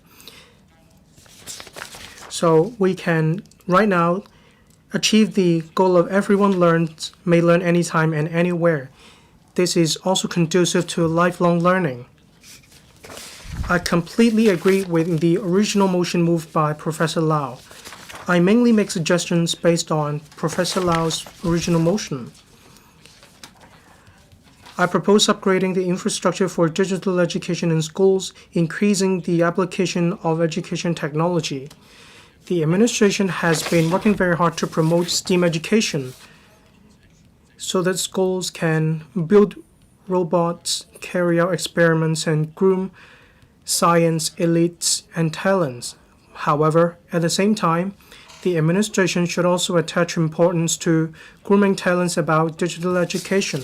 That is because we can enhance the quality of both learning and teaching. Our country attaches a lot of importance to digital education. This is also common in other countries around the world. In the US, it proposes in 2024 nationwide digital education scheme. That is to reduce the distance among students in order for them to realize their potential. The EU in 2018 proposes the digital education scheme. We have introduced big data, AI, and so on, in order to prepare for the era of digital education. As for Singapore, last year, it proposed 2030 digital education blueprint in order to promote the transformation of education, including the addition of AI tools for all secondary and primary schools. This can help them learn English and analyzing their assessment results. Back in Hong Kong, we have upgraded many pieces of hardware. However, when we need to incorporate technology into education, there's still a long way to go. In fact, in the education sector, there is no Jurong Technology Fund to provide resources and platform. There is no official technology recommendation list. Schools need to make their own decisions. In this ecology, there is no support from the administration in this regard, making it difficult for schools to map out the future directions. Against this backdrop, of course, schools would like to emphasize popular science education as well as STEAM education. For the remaining subjects, they still need to do assignments, play video clips, internet classes. That's all they call digital education for these subjects. In Hong Kong, we have the assistance of AI to help students with dyslexia. There is also a database to help students in Hong Kong. So my amendments are to urge the administration to build an ecology system to promote digital education and render assistance to secondary schools and primary schools in Hong Kong. So teachers and parents can move towards digital education in order to benefit students. I so submit. Thank you, President. Secretary for Education. President, I thank Professor Lau Chi-Pang for moving the motion and Professor William Wong, Mr. Shanghai Long, Professor Chen Wing-Kwong, and Mr. Kenneth Leung for moving amendments to the motion. I'm grateful to them for the interest as well as their suggestions on the development of digital education and nurturing of innovation and technology talents in Hong Kong.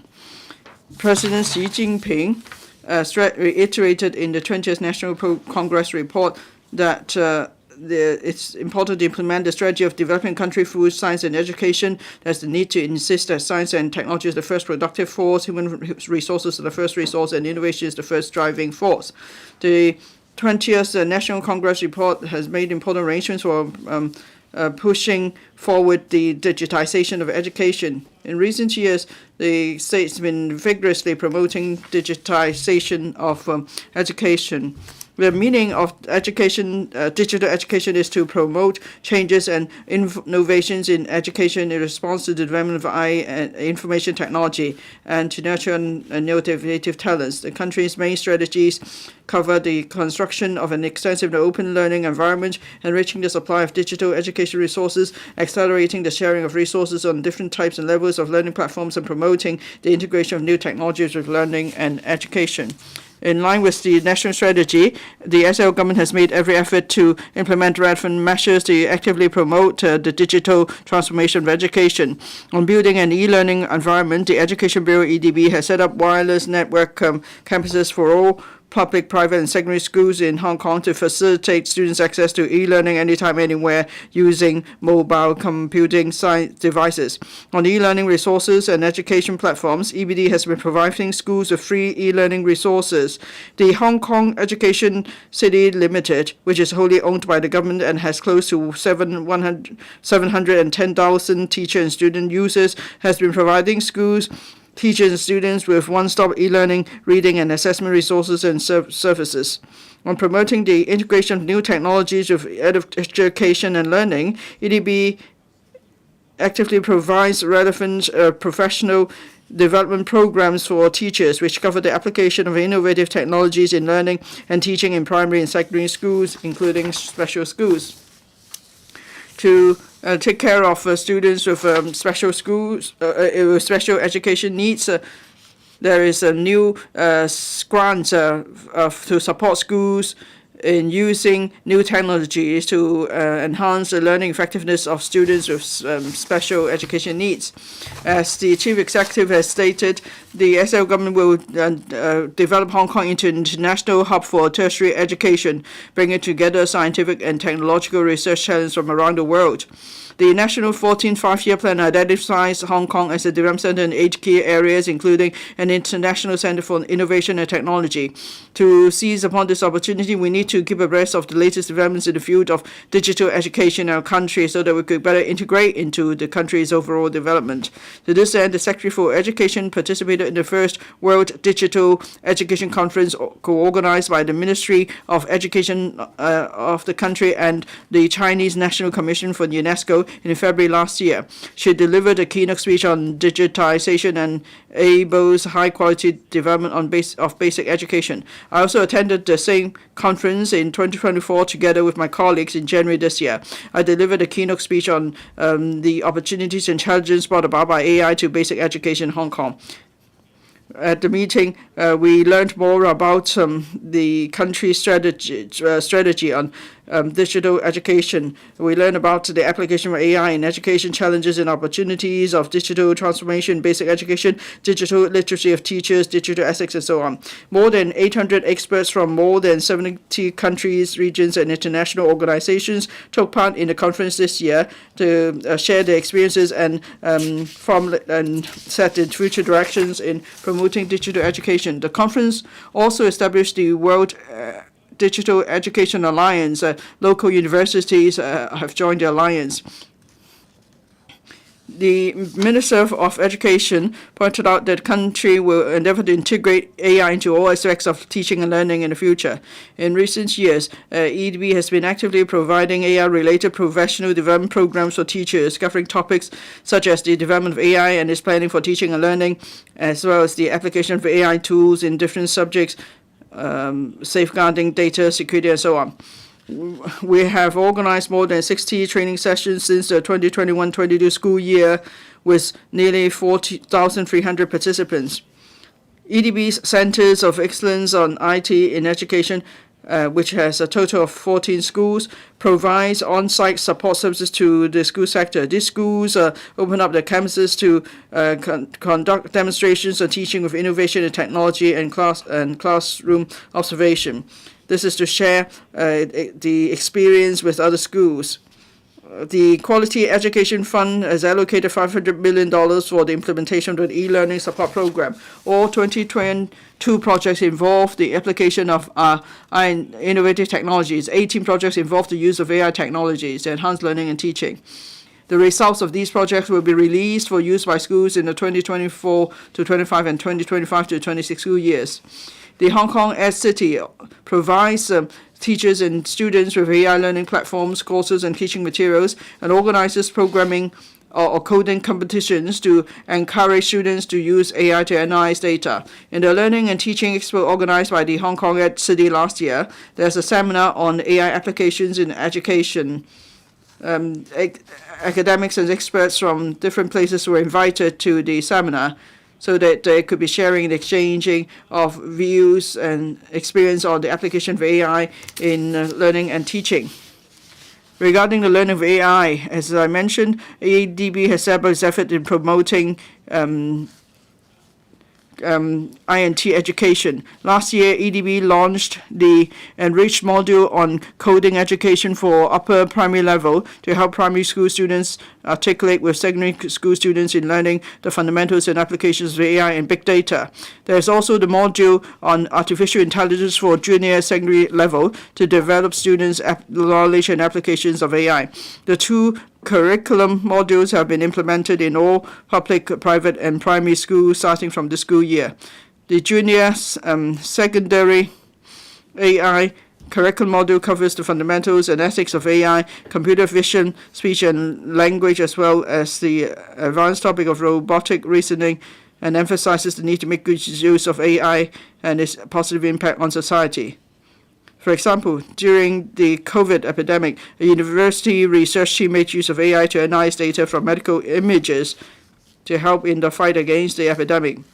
ADB has also revamped the senior secondary ICT curriculum to enhance the teaching of AI, programming, databases, and data privacy so as to better tie in with the latest development of INT. To equip teachers to teach AI-related curriculum content and enhance curriculum planning, EDB has been collaborating with universities to organize relevant teacher training courses and workshops to equip them with the necessary skills and knowledge. On tertiary education, various universities have been actively promoting innovation and technology education in recent years. They have increased the number of relevant programs and places. In the work plan for the 2022 to 25 triennium, universities offer more than 10 STEAM-related undergraduate programs, including programs related to AI and big data, as well as innovative cross-disciplinary programs. There are also diversified extracurricular activities to enrich students' experience in STEAM. University Grants Committee, UGC, allocates $100 million to set up the Fund for Innovative Technology in Education in the 2023 to 24 academic year to encourage universities to make use of innovative and groundbreaking technologies to promote pedagogical innovations and enrich learning experiences. The aim is to nurture undergraduates to become a new generation of talent in a digitalized economy. The 8 UGC-funded universities are making use of the fund to implement about 100 new projects. On adult education, the Continuing Education Fund has been providing subsidies to eligible local adults and growth in designated continuing education programs since 2002. From 2022 onwards, the subsidy ceiling has been raised to $25,000 per person, and the upper age limit has been removed. At present, there are over 8,000 reimbursable courses registered under CEF covering 14 industry sectors, including computer science and information technology, and there are courses on the pedagogical use of electronic programs, e-transformation of business, and so on. The government welcomes training providers to continue to design and offer more courses on topics such as the development of AI in response to the needs of the market and the economic environment. They can apply for registration as CF courses. On vocational education, the Employees Retraining Board, ERB, also provides vocational training programs, including those on innovation and technology for eligible employees. The aim is to help the local workforce to cope with the demands arising from the digital transformation. From April to September this year, ERB launched the Love IT upgrading scheme. The provides different training courses, and the tuition is free. This is to encourage members of the public to pursue further studies and equip themselves with new digital skills so that their competitiveness in the workplace could be enhanced. Finally, I'd like to talk about data security and AI security. These are key areas mentioned under national security. Now, generative AIs bring about opportunities as well as challenges to different parts of the world. Generative AI technologies have different application scenarios and can improve work efficiency. At the same time, the technology has given rise to AI safety-related issues of concerns such as laws and regulations, ethics and morality, authenticity of information, privacy, protection, intellectual property rights, addiction, over-reliance, and so on. In this respect, the learning framework of information literacy for Hong Kong students launched by EDB this year has strengthened sections on information assessment, prevention of cyberbullying, protection of personal data privacy, and prevention of internet addiction. There is also a new section on understanding the ethical issues arising from the use of new and advanced information technology. The EDB is launching relevant training, teacher training, and developing learning and teaching resources to equip students with the relevant skills to cope with the challenges. And on the whole, ABB has been actively complementing the national policy on digital education and the direction of innovation and technology development by formulating and implementing relevant measures and policies. The aim is to nurture young people so they could be integrated into the overall development of the country. I will listen attentively to members' views and respond to their views in my concluding remarks. So I speak. Thank you. Dr. Loy Kwok. Thank you, President. I thank Professor Lau for moving the motion and the amendments moved by the other four members. Digital education is accelerating. This is in line with the global trend. It's changing the world. Over the last few years, we had the pandemic. It promoted the transformation of digital education. We need to make use of digital education, AI, etc., to reconstruct our learning and teaching contents, thereby innovating our education method to create an individualized and characterized learning method so that we can implement the strategy of everyone learning and may learn anytime and anywhere. So in order to invigorate our country through science and education, we move towards digital education. Mr. Xi Jinping said that we need to develop digital education and use it as our edge so that we can promote lifelong learning. Our country also have plans for education. For the National Smart Education Public Service Platform, it has become the largest education learning database, providing hundreds of millions of students with a one-stop portal service. So in response to the global trend of digital education, or to implement the national strategy of invigorating our country through science and education, I agree with the motion today. We need to seize the trend of digital education. We need to introduce digital education to secondary, primary, and vocational education. We need to review the education mode of learning and teaching. All over the years, I have been reminding tirelessly the administration. I'm glad to see Mr. Li, the chief executive, in his maiden policy address, mentioned that the administration will promote STEAM education in secondary and primary schools. That is science, technology, engineering, arts, and mathematics. The UGC funded programs. 35 students study STEAM subjects. The Quality Education Fund also set aside $500 million to promote digital education program. Still, Digitalization of education involves a lot of stakeholders and span across a wide spectrum. There should be a steering committee for setting up policy to increase resources allocation, strengthen planning to cover the following areas of work. First, we should promote the deep integration of digitalization and education. We should empower the entire education system with technology, enhance digital literacy of students, and enhance their creativity. Second, we should enhance the infrastructure in Hong Kong and share and construct a sharing platform of electronic digital learning resources. On the other hand, we should provide digital training for teachers and promote a new education model with the assistance of artificial intelligence. With these, we can move towards a high-quality education model. And also, we should construct a dynamic data management platform to enhance protection on personal data and privacy. We should also explore various topics on digitalization of education. We need a all-hands-on-deck approach to do this. So we need to release the e-resources and enhance teachers and students' digital literacy and enhance management on data. Planning and steering is necessary, I so submit. Ms. Ines Yong. President, I speak in support of the motion moved by Professor Lau Ji-pang, developing digital education and all the amendments. This is a digital age.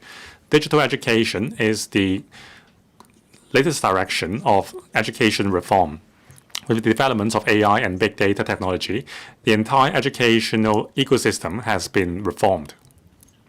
In the past, everyone was hesitant in adopting new technologies. Now, if you don't use them, you would be left behind. I thank Professor William Wong in his amendment to mention that we need to ensure AI security and digital ethics in the educational program. Now, we should be highly alert on the potential risk brought about by AI.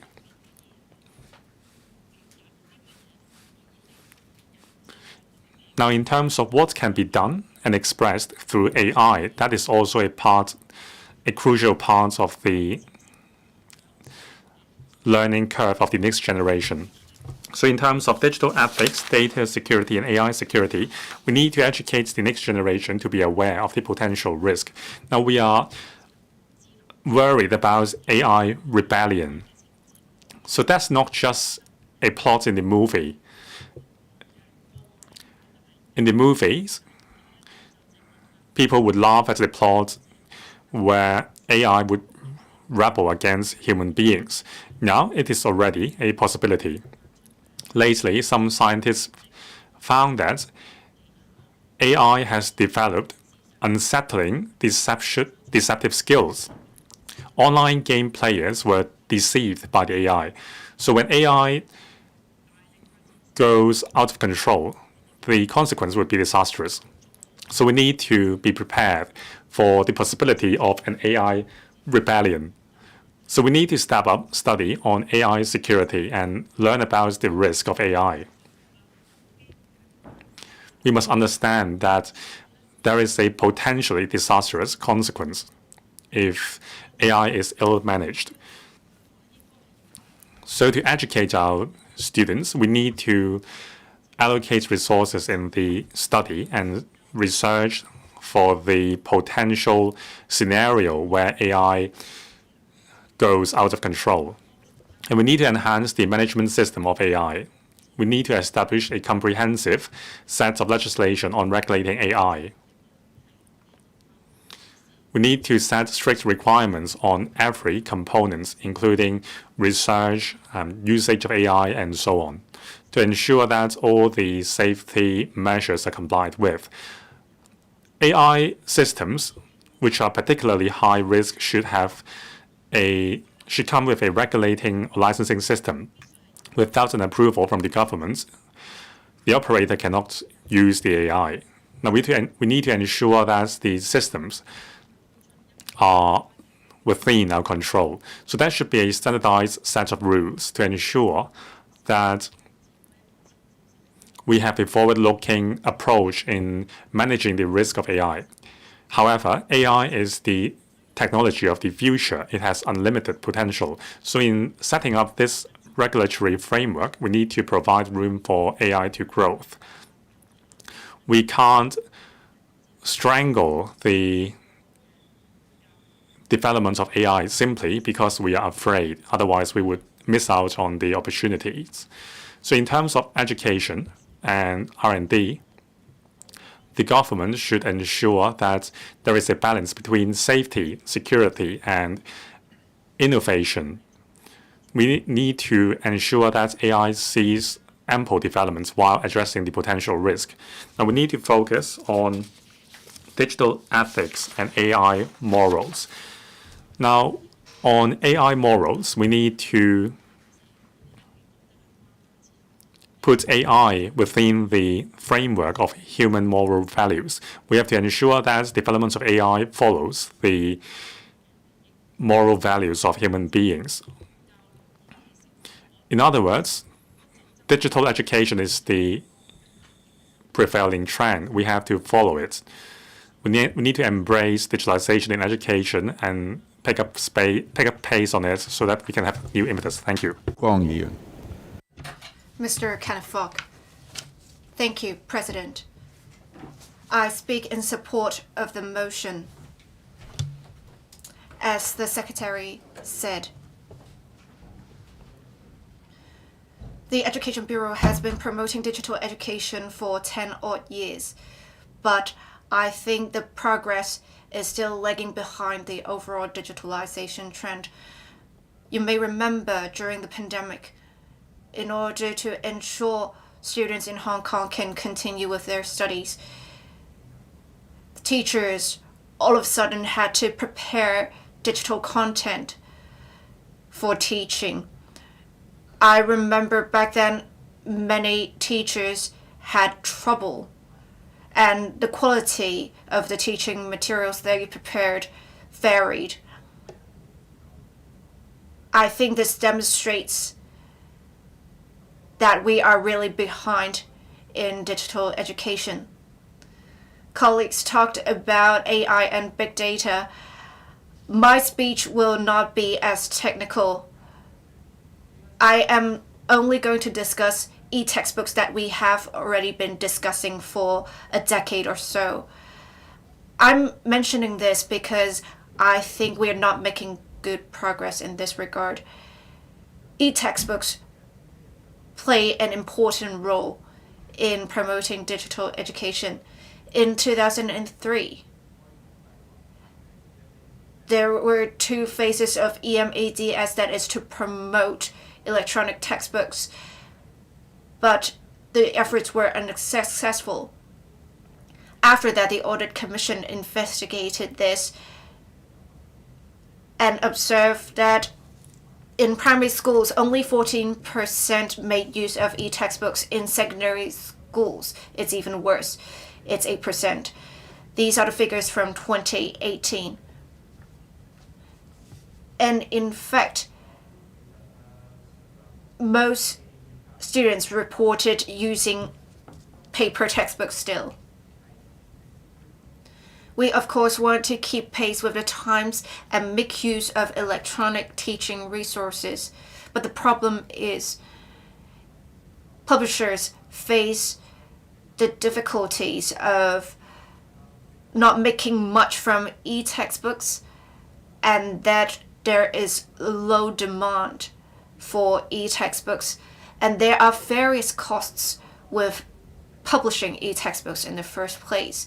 So even if publishers wanted to, they could not really publish e-textbooks much. With the decreasing number of students, that is another reason why publishers are not as willing to publish e-textbooks. The administration said before, the programs were terminated because it should be left to market forces to determine whether e-textbooks should be published. But this is against the trend of digital education. Right now, teachers, if they have to use electronic materials, they do face certain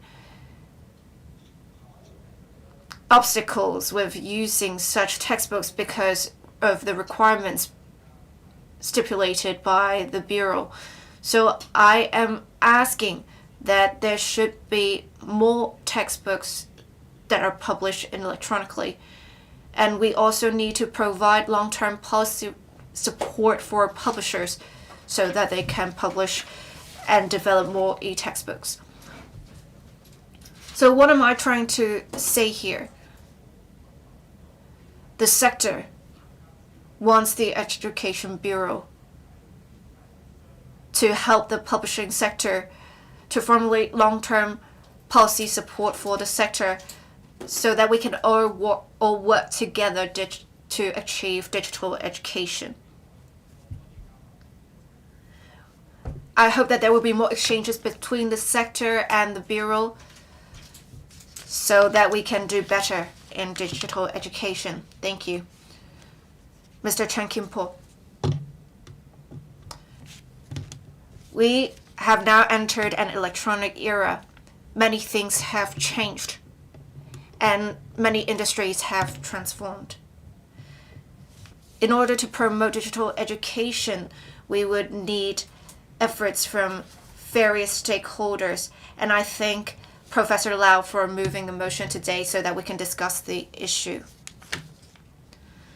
For higher education institutions, I understand that the University of Hong Kong has a team that has developed an AI system to assess Chinese works, and in a minute, students' Chinese assignments can be graded. That has greatly enhanced efficiency and saved the time spent on grading such works for teachers. I also suggest that there should be a central education platform that would allow teachers to upload the completed tests of students, and that platform will allow the collection and analysis of student performance. From such data,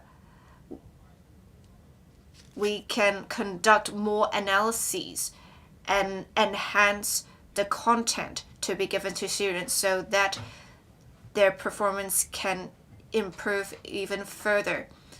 This should help enhance efficiency and effectiveness in teaching. AI will help with teaching and learning, but some are concerned that students will lose creativity with the use of AI in their assignments and tests. I believe teachers will act as guides. AIs are only tools to help students with their learning. I think teachers should be provided with training on AI as well as seminars so that teachers can conduct exchanges on AI in teaching. They can learn better how to make use of AI in education. And in turn, exchanges between teachers on how to best make use of AI in teaching will be facilitated. This is an ongoing trend. We need to make sure students are equipped with the relevant skills to operate such technologies. Before, students only have to learn about the general skills, but we are in a scientific era now. People need to know about how to operate these technologies. But while we encourage them to use AI, we should teach them about the relevant ethics as well as IP rights as well. With the integration of AI in education, I believe that will greatly enhance the effectiveness of education. Thank you.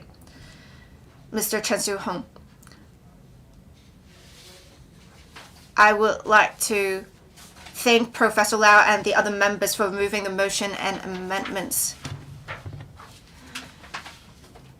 With AI chatbot, ChatGPT, generative AI and big data have been used in various sectors. Students can make use of a platform, for example, to submit their essays. Their essays will immediately be graded and assessed. This has minimized the time needed for students to get feedback. Students can now learn anytime, anywhere. Students no longer rely on textbooks, lessons, or asking questions for teachers. They can watch videos. They can make use of virtual and augmented reality to learn online. And students can flexibly select the materials that are most suitable for them in learning.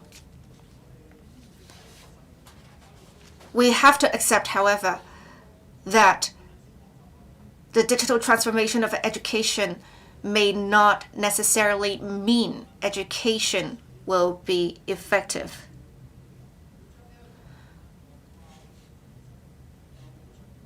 We need to do more in order to realize that.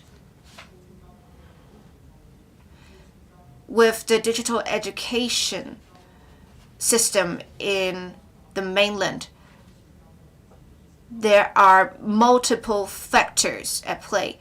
There are 6 dimensions in order to implement digital education. In fact, we also have the Global Digital Education Index, GDEI, that has measured 5 different dimensions when assessing countries in their degree of digital education. We need to consider the different aspects. Digital education can help break barriers in space and time. Students can go online at any time to access learning content. And with the proliferation of AI, we can now have personalized learning. The government should see how we can best make use of AI to meet students' learning needs. This will also facilitate the nurturing of talents. When in a digital era, we need to make sure there is diversified education. Right now, Hong Kong's education system have 2 main streams, arts and science streams, and they are separate. But now we have to understand that people need to be equipped with digital skills, no matter which stream they are from. The government should make sure teaching resources can be shared among students. And in this digital era, teachers are no longer just teachers. They should act as guides, leading students on their way to obtain more skills. So the government should provide more technical support to teachers so that they can train students better.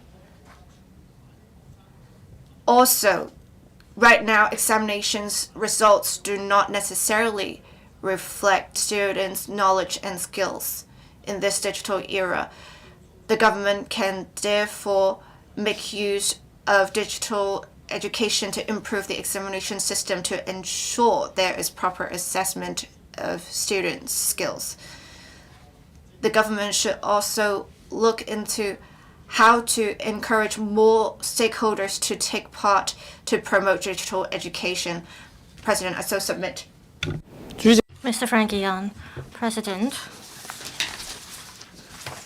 As we see the rapid development of digital technologies and AI technologies, digital education is an important direction. The SAR government has been working hard to develop Hong Kong into an international education hub. Therefore, we should seize opportunities. We should promote higher education and secondary education in digitalization to enhance our competitiveness.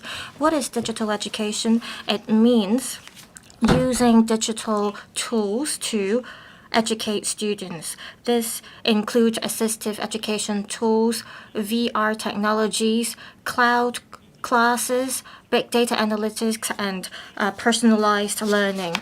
To put it simply, students can take classes at home and they can make use of assistive tools.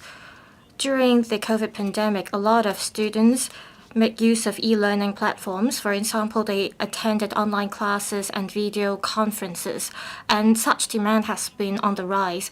The COVID pandemic has also sped up the development pace of digital education. This also has stimulated different sectors to develop online learning materials. The SAR government has also put in more resources in this regard, for instance, in building infrastructure and promoting the use of e-textbooks and e-learning materials. Also, the Quality Education Fund has the e-learning ancillary facilities fund to sponsor different types of electronic learning tools. However, we have also received feedback from parents that a lot of times schools have to procure traditional textbooks and at the same time they purchase e-learning kits. Therefore, there may be redundancy in both. It's just that there are both physical and digital versions for these learning materials. The SAR government should look at how we can actually promote digital education. We should make learning more interesting for students. We should nurture students' critical thinking and their self-directed learning. For teachers, they can make use of e-platforms to flexibly design their curriculum. They can also make use of big data to assess students' ability to create personalized learning for students to enhance parent-school collaboration as well as students' learning effectiveness to actually learn about students' ability. Digital education is going to be the trend.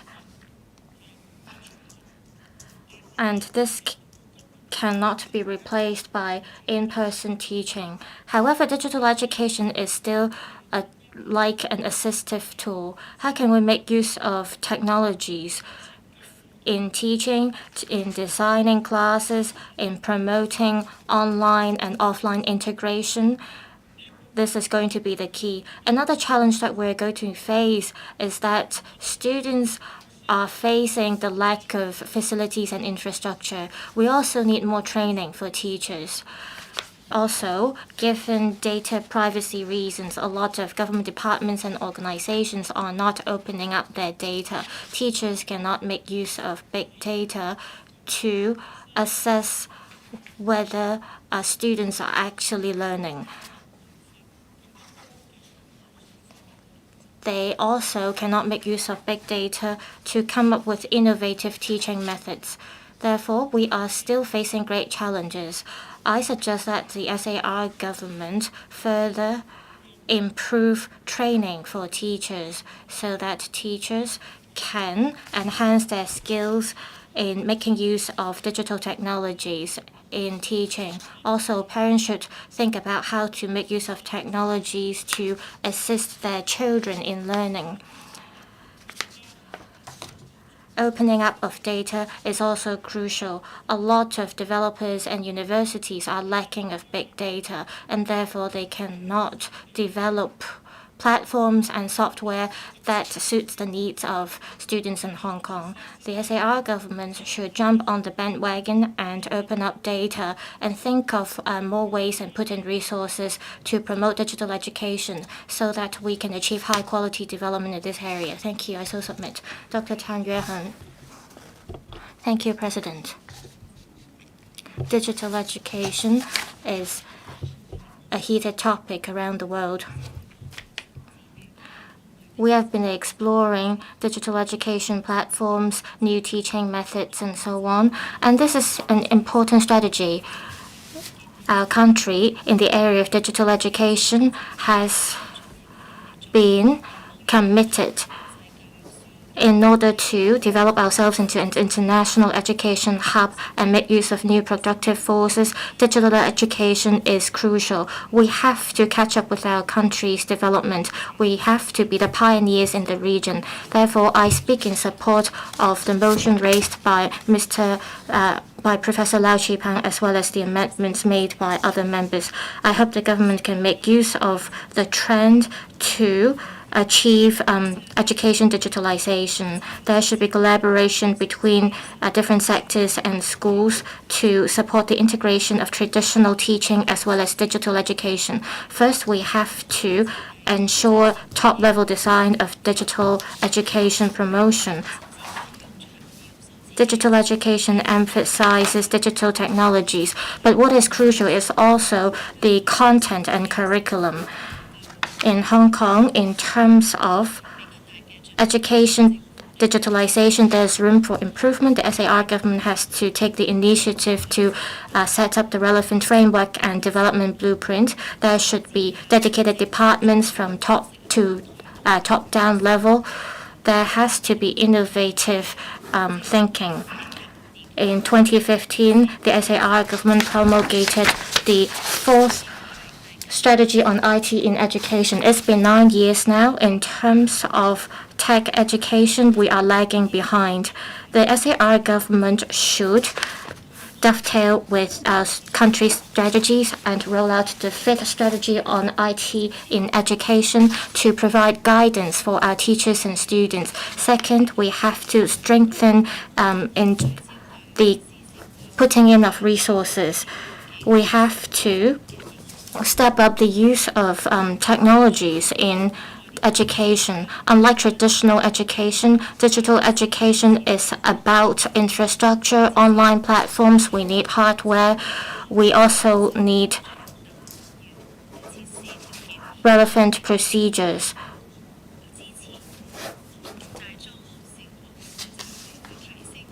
We have to support primary and secondary schools in establishing more facilities and infrastructure, but at the same time, we have to learn from national platforms. There should be an education resource platform or database to provide resources for schools and teachers. At the same time, we have to make use of AI and big data analytics to develop assistive tools to encourage teachers and parents to assess students' performance. Thirdly, we have to enhance the capability of teachers to reduce the divide among students. There should be more training for teachers to make use of technologies in their classes. There should be guidelines to encourage students and teachers to develop digital learning materials. There should be a resource platform and database to ensure equitable distribution of resources. This will reduce the burden of teachers. Also, we have to think of the disparity between different classes of students. We have to give more support to the disadvantaged students. We have to have libraries or community living rooms in different districts. We have to set up resource platforms. We have to have different infrastructure to help students learn. I so submit. Thank you. Mr. Lam Chun-sing. Thank you, President. I thank Professor Lau Chi-pang for the motion. Digital technologies allow us to have access to different resources. Generative AI as well as ChatGPT are among the global trends in terms of learning compared to traditional search engines. Generative AI in the near future may become a more effective or personalized learning tool. More importantly, as AI technologies become more common, it doesn't cost us a lot to use these tools. They may also come free. For primary and secondary school students, they are still able to have access to AI technologies even without much resource. And this allows us to ensure fairness in education in order to integrate digital technologies in education apart from hardware. The role of teachers is crucial. On one hand, teachers have to guide students to make the right judgment so that students will not generalize information they get from AI technology. We should also make sure that students do not rely too much on AI. On the other hand, teachers can take the initiative to make more use of technologies. For instance, local secondary schools made use of generative AI to assess students' writing assignments within a minute. Teachers can have an assessment on students' work and improve their writing structures and so on. At the same time, teachers can make use of technologies to improve their curriculum. Some of the AI products allow classes to be more flexible. Teachers can, based on their needs, input instructions in these AI products and come up with personalized teaching method. Whether we can promote digital education, one of the keys is that we need to ensure if teachers have the capability. However, according to a recent survey, a lot of teachers said they have not made use of generative AI tools. One reason may be that they are not having a grasp of such technology. It is hoped that there can be more training for teachers so that teachers can learn about the relevant trend in digital education and that they can learn about how to make use of such tools to assist their teaching. In promoting digital education, we have to look at VPET. According to a Productivity Council's survey, 30% of the enterprises said they make use of technologies in, for instance, marketing. They use AI technologies in sales as well. As we see more mature development of AI technologies, more enterprises will make use of technologies to transform their business models to enhance productivity. For employees, in order to enhance competitiveness in the job market, they have to make use of technologies. There are different schemes rolled out by the government to help people from different sectors to get training. For instance, in relation to new industrialization, there are training schemes. However, an audit report points out that 20% of the respondents said they would not recommend the relevant courses to others. I hope the SAR government can review the effectiveness of these courses or improve these courses or even roll out more of such courses to enhance the digital literacy of people in the workforce so that they can brace the challenges they may face in the future. I support the motion. I so submit. Thank you. Mr. Tang Fei, President, I speak in support of the motion moved by Professor Lau Chi-Pang and all the other amendments. Digital education, or in Hong Kong's term, digital technology education, it is not just a tool, it is also the contents of the curriculum. However, we need to define the term. Now, this is nothing like the e-learning, which we have been promoting for more than 2 decades. It is not just IT education. It is the education on the usage of AI. Now, concerning using AI as an assistive tool, I don't have to labor the points. We all understand the importance. Now, fundamentally, we need to ensure that the teachers are tech savvy. They have to know how to make use of AI as their assistive tools.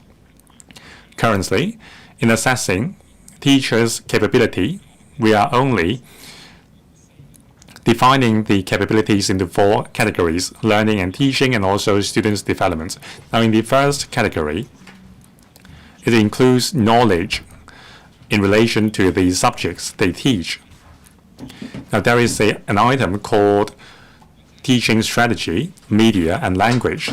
Now, if the codex can enhance the framework and add an element in relation to AI in assessing teachers' quality.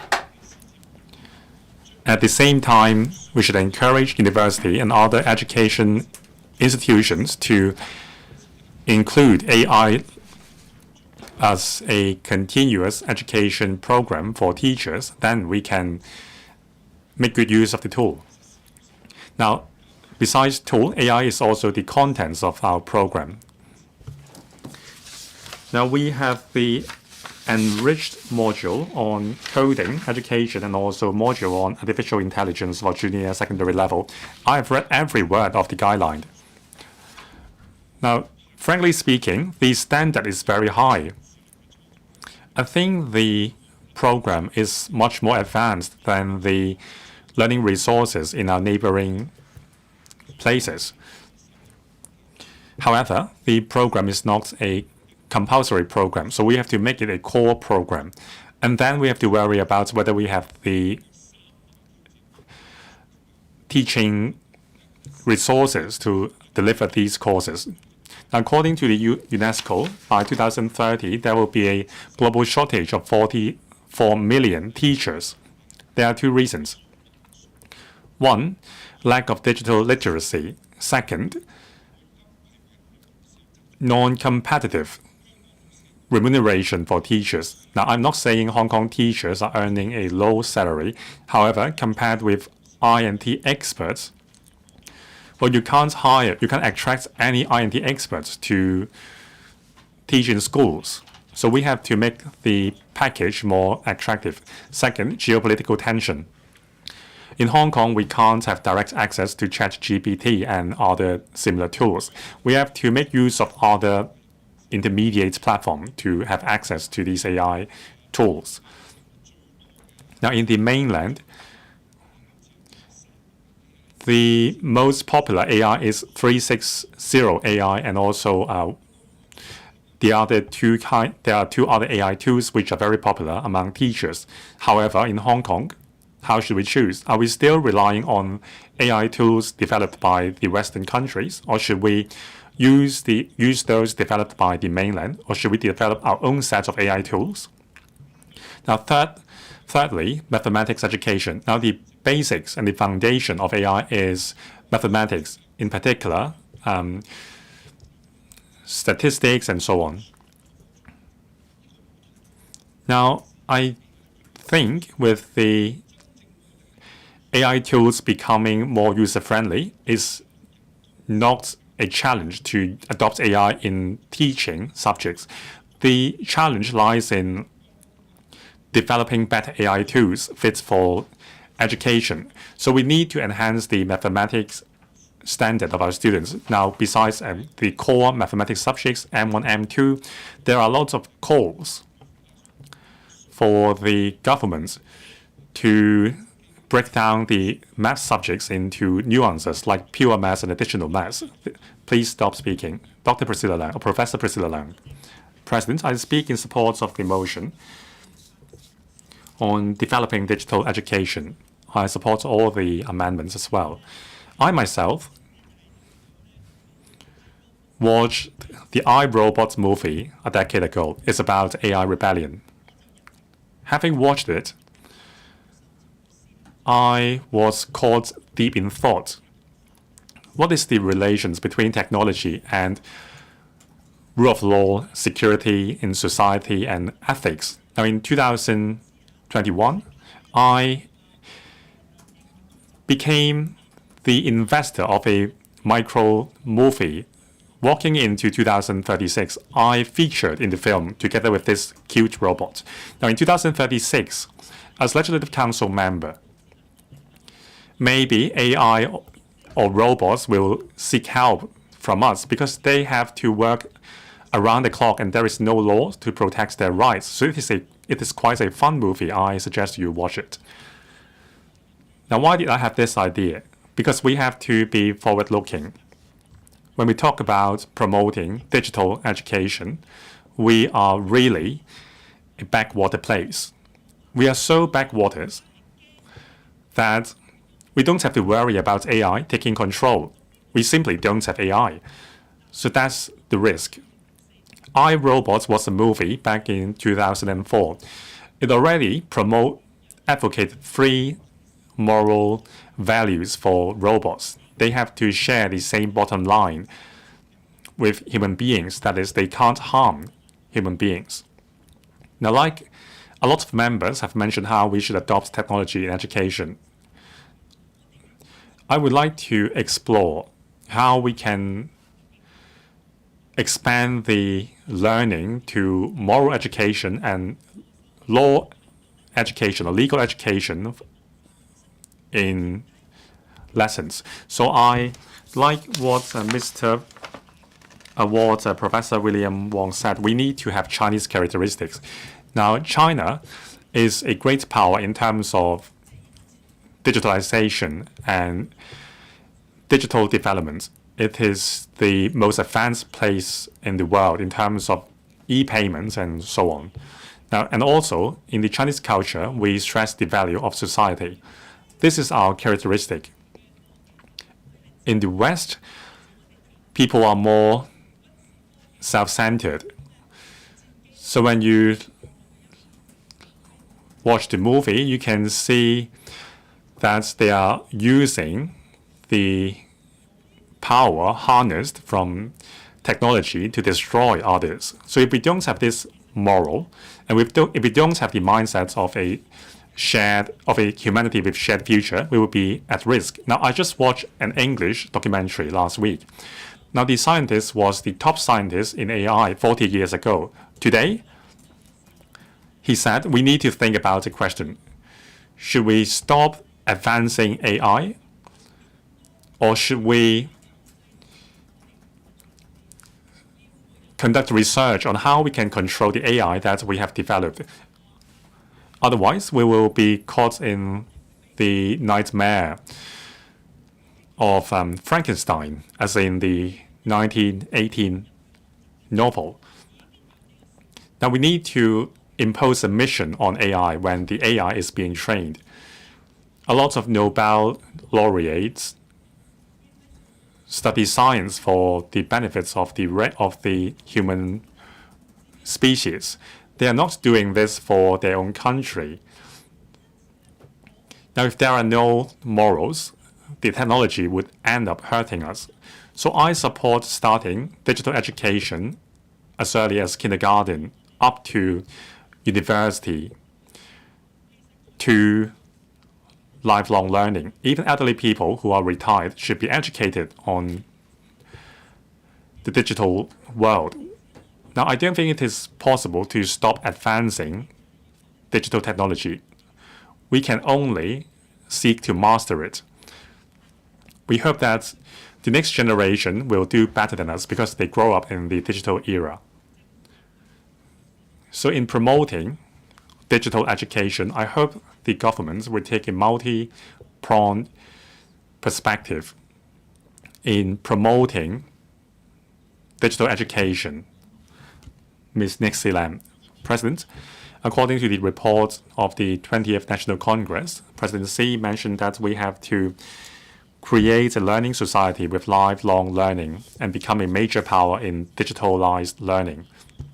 Now, in this digital era, we need to continue to learn. So our education system must catch up. Digitalization of education is the global trend. Earlier on this year, the National the Ministry of Education and the UNESCO hosted the 2024 World Digital Education Conference in Shanghai, themed Innovation in Digital Education.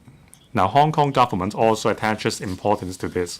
Now, the Digital Policy Office was established. However, its focus was on building a digital economy. So I think we have to focus more resources on digital education. Now, this is the approach for students to learn. But we have to ensure that there is sufficient infrastructure and hardware, and also ensure that teachers are up to standard. Now, earlier on, there was a pilot scheme on providing subsidy for schools to adopt digital education. That's great. Now, in the end, many schools spent the subsidy on buying new computers, and it didn't help much in terms of promoting STEAM education. Principals and teachers don't understand how these digital technology can help them teach students. So how can we catch up with the latest trend? In other words, digital education is more than just giving out subsidies. We have to ensure that there are real results. Now, besides updating the hardware and infrastructure, there must be better training packages to ensure that digital education can be integrated into mainstream curriculum so that students can make use of AI to enhance their learning efficiency. Now, curriculum. Higher educational institutions should provide more programs in terms of development and training of AI and big data system. In primary and secondary schools, we can enhance STEAM education to enhance students' mathematics and computational skills. We have to encourage students to move away from the traditional mindset and embrace teamwork and creativity. Now, there are opportunities in other areas, for example, health education and healthcare education. Now, in the mainland, in a recent exhibition, they made use of AI and robots to help resuscitation learning. Now, with a bionic arms, students can learn to perform resuscitation or perform CPR on patients, and they can learn about all kinds of resuscitation skills. Now, in Hong Kong, the learning resources are more scattered. Now, can we establish an integrated online digital education resource platform to enhance the accessibility to these platforms? Now, the point is we have to ensure that all the measures are properly implemented so that Hong Kong can catch up with the trend. If then, students can really learn about AI. Thank you. Dr. Sir Chenling. Thank you, President. The country has implemented a number of initiatives to promote digital education. This will develop new avenues in the path of digital education. Hong Kong should not lag behind on this. Professor Lau Chi-Peng has moved his motion at the right time.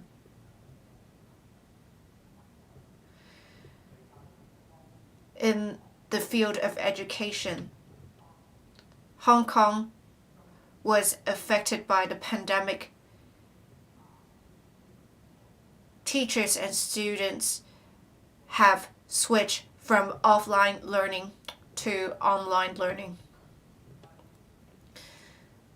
With the decreasing number of students and the change in teaching and learning model, there is a need to make use of technologies to ensure the quality of teaching and to move towards personalized teaching and learning. This is also a way to modernize education and develop education to enhance the quality of education. We need to enhance digital literacy of students, enhance infrastructure for digital education to promote integration of technologies in education. This will also facilitate learning by all. And in turn, that will enhance competitiveness of talents in Hong Kong. I have a few suggestions. In order to promote digital education, we have to ensure there is proper security infrastructure. The government should take the lead to set up a blueprint to develop digital education and regulate the use of technologies in education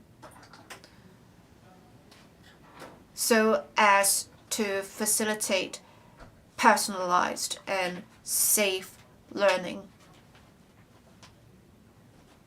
We want to also promote learning by all with this. We also want to continue to develop new models of education. There should also be policy support to promote the use of digital technologies in education. For example, we should make sure there is a platform for the sharing of educational resources, and the platform should be able to meet the personalized learning needs of students and allow students or everyone to learn at any time, anywhere. We also need to make sure there is proper demand and supply for educational outcomes. We need to also enhance digital literacy for students. Promote the cross-disciplinary and creativity skills of students. Facilitate students' exchanges with intelligent assistants. This will in turn enhance the effectiveness of teaching. We should also liaise with mainland and overseas institutions to make sure there is connectivity. Thank you. Mr. Ma Fung Kwok.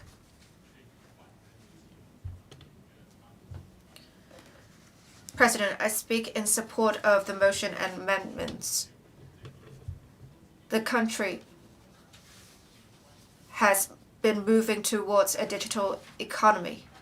In 2022, the economy in digital has reached $22 trillion. And the contribution of digital productive forces has been increasing. It is important to nurture talents in INT. Digital education is a trend. Premier Li Qiang said in the government work report that digital education should be promoted. Hong Kong has deployed much resources in teaching. In 2024-25, we have deployed 14.5% of government expenditure in education. We should make use of the funding to promote the use of technologies in education. There are, of course, obstacles. However,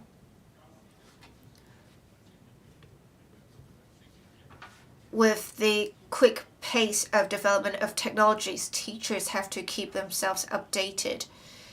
There may be some teachers who are not very familiar with the operations of technologies, and they are essentially not digitally literate.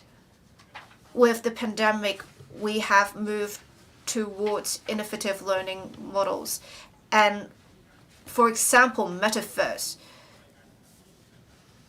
can promote integration between reality and the virtual space. And metaverse is supposed to be used in education.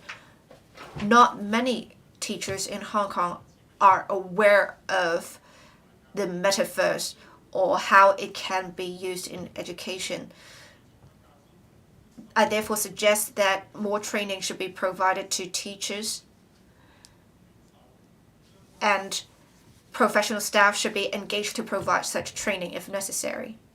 I also support what Professor Chen Wing-Kwong said. We should have education and special education to ensure there is learning for all. We should be able to provide educational resources to people of all ages and all spectrum. Digital technologies are now permeating different parts of people's lives. We should make sure digital technologies can be made use of in education to enhance the effectiveness and efficiency of education. Digital skills are now necessary in many different industries.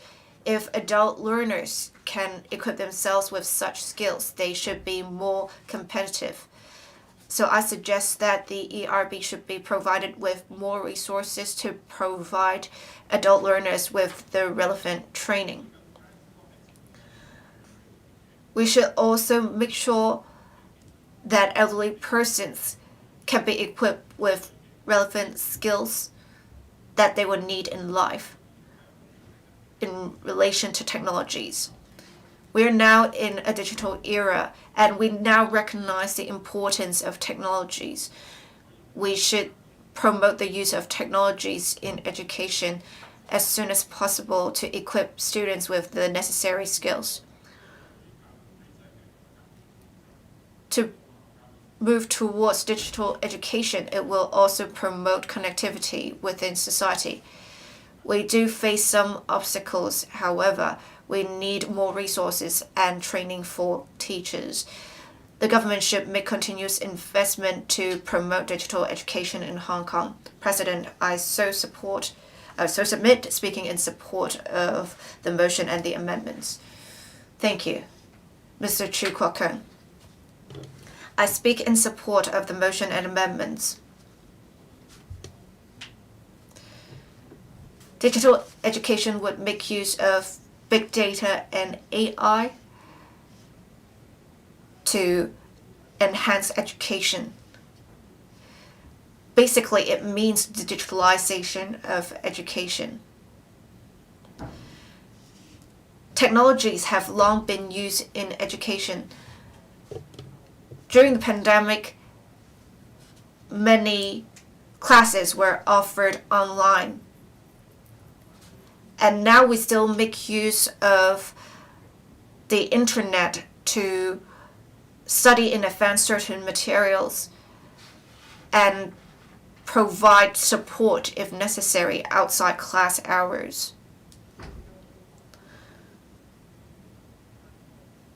Students are very familiar with the use of technologies these days. If necessary, they will make use of AI, such as ChatGPT, to help with their assignments, to grade their essays, to solve the difficult mathematical questions. It would essentially be an AI teaching assistant. A member talked about the low rate of e-textbooks being used in Hong Kong.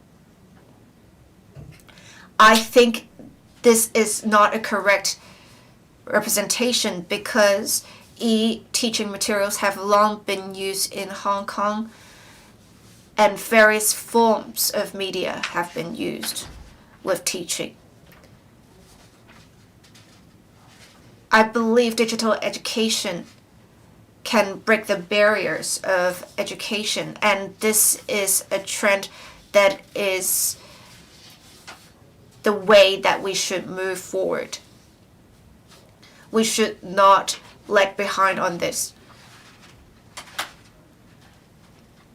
While we do recognize the potential of the use of technologies of education, we should make sure that we do not lose vision.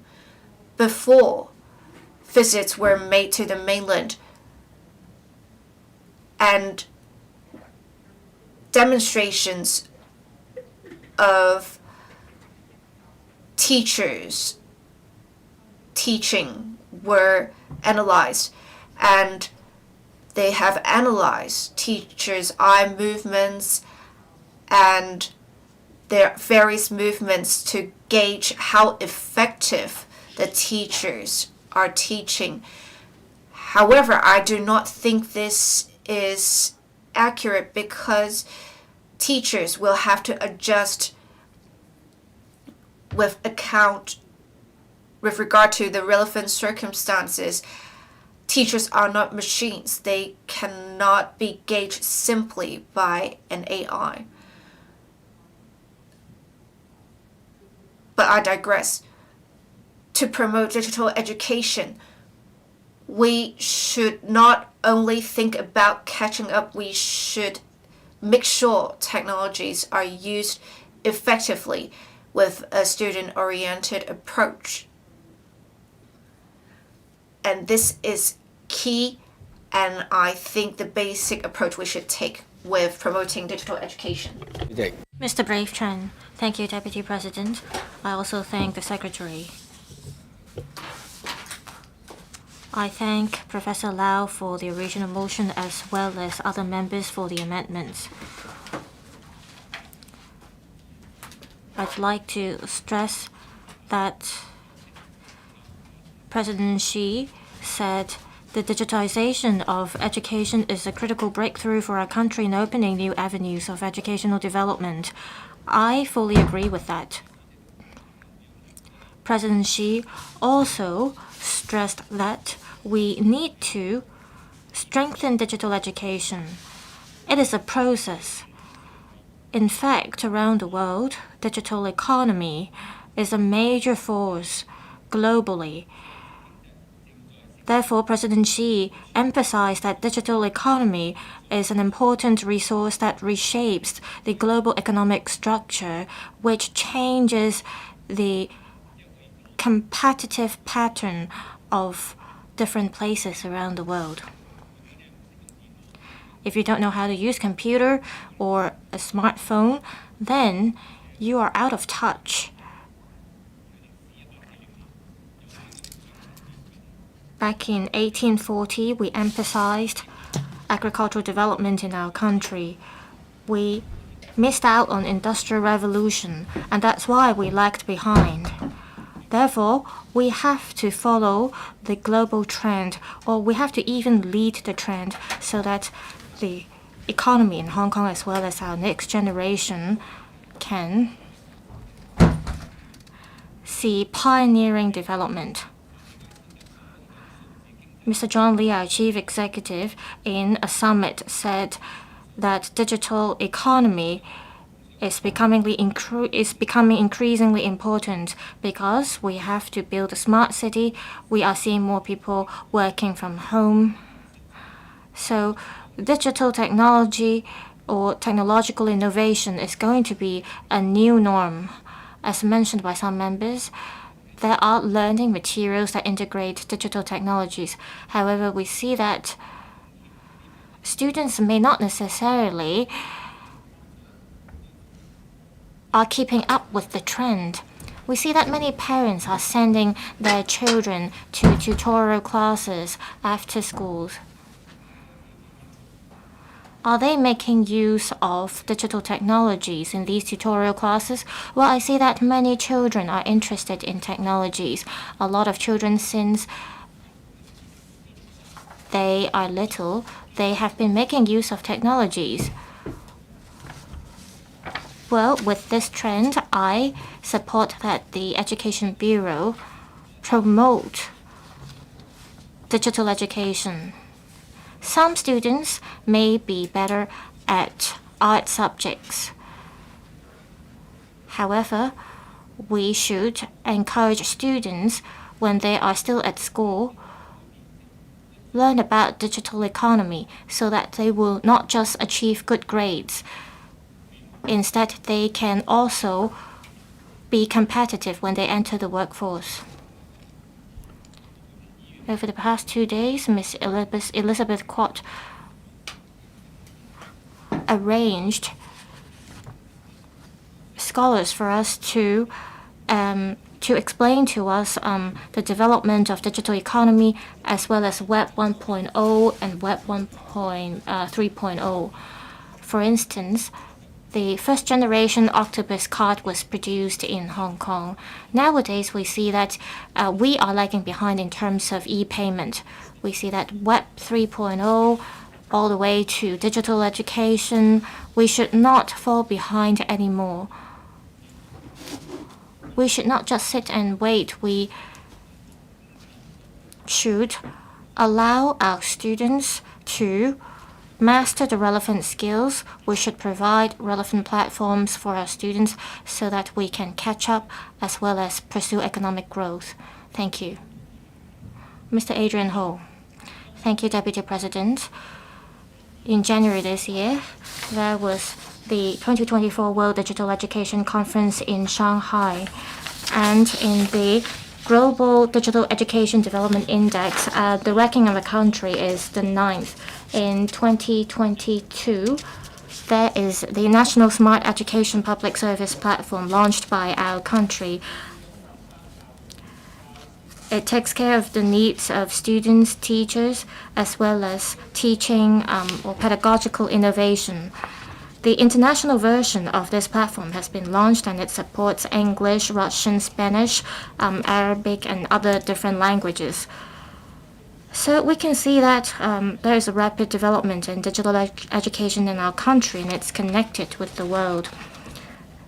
The perks of digital education is that it can break barriers. This March, the Minister of our Education Ministry said in a press conference that our country during the COVID pandemic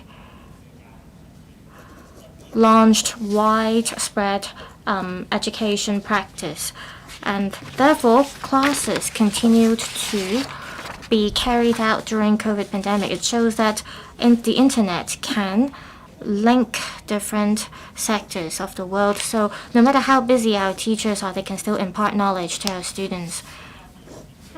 I think this trend can allow a more convenient instruction model or teaching model, and we can make use of digital technologies in Hong Kong as well. And this can allow us to break free from the restriction of physical classrooms. And this also would allow those who are working hard to equip themselves in the workforce to learn while they are taking up jobs.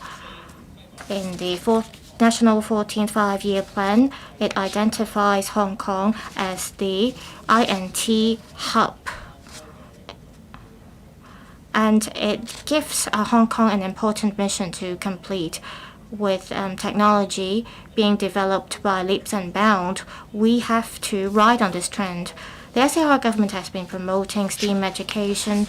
Engineering, science, and maths are the core parts under STEAM education. Students have to adapt to this new trend. Well, in the long run, we have to teach students how to use AI technologies. For instance, we should teach them how to interact with generative AI to boost productivity. Also, we have to learn how to collect and make use of big data through effective data management. We will see the government make use of this technology to come up with policies, and SMEs can also make decisions through generative AI. It will bring about lots of advantages. I so submit I speak in support of the motion. Thank you. Mr. Dennis Leung. Deputy President, I speak in support of the original motion as well as the other amendments. We are discussing digital education today.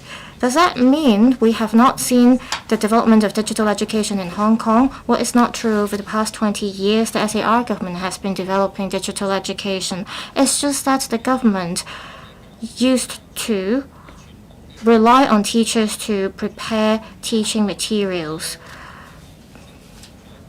to make classes more interesting and to make teaching and learning more effective. As we see rapid development of digital technologies, as we enter the era of digitalization, we are no longer allowing teachers to instruct students. Instead, we are relying on an interactive model. Students are not just listening to teachers, they have to explore themselves. We are switching from a traditional model to self-directed enhancement model. We are also seeing global collaboration in this regard. Instead of relying on teachers as the instructor, we may have AI to be the instructor now. To modernize teaching, well, digital education allows us to reform. We have to switch from being passive to active. We should not just be receptive, we have to be active. We have to switch from being amateurs to professionals. We have to build a modern, strong country. There are relevant strategies in our country to speed up the development of digital education to encourage lifelong learning. In the past, some overseas well-known universities would organize online classes, but since 2020 with COVID, we are seeing the launch of MOOC, massive online courses. We are also seeing a education resource database in our country. There are a series of standards to these resources, and MOOC has become a major trend in Hong Kong. As at 2023, the registered users of smart education have reached 100 million, and viewership reaches 36.7 billion. We also have the Hong Kong Education City Limited in Hong Kong, and teachers put or upload resources onto the relevant platform for the use of students and teachers so that students can learn themselves. However, the Hong Kong Education City Limited has lost sight of the global trend as there is a lack of management of the resources. Therefore, we haven't been able to achieve digital education. The SAR government should develop a centralized system to help local students and teachers so that teaching and learning can move with the times and that students and teachers can make use of AI. And through the centralized system, we can perhaps help students with special needs to achieve their learning goals, and that all students can have access to education in a fair manner. We have yet to see new development in digital technologies. While the SAR government has put in a lot of resources in STEAM education, we are still lagging behind other countries. We have yet to see breakthroughs, and we haven't been able to roll out a better platform for students from the new generation. While teachers are able to attend different courses to master the skills to use different types of technologies, teachers are often busy, and it's hard for them to make use of the skills in the design of their classes. So I hope the SAR government can set up a steering committee in developing digital education so that we have clear goals. We should also learn from practices of the mainland to promote digital education so that students can be the mainstay in digital education and teachers can be the facilitators. We should also have a digital education base. I urge the relevant government officials to visit the mainland to have a better idea of the skills and practices in the mainland. There should also be a development blueprint in this area. I so submit. Thank you. Reverend Peter Kuhn. Deputy President, The digitalization wave has caught every country in the world in it. It has changed the labor market and working pattern. It has also driven digitalization in schools. Digital education is a consensus of the future direction of the country's educational system. During the 2 sessions of the country, a hot topic was pick up pace in developing digital education. Now, in the 5th collective study session, General Secretary Xi Jinping said that the digitalization of education is a critical breakthrough for our country in opening new avenues of educational development and shaping new advantages in educational development. It highlights the importance of digital education in a country's development. In Hong Kong, we have gathered sufficient experience in digital education. Also, substantial resources have been allocated to the course. Now, according to the OECD's survey concerning international students' capability, Hong Kong students' STEAM capability is much higher than the overall standard. We rank 7th in the world. However, the progress of digital education has been met with many challenges. Now, as teachers should enhance their digital capabilities. Teachers must have an awareness to enhance the digital capabilities to achieve digital transformation in education. And also, the teaching method must be adjusted in view of the changes in society. Now, AR or VR devices, audio and video teaching resources, generative AI tools, and also other digital technologies. These tools have made it more challenging for teachers. They need a higher level of digital capabilities. So I suggest the Education Bureau to provide more training programs for teachers in terms of the development of AI and also its adoption. This will help us enhance and identify more talents in terms of digital education. Now, it is obvious that there are much benefits to the digitalization of education. However, it gives rise to issues like authenticity of information, qualification, recognition, and credibility, ethics, and intellectual property issues. The success of digital education depends on the integration between software and hardware. On the software side, it is the digital literacy of teachers and also the legislative framework. Now, these are the keys for the sustained development of digital education. Now, in recent times, the development of AI has garnered a lot of concerns. Now, ChatGPT is a large language model which caused a lot of disputes in the academia. We need to make sure that students are being taught the right attitudes in using AI. The government should take deep thoughts on the impacts of ChatGPT on students' learning progress. For example, will their young minds be adversely affected or emotionally attached to the robots? Now, we need to address all these issues. I so submit. Ms. Lillian Kwok.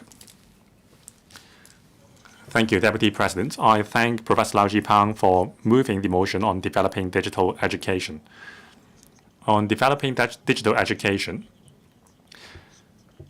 many years ago, Hong Kong has started on developing digital education. In 1980s, computer programming was one of the examination programs in our public examination. Now, at the time, 10% of the students took HKCE exams. So it means that 10% of the students were able to code. However, it became the computer and IT subjects, and then there was no more coding element. So there were fewer and fewer students who were able to code. Now, there were some 12,500 students who were able to code in 2005, but after the change, there were very few left. Now we need to do our parts. Educators must be able to grasp digital technology. It means that they can unlock a lot more opportunities for the students.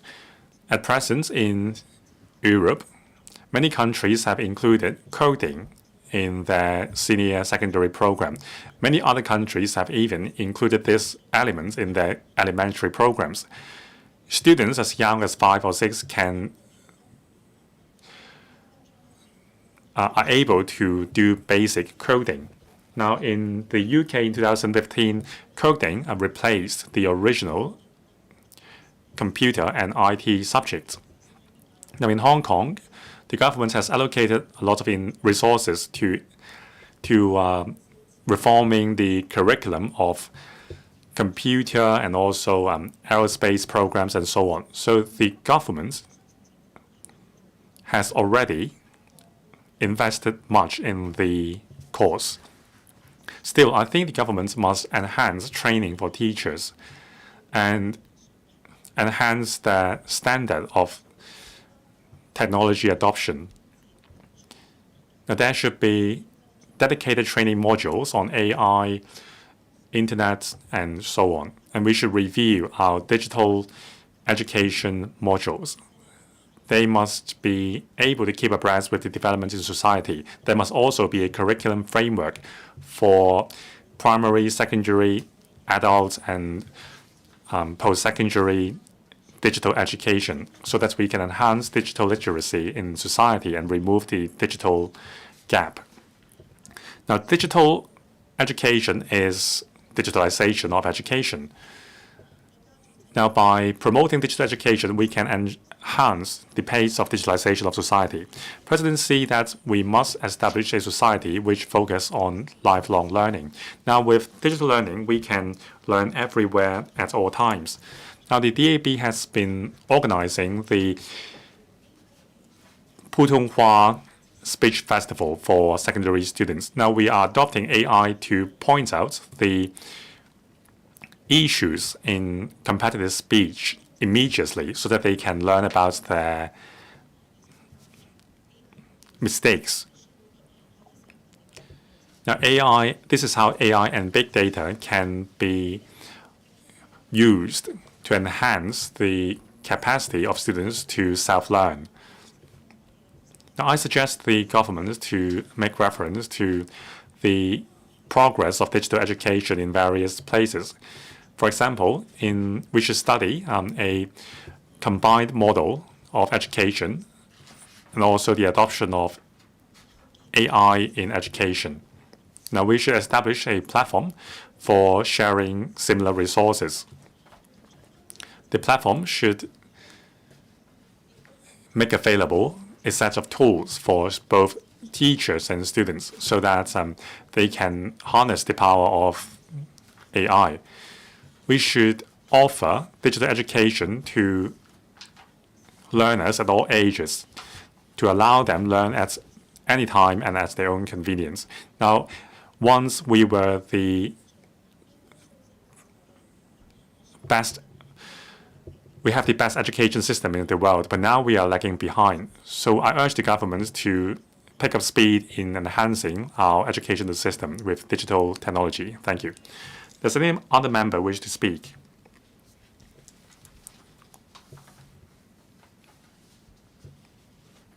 Professor Lau Chi-Pang, you may now speak on the amendments. Thank you, Deputy President. I thank Professor William Wong, Mr. Shang Hailong, Professor Chen Wing-Kwong, and Mr. Kenneth Leung for their amendments. They have enriched my motions and make it more comprehensive. Like the 4 other members, I would like to use digital education to empower our teachers so that we can establish a high-quality education system. So I support the amendments moved by all 4 members. Now, the elements include digital ethics, data security, and AI security. On how we can combine these elements into mainstream curriculum, it is the government's responsibility. We support we have to ensure that we have an AI or digital-friendly policy to ensure that there is sufficient growth in the system. Now, digital education solution must be able to manage the risk and ensure maximum efficiency so that we can make use of digital tools to empower educators. Now, some amendments also mention that AI and digital education should cover all levels of learners, including special education. Now, these are all invaluable in creating a learner favorable ambience. Now, according to a survey, according to the reports of the central authorities, we have seen much progress in digital education. Now, we have the largest online education platform, that is the smart education platform in the country. And also the country has made significant progress in MOOC. In view of this, Hong Kong must learn from the country in developing digital education and make digital technology universal in our schools and promote continuous learning in society to ensure that education technologies in Hong Kong. Sorry, Professor Lau Chi-Pang, you should only speak on the amendments. I thank and support the amendments moved by the 4 members. I so submit. 教育局局長。 Secretary for Education. Deputy President, once again, I would like to thank Professor Lau Chi-Pang for moving the motion and the 4 members for moving their amendments and the members who have spoken on the motion and the amendments. In the following, I would like to respond to members' suggestions and share with members the future work of the Education Bureau in relation to the nurturing of R&T talents and the development of digital education. Primary and secondary schools set the foundation for nurturing R&T students. R&T talents, the Education Bureau will continue to vigorously promote STEAM education under the guidance of the Standing Committee on STEAM Education of the Curriculum Development Council, including the incorporation of more R&T elements into learning areas such as mathematics and science and digitalization.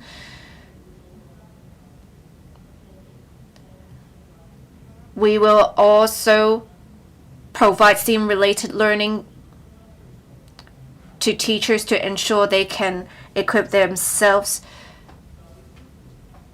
with the relevant skills in order to enhance the effectiveness of teaching and learning.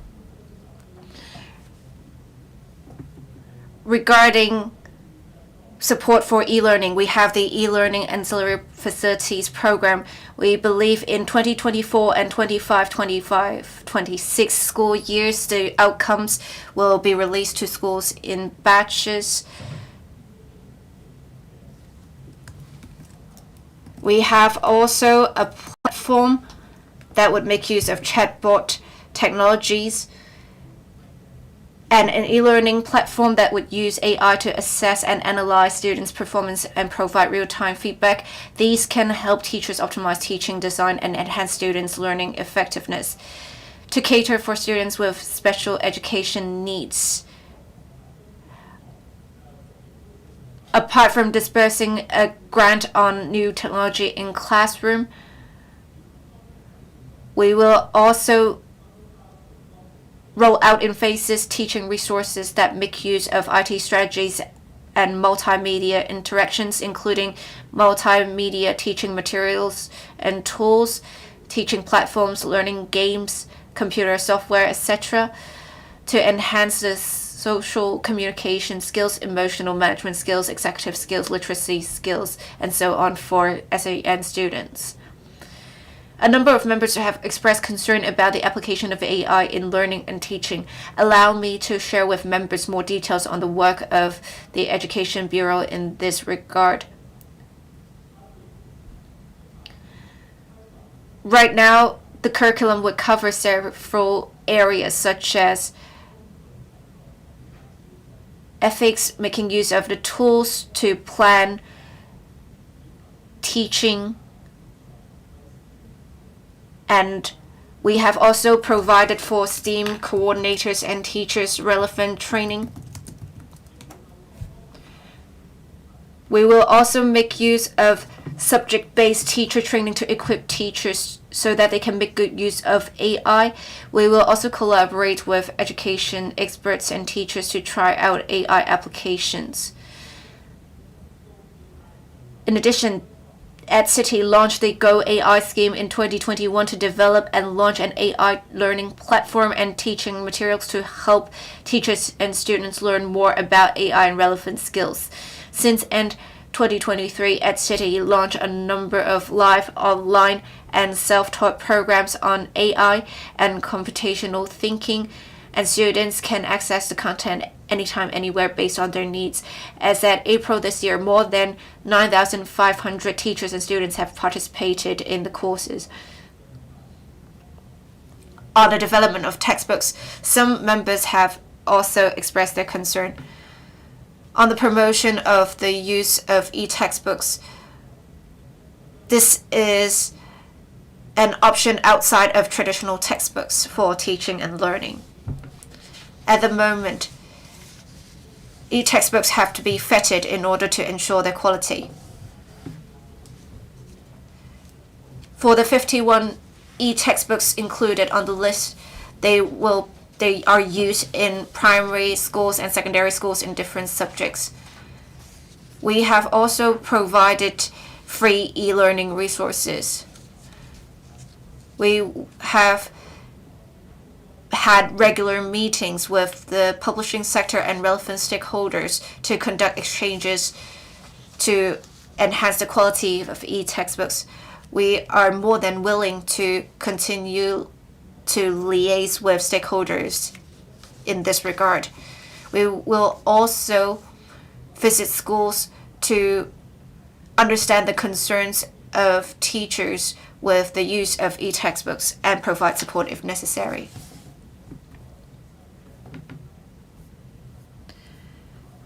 Many members have expressed concern about AI ethics. The Education Bureau this year has proposed a framework that is the information literacy for the students in Hong Kong.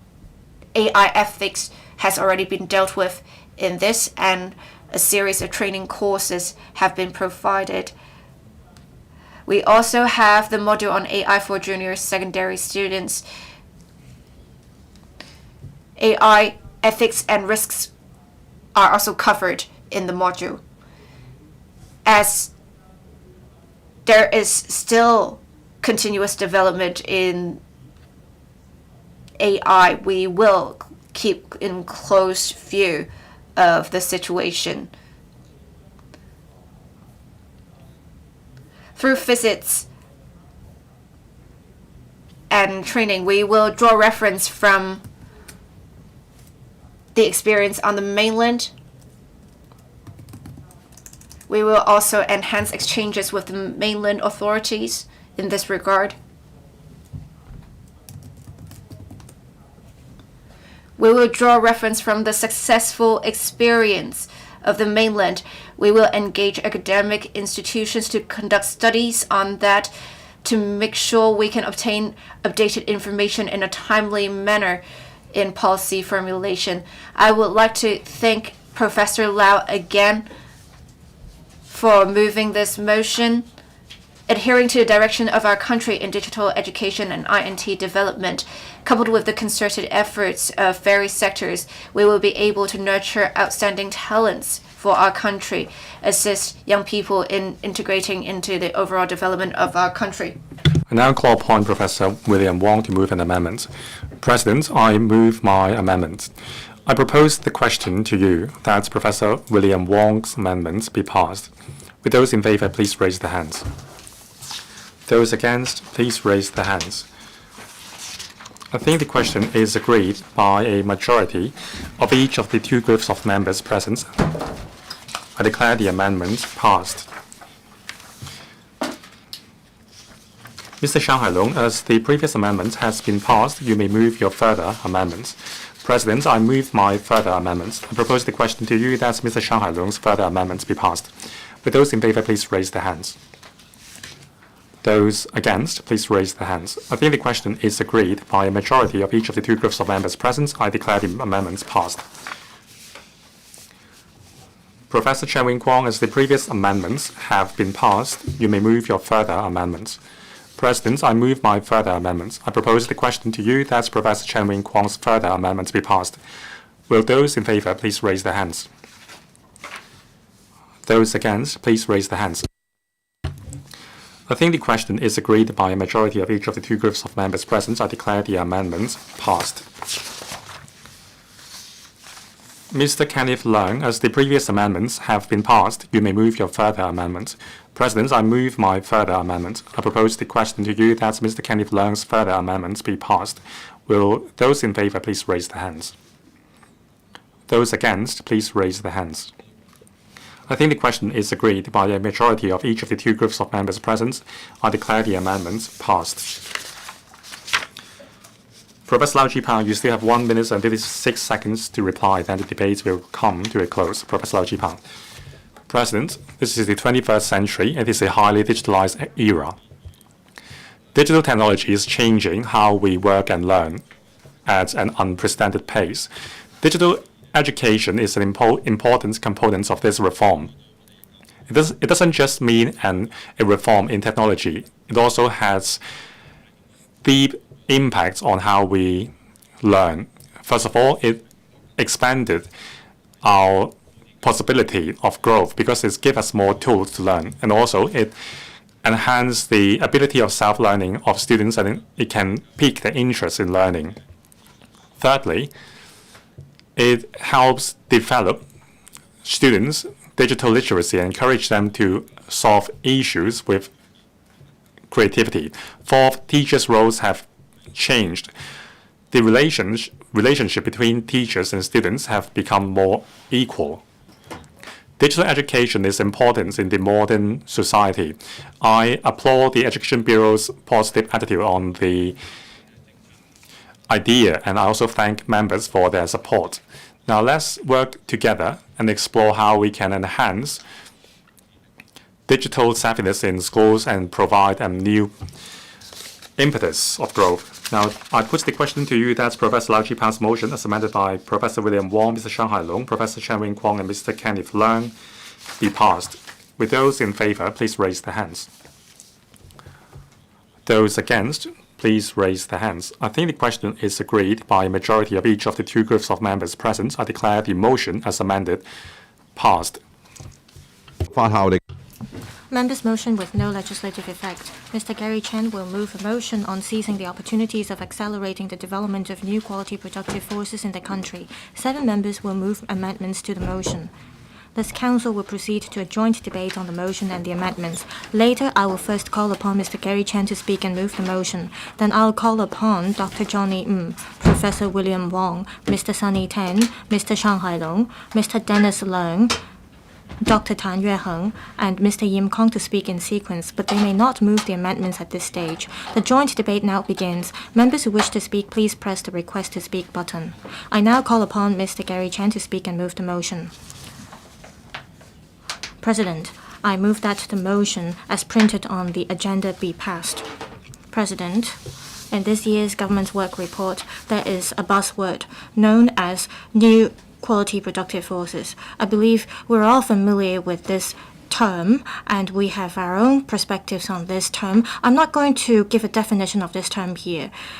I raised this motion today because I'd like to bring together our collective wisdom to contribute to the economic growth of Hong Kong as well as our country.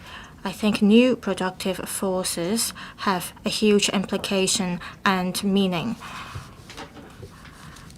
It's about boosting productivity and is also an important theory put forward by our country. It calls for new productive forces, new industries, new modes, and new growth drivers, and there are strategies behind all these. Mr. Xia Baolong, in the National Education Day, mentioned about new productive forces. He said that we have to proactively seize the opportunities brought by new productive forces, and we have to bring together talents from around the world. We have to develop smart port as well as smart economy. We have to reinforce the advantages we have in traditional industries. Mr. Xia Baolong point to us the direction we should head to.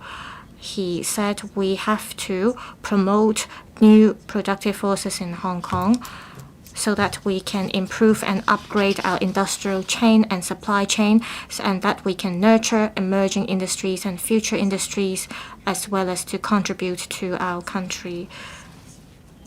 The new productive forces stem from the fourth industrial revolution. With the rapid development of technologies in our country, I think the key to promoting new productive forces have to do with three major directions and three policy objectives. First, to promote new productive forces, we have to make breakthroughs in technologies. This is going to be our main objective. That is the breakthrough from 0 to 1. We have to make revolutionary breakthroughs to develop new growth engines. For instance, in the past, our country spent 10 years on new energy vehicles, and there was a new technology revolving around new energy vehicles. And the breakthroughs is the battery as well as the battery management system.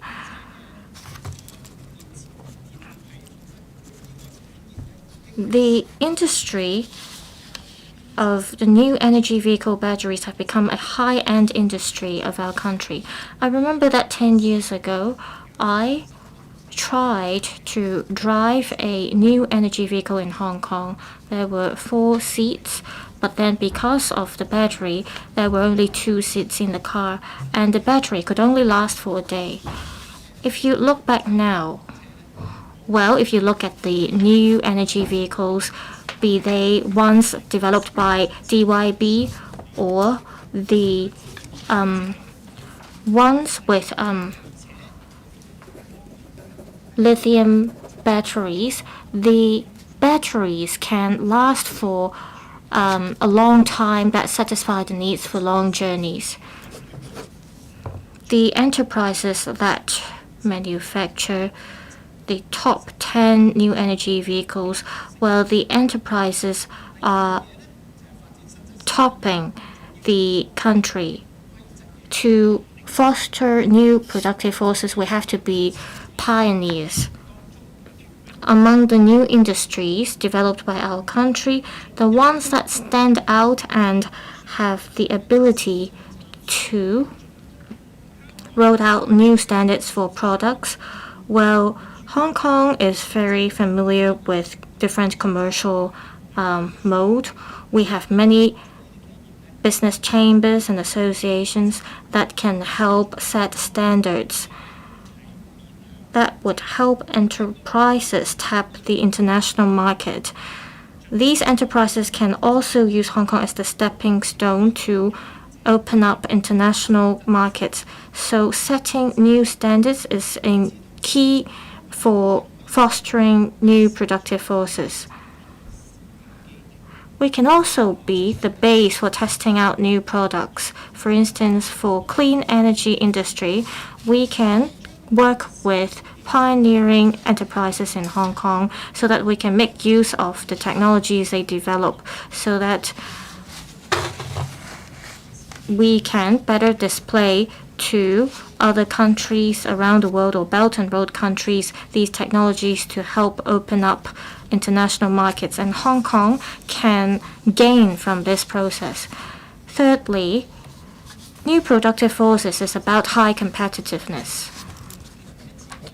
Information technologies developed by leaps and bounds. That's why we need to have long-term planning. President Xi Jinping emphasized that new productive forces have to be developed according to local conditions. Internationalization is one major advantage we enjoy.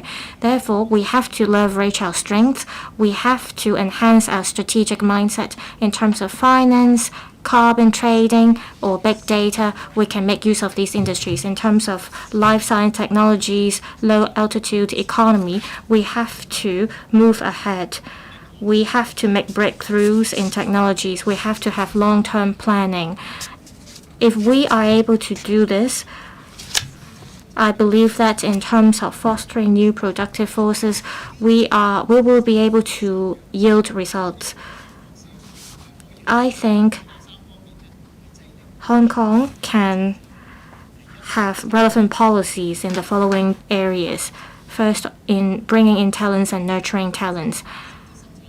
In order for us to promote new productive forces, we need to have a massive amount of professionals. People is the determining factor for us to bolster new productive forces. We need three types of talents desperately. First, for frontier technologies, we need relevant talents. Second, in terms of basic R&D, we need leaders in this area. Third, we need people who are familiar with applying data about new productive forces. If we can bring in talents in these three areas, I believe we are able to scale new heights in our economy. Also, we have to develop the loop by leveraging our strengths. In the 2 sessions this year, the DAB called for development of the loop. I think we can make full use of the Hong Kong Shenzhen INT zone to develop biotechnology.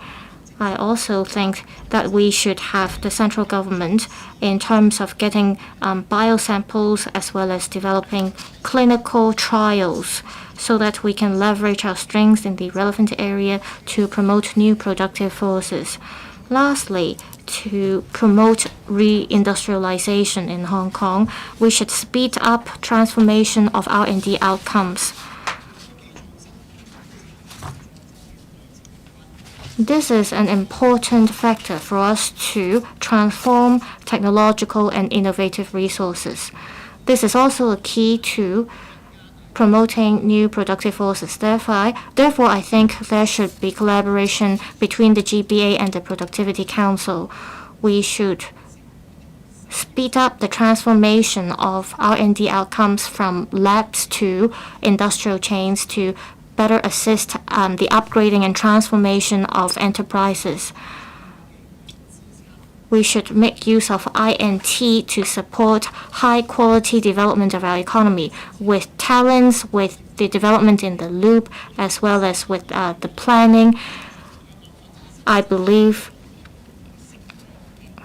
we will be able to soon achieve results in fostering new productive forces. Now I'd like to hear members about their views on promoting productive forces. And now I propose the question to you that Mr. Chen Hucken's motion be passed Dr. Johnny Ng. I would first like to thank Mr. Chen Hucken for moving the motion. I hope that we can all discuss the new opportunities brought about by new quality productive forces. I agree that we should seize the opportunity and develop Hong Kong into the 8 centers and make good use of the new quality productivity forces. I have a few suggestions to make.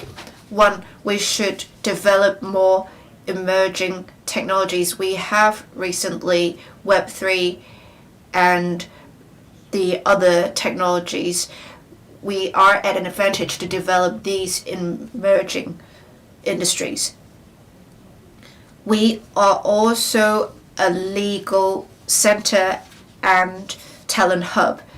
We have all the strengths that can build a wealth-free platform, and in turn that will bring about new opportunities to Hong Kong. In recent years, many academic institutions have training programs in relation to aviation and logistics. And in turn, that will create a good foundation for the future.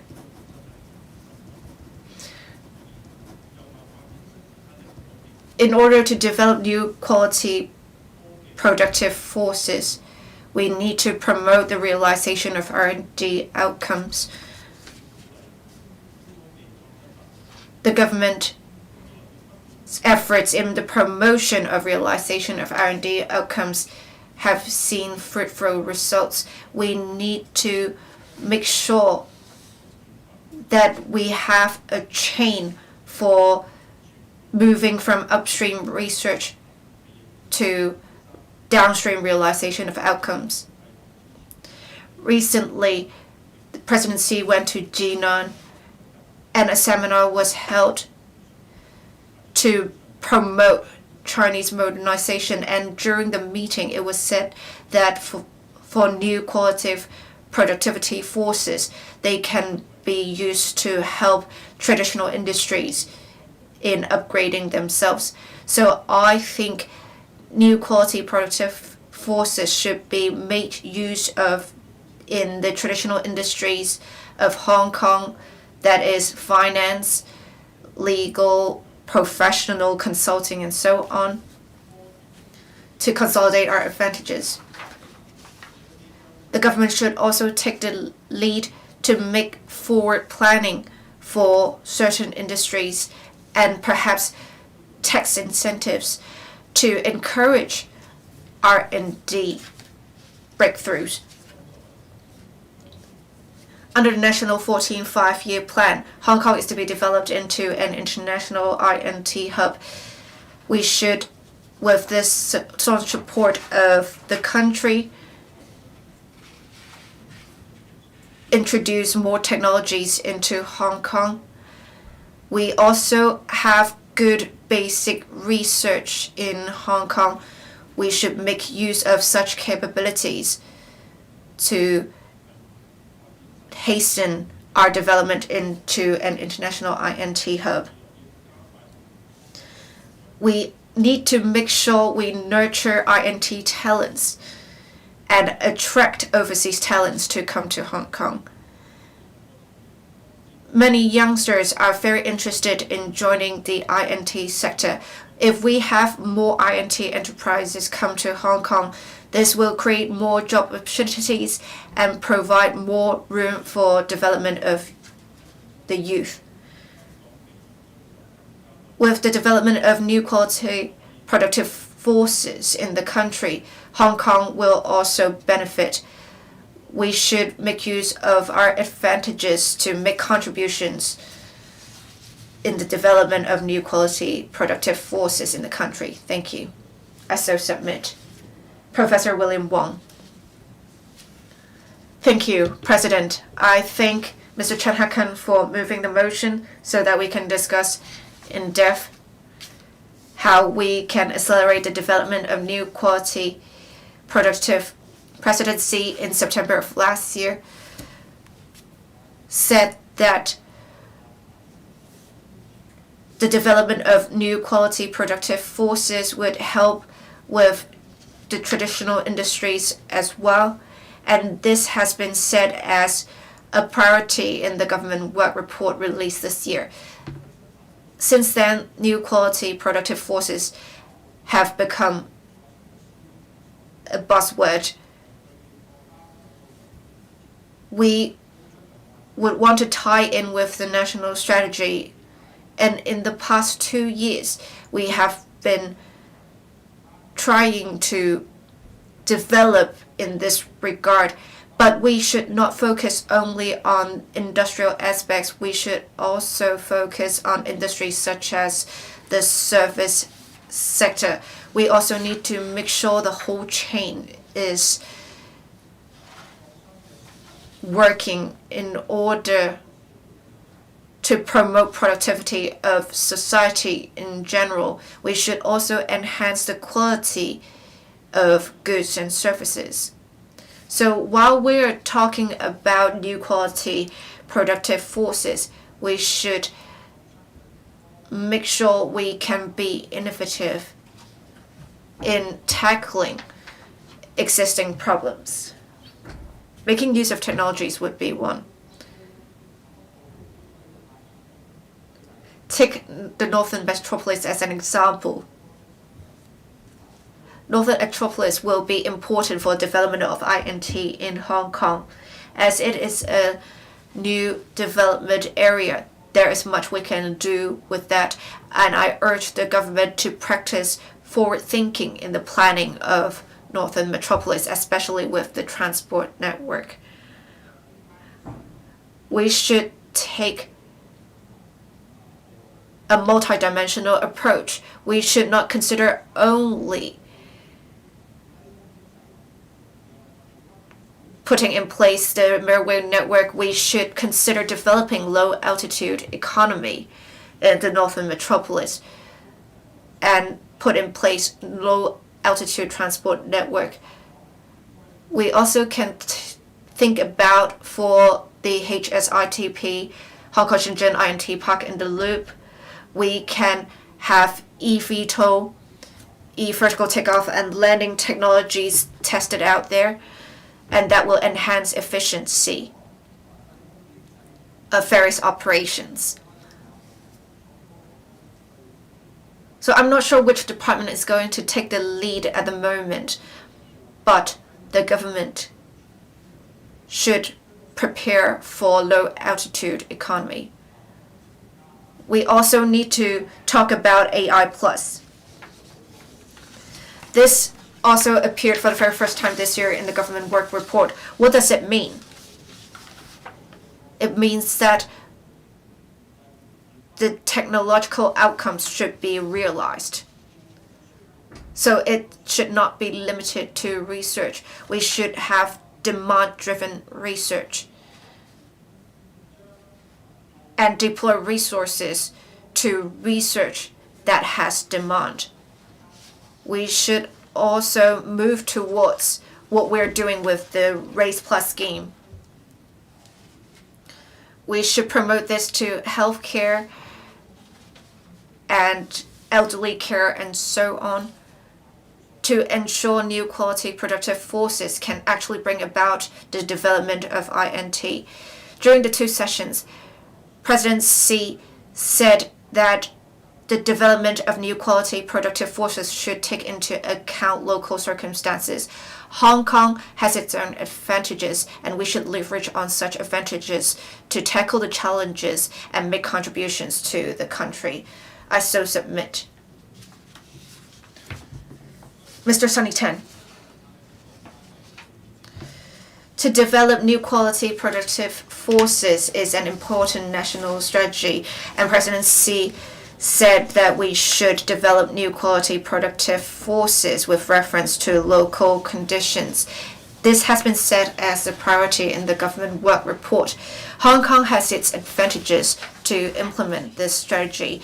Hong Kong is to be developed into 8 centers, and I think Hong Kong is in the position to make great contributions to the development of new quality productive forces in the country. We have new materials, new industries, new technologies and so on. We need to make use of, for example, green technologies to minimize the impact cost. We should also make use of technologies to improve productivity. Before, we used to be very labor intensive. We would often engage mainland workers, and we have benefited a lot.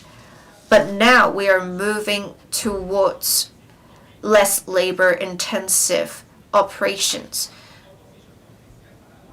Compared to overseas, we now have higher costs, and other countries still have great demand for our products because we are producing quality products. It shows that we are moving towards high quality development. As said before, branding is very important, and it is also how people derive satisfaction. In order to develop new quality productive forces in Hong Kong, we should make sure we have the right infrastructure. We should make sure such infrastructure is competitive. We also need the right talents. We also need to ensure the foundations are in place. In order to develop new quality productive forces, we need to formulate strategies. To tie in with national strategies, we should practice a forward-thinking approach to push forward certain industries' development.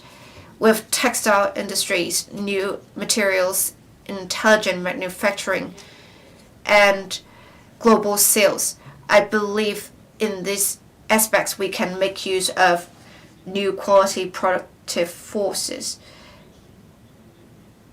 With global supply chain management, Hong Kong has much experience to play a connector role. We should actively reach out to the top-notch mainland enterprises to get them to set a basis in Hong Kong. And then we can help them go global with our sales channels. I and the textile industry believe that the Hong Kong Fashion Design Week can be a great platform for this. With R&D and manufacturing, the 8 UGC-funded universities and the 5 tertiary institutions and the Productivity Council have been playing key roles in this. I would like to declare I am the chairman of the Productivity Council. We should, with reference to local conditions, develop new quality productive forces in Hong Kong and help with the development of traditional and new industries. We want to make use of our advantages to make contributions to the country in making it even more competitive. I believe we can make use of the new quality productive forces to help with the country. Thank you. Mr. Zhang Hailong. I thank Mr. Gary Chan for raising this motion. I declare that I am the founder of a new productive forces association. Well, members have expressed their views on new productive forces. My understanding is that we have to have more productive manufacturing or more green manufacturing or production. To give you some examples, back in the 17th century, we saw the first invention of steamer. And in the 19th century, it was the first time for humans to use electricity. And recently, there was the emergence of computer, and we entered the era of internet. And this year, we have entered the era of large models. Well, every era we see some breakthroughs. If I explain it this way, it may be easier for you to understand it. Because Mr. Gary Chan mentioned about breakthroughs. Well, modern production, unlike in the ancient times, we relied on labor or humans. In fact, we have all along been promoting new productive forces. Nowadays, new productive forces are fostered through capital policy as well as smart technology. We have had some resources. For instance, in the upstream sector, we have strong R&D capabilities to achieve end-to-one transformation. However, we're still lagging behind. I attended some events recently where the leaders of some provinces told me that we are at a similar level as it was back in dozens years ago. We are still using diesel-powered vehicles, for instance. Well, after hearing their comments, it reminded me of the disputes between Uber drivers and taxi drivers. Well, some people asked me for my opinions about this. Well, my view is that driver is a job that is no longer going to be the trend. I think we have to give strategic support to promote new productive forces.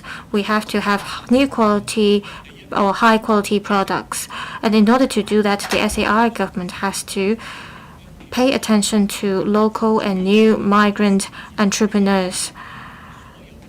I stress entrepreneurs because it is not members of this council who can best interpret the term new productive forces. Instead, it is entrepreneurs. Mr. Gary Chan mentioned about factors that help us promote new productive forces. In order to transform RD and outcomes, enterprises are the key.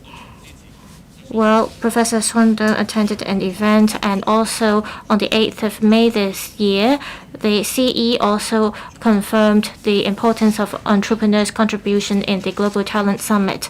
Also, the SAR government should encourage research, academic, and industry sectors collaboration. There are some 24 items under the Race Plus scheme, and I think they are all trailblazing items. We have to look for CEOs, and it is only with entrepreneurs that we can speed up the realization of R&D outcomes. Recently, we have all types of talent admission schemes. These talents are going to different universities, including the HKUST as well as the City University. The SAR government should come up with incentives and policies to attract enterprises to establish presence in Hong Kong. The Oasis have achieved some results. However, I hope that they can fulfill their promises. For instance, we need to have more job opportunities, and I hope we can achieve actual results in this regard. The SAR government should help local enterprises transform and upgrade themselves. We have to embrace the changes together. Like Mr. Sunny Tan said, the textile industry is seeing is having the same vision as well. Also, we have to enhance awareness of new productive forces, and also the SAR government should have long-term planning to improve and upgrade the Hong Kong INT development blueprint to embrace the promotion of new productive forces. I speak in support of the motion. Thank you. Mr. Dennis Leung. President, new quality productive forces has become a hot topic today, and it is the crux of today's discussion. I hope we can speed up the promotion of new productive forces for high-quality development. Over the past few years, the SAR government has completed a series of missions. We're seeing the movement from stability to prosperity. Marxists once said that productive forces is the fundamental force for historical development. Human and labor is also a display of new productive forces. Productive forces rely on labor, and we have to see improvement? Well, to put it simply, we have to change our mindset. We have to have a team of labor. We have to have the relevant strategic talents. We have to be familiar with how to apply such talents. In terms of labor forces, we have to make use of relevant tools. We have to have a grasp of core technologies. At the technological level, we have to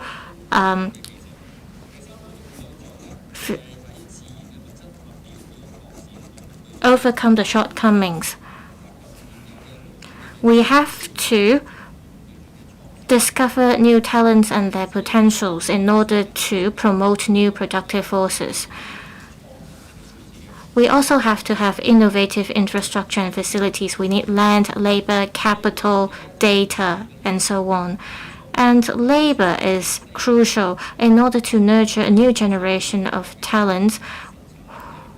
We have to be able to do that to promote new productive forces. So the SAR government has to speed up in terms of cultivating talents with technologies and expertise in order to change the nature of our labor and to upskill them.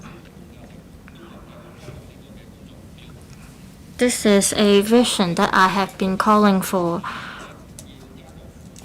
In the downstream sector, the SAR government has to support the relevant parties, and in the midstream, we have to have facilitators so that the new generation has the knowledge and expertise. We need students to be able to grasp the relevant theories as well as develop their own new theories. Over the past few years, we have had a lot of jobs and vacancies yet to be filled. We have emphasized nurturing academic talents. However, we haven't been able to nurture enough technology talents. Technology is crucial. Without tech talents, we are going to see shortcomings in promoting new productive forces. So apart from academic scholars and talents, we also have to cultivate students with relevant skills and technology. We have to offer them opportunities. So after people finish secondary schools, well, they can perhaps take part in courses like repairing vehicles, and they can attend courses held by CIC. In cultivating talents, we have to incorporate new elements. We have to reform the relevant courses and programs so that trainees can have a grasp of how to use smart systems. That would make workers' life easier. This is what we have been talking about, new or high-quality development. These are also indicators for success. So I suggest that the SAR government should really focus on model workers, and we should not overlook the frontline workers. Knowledge-based jobs would form part of new productive forces that are going to contribute to our economic growth, and it's going to help us overcome the shortcomings. And that way, we are going to share the fruitful results of social development. I so submit. Thank you. Mr. Tan Yueheng.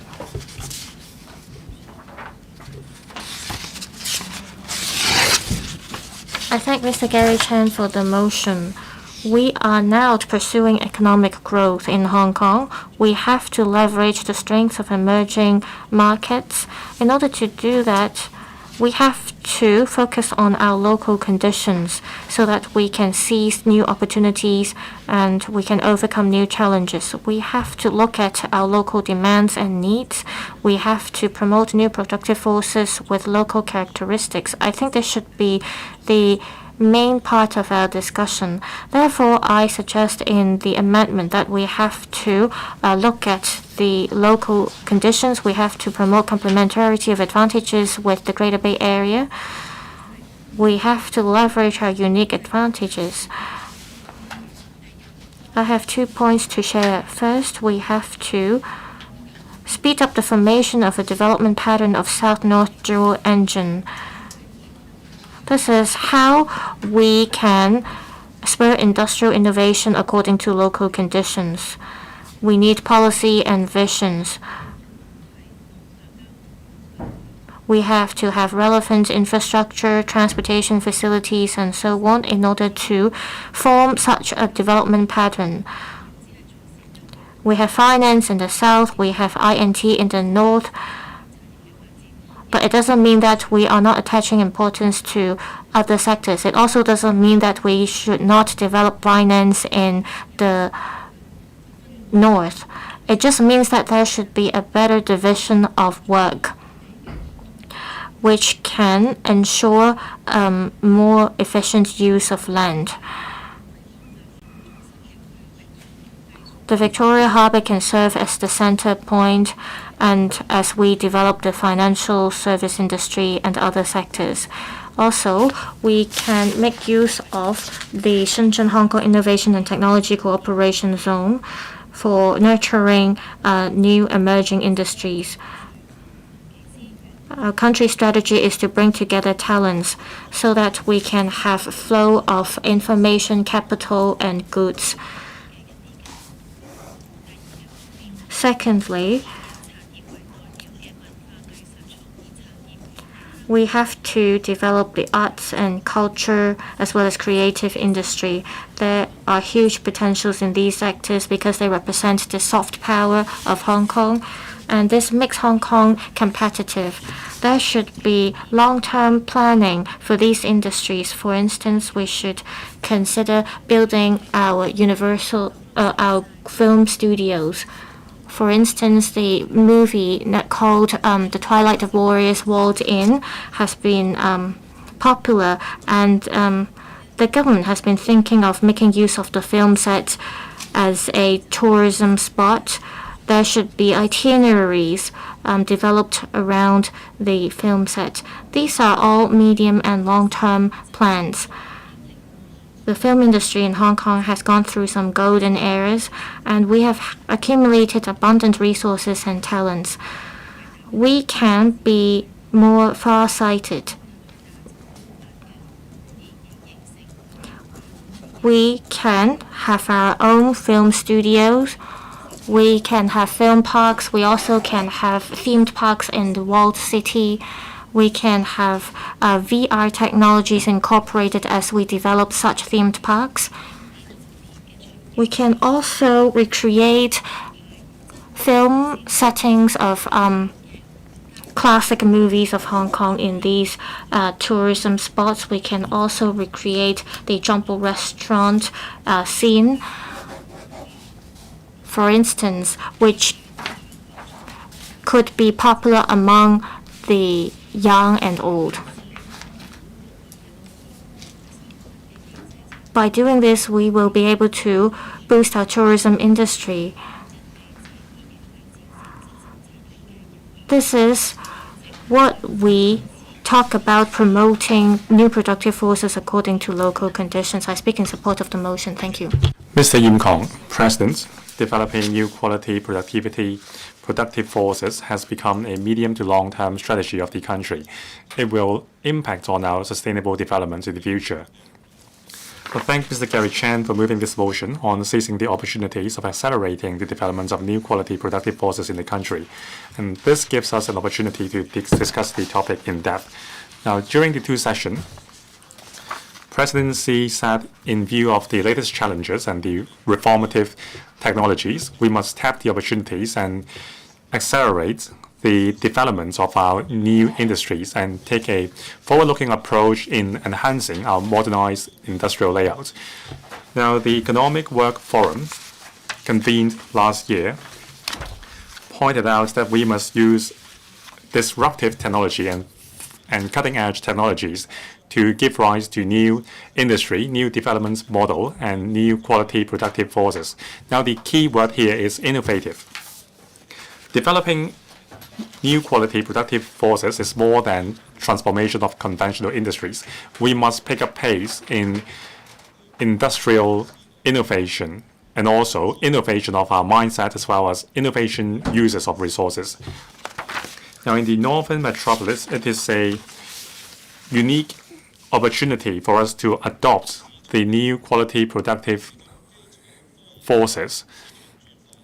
Now, in terms of basic research, regulation, innovation, and also I&T, this is the best entry point for us to exert our strengths in the GBA. Now, as long as we can give play to our basic research advantage while aligning with the country's needs by investing more in the area and providing policy steers, the Northern Metropolis can definitely become the highland for new quality productive forces. Now, the government must have a strategy. For example, what should we do in terms of building a headquarters economy in the Northern Metropolis? There must be more competitive land policies to allow leading enterprises in the world to set up their headquarters in the Northern Metropolis.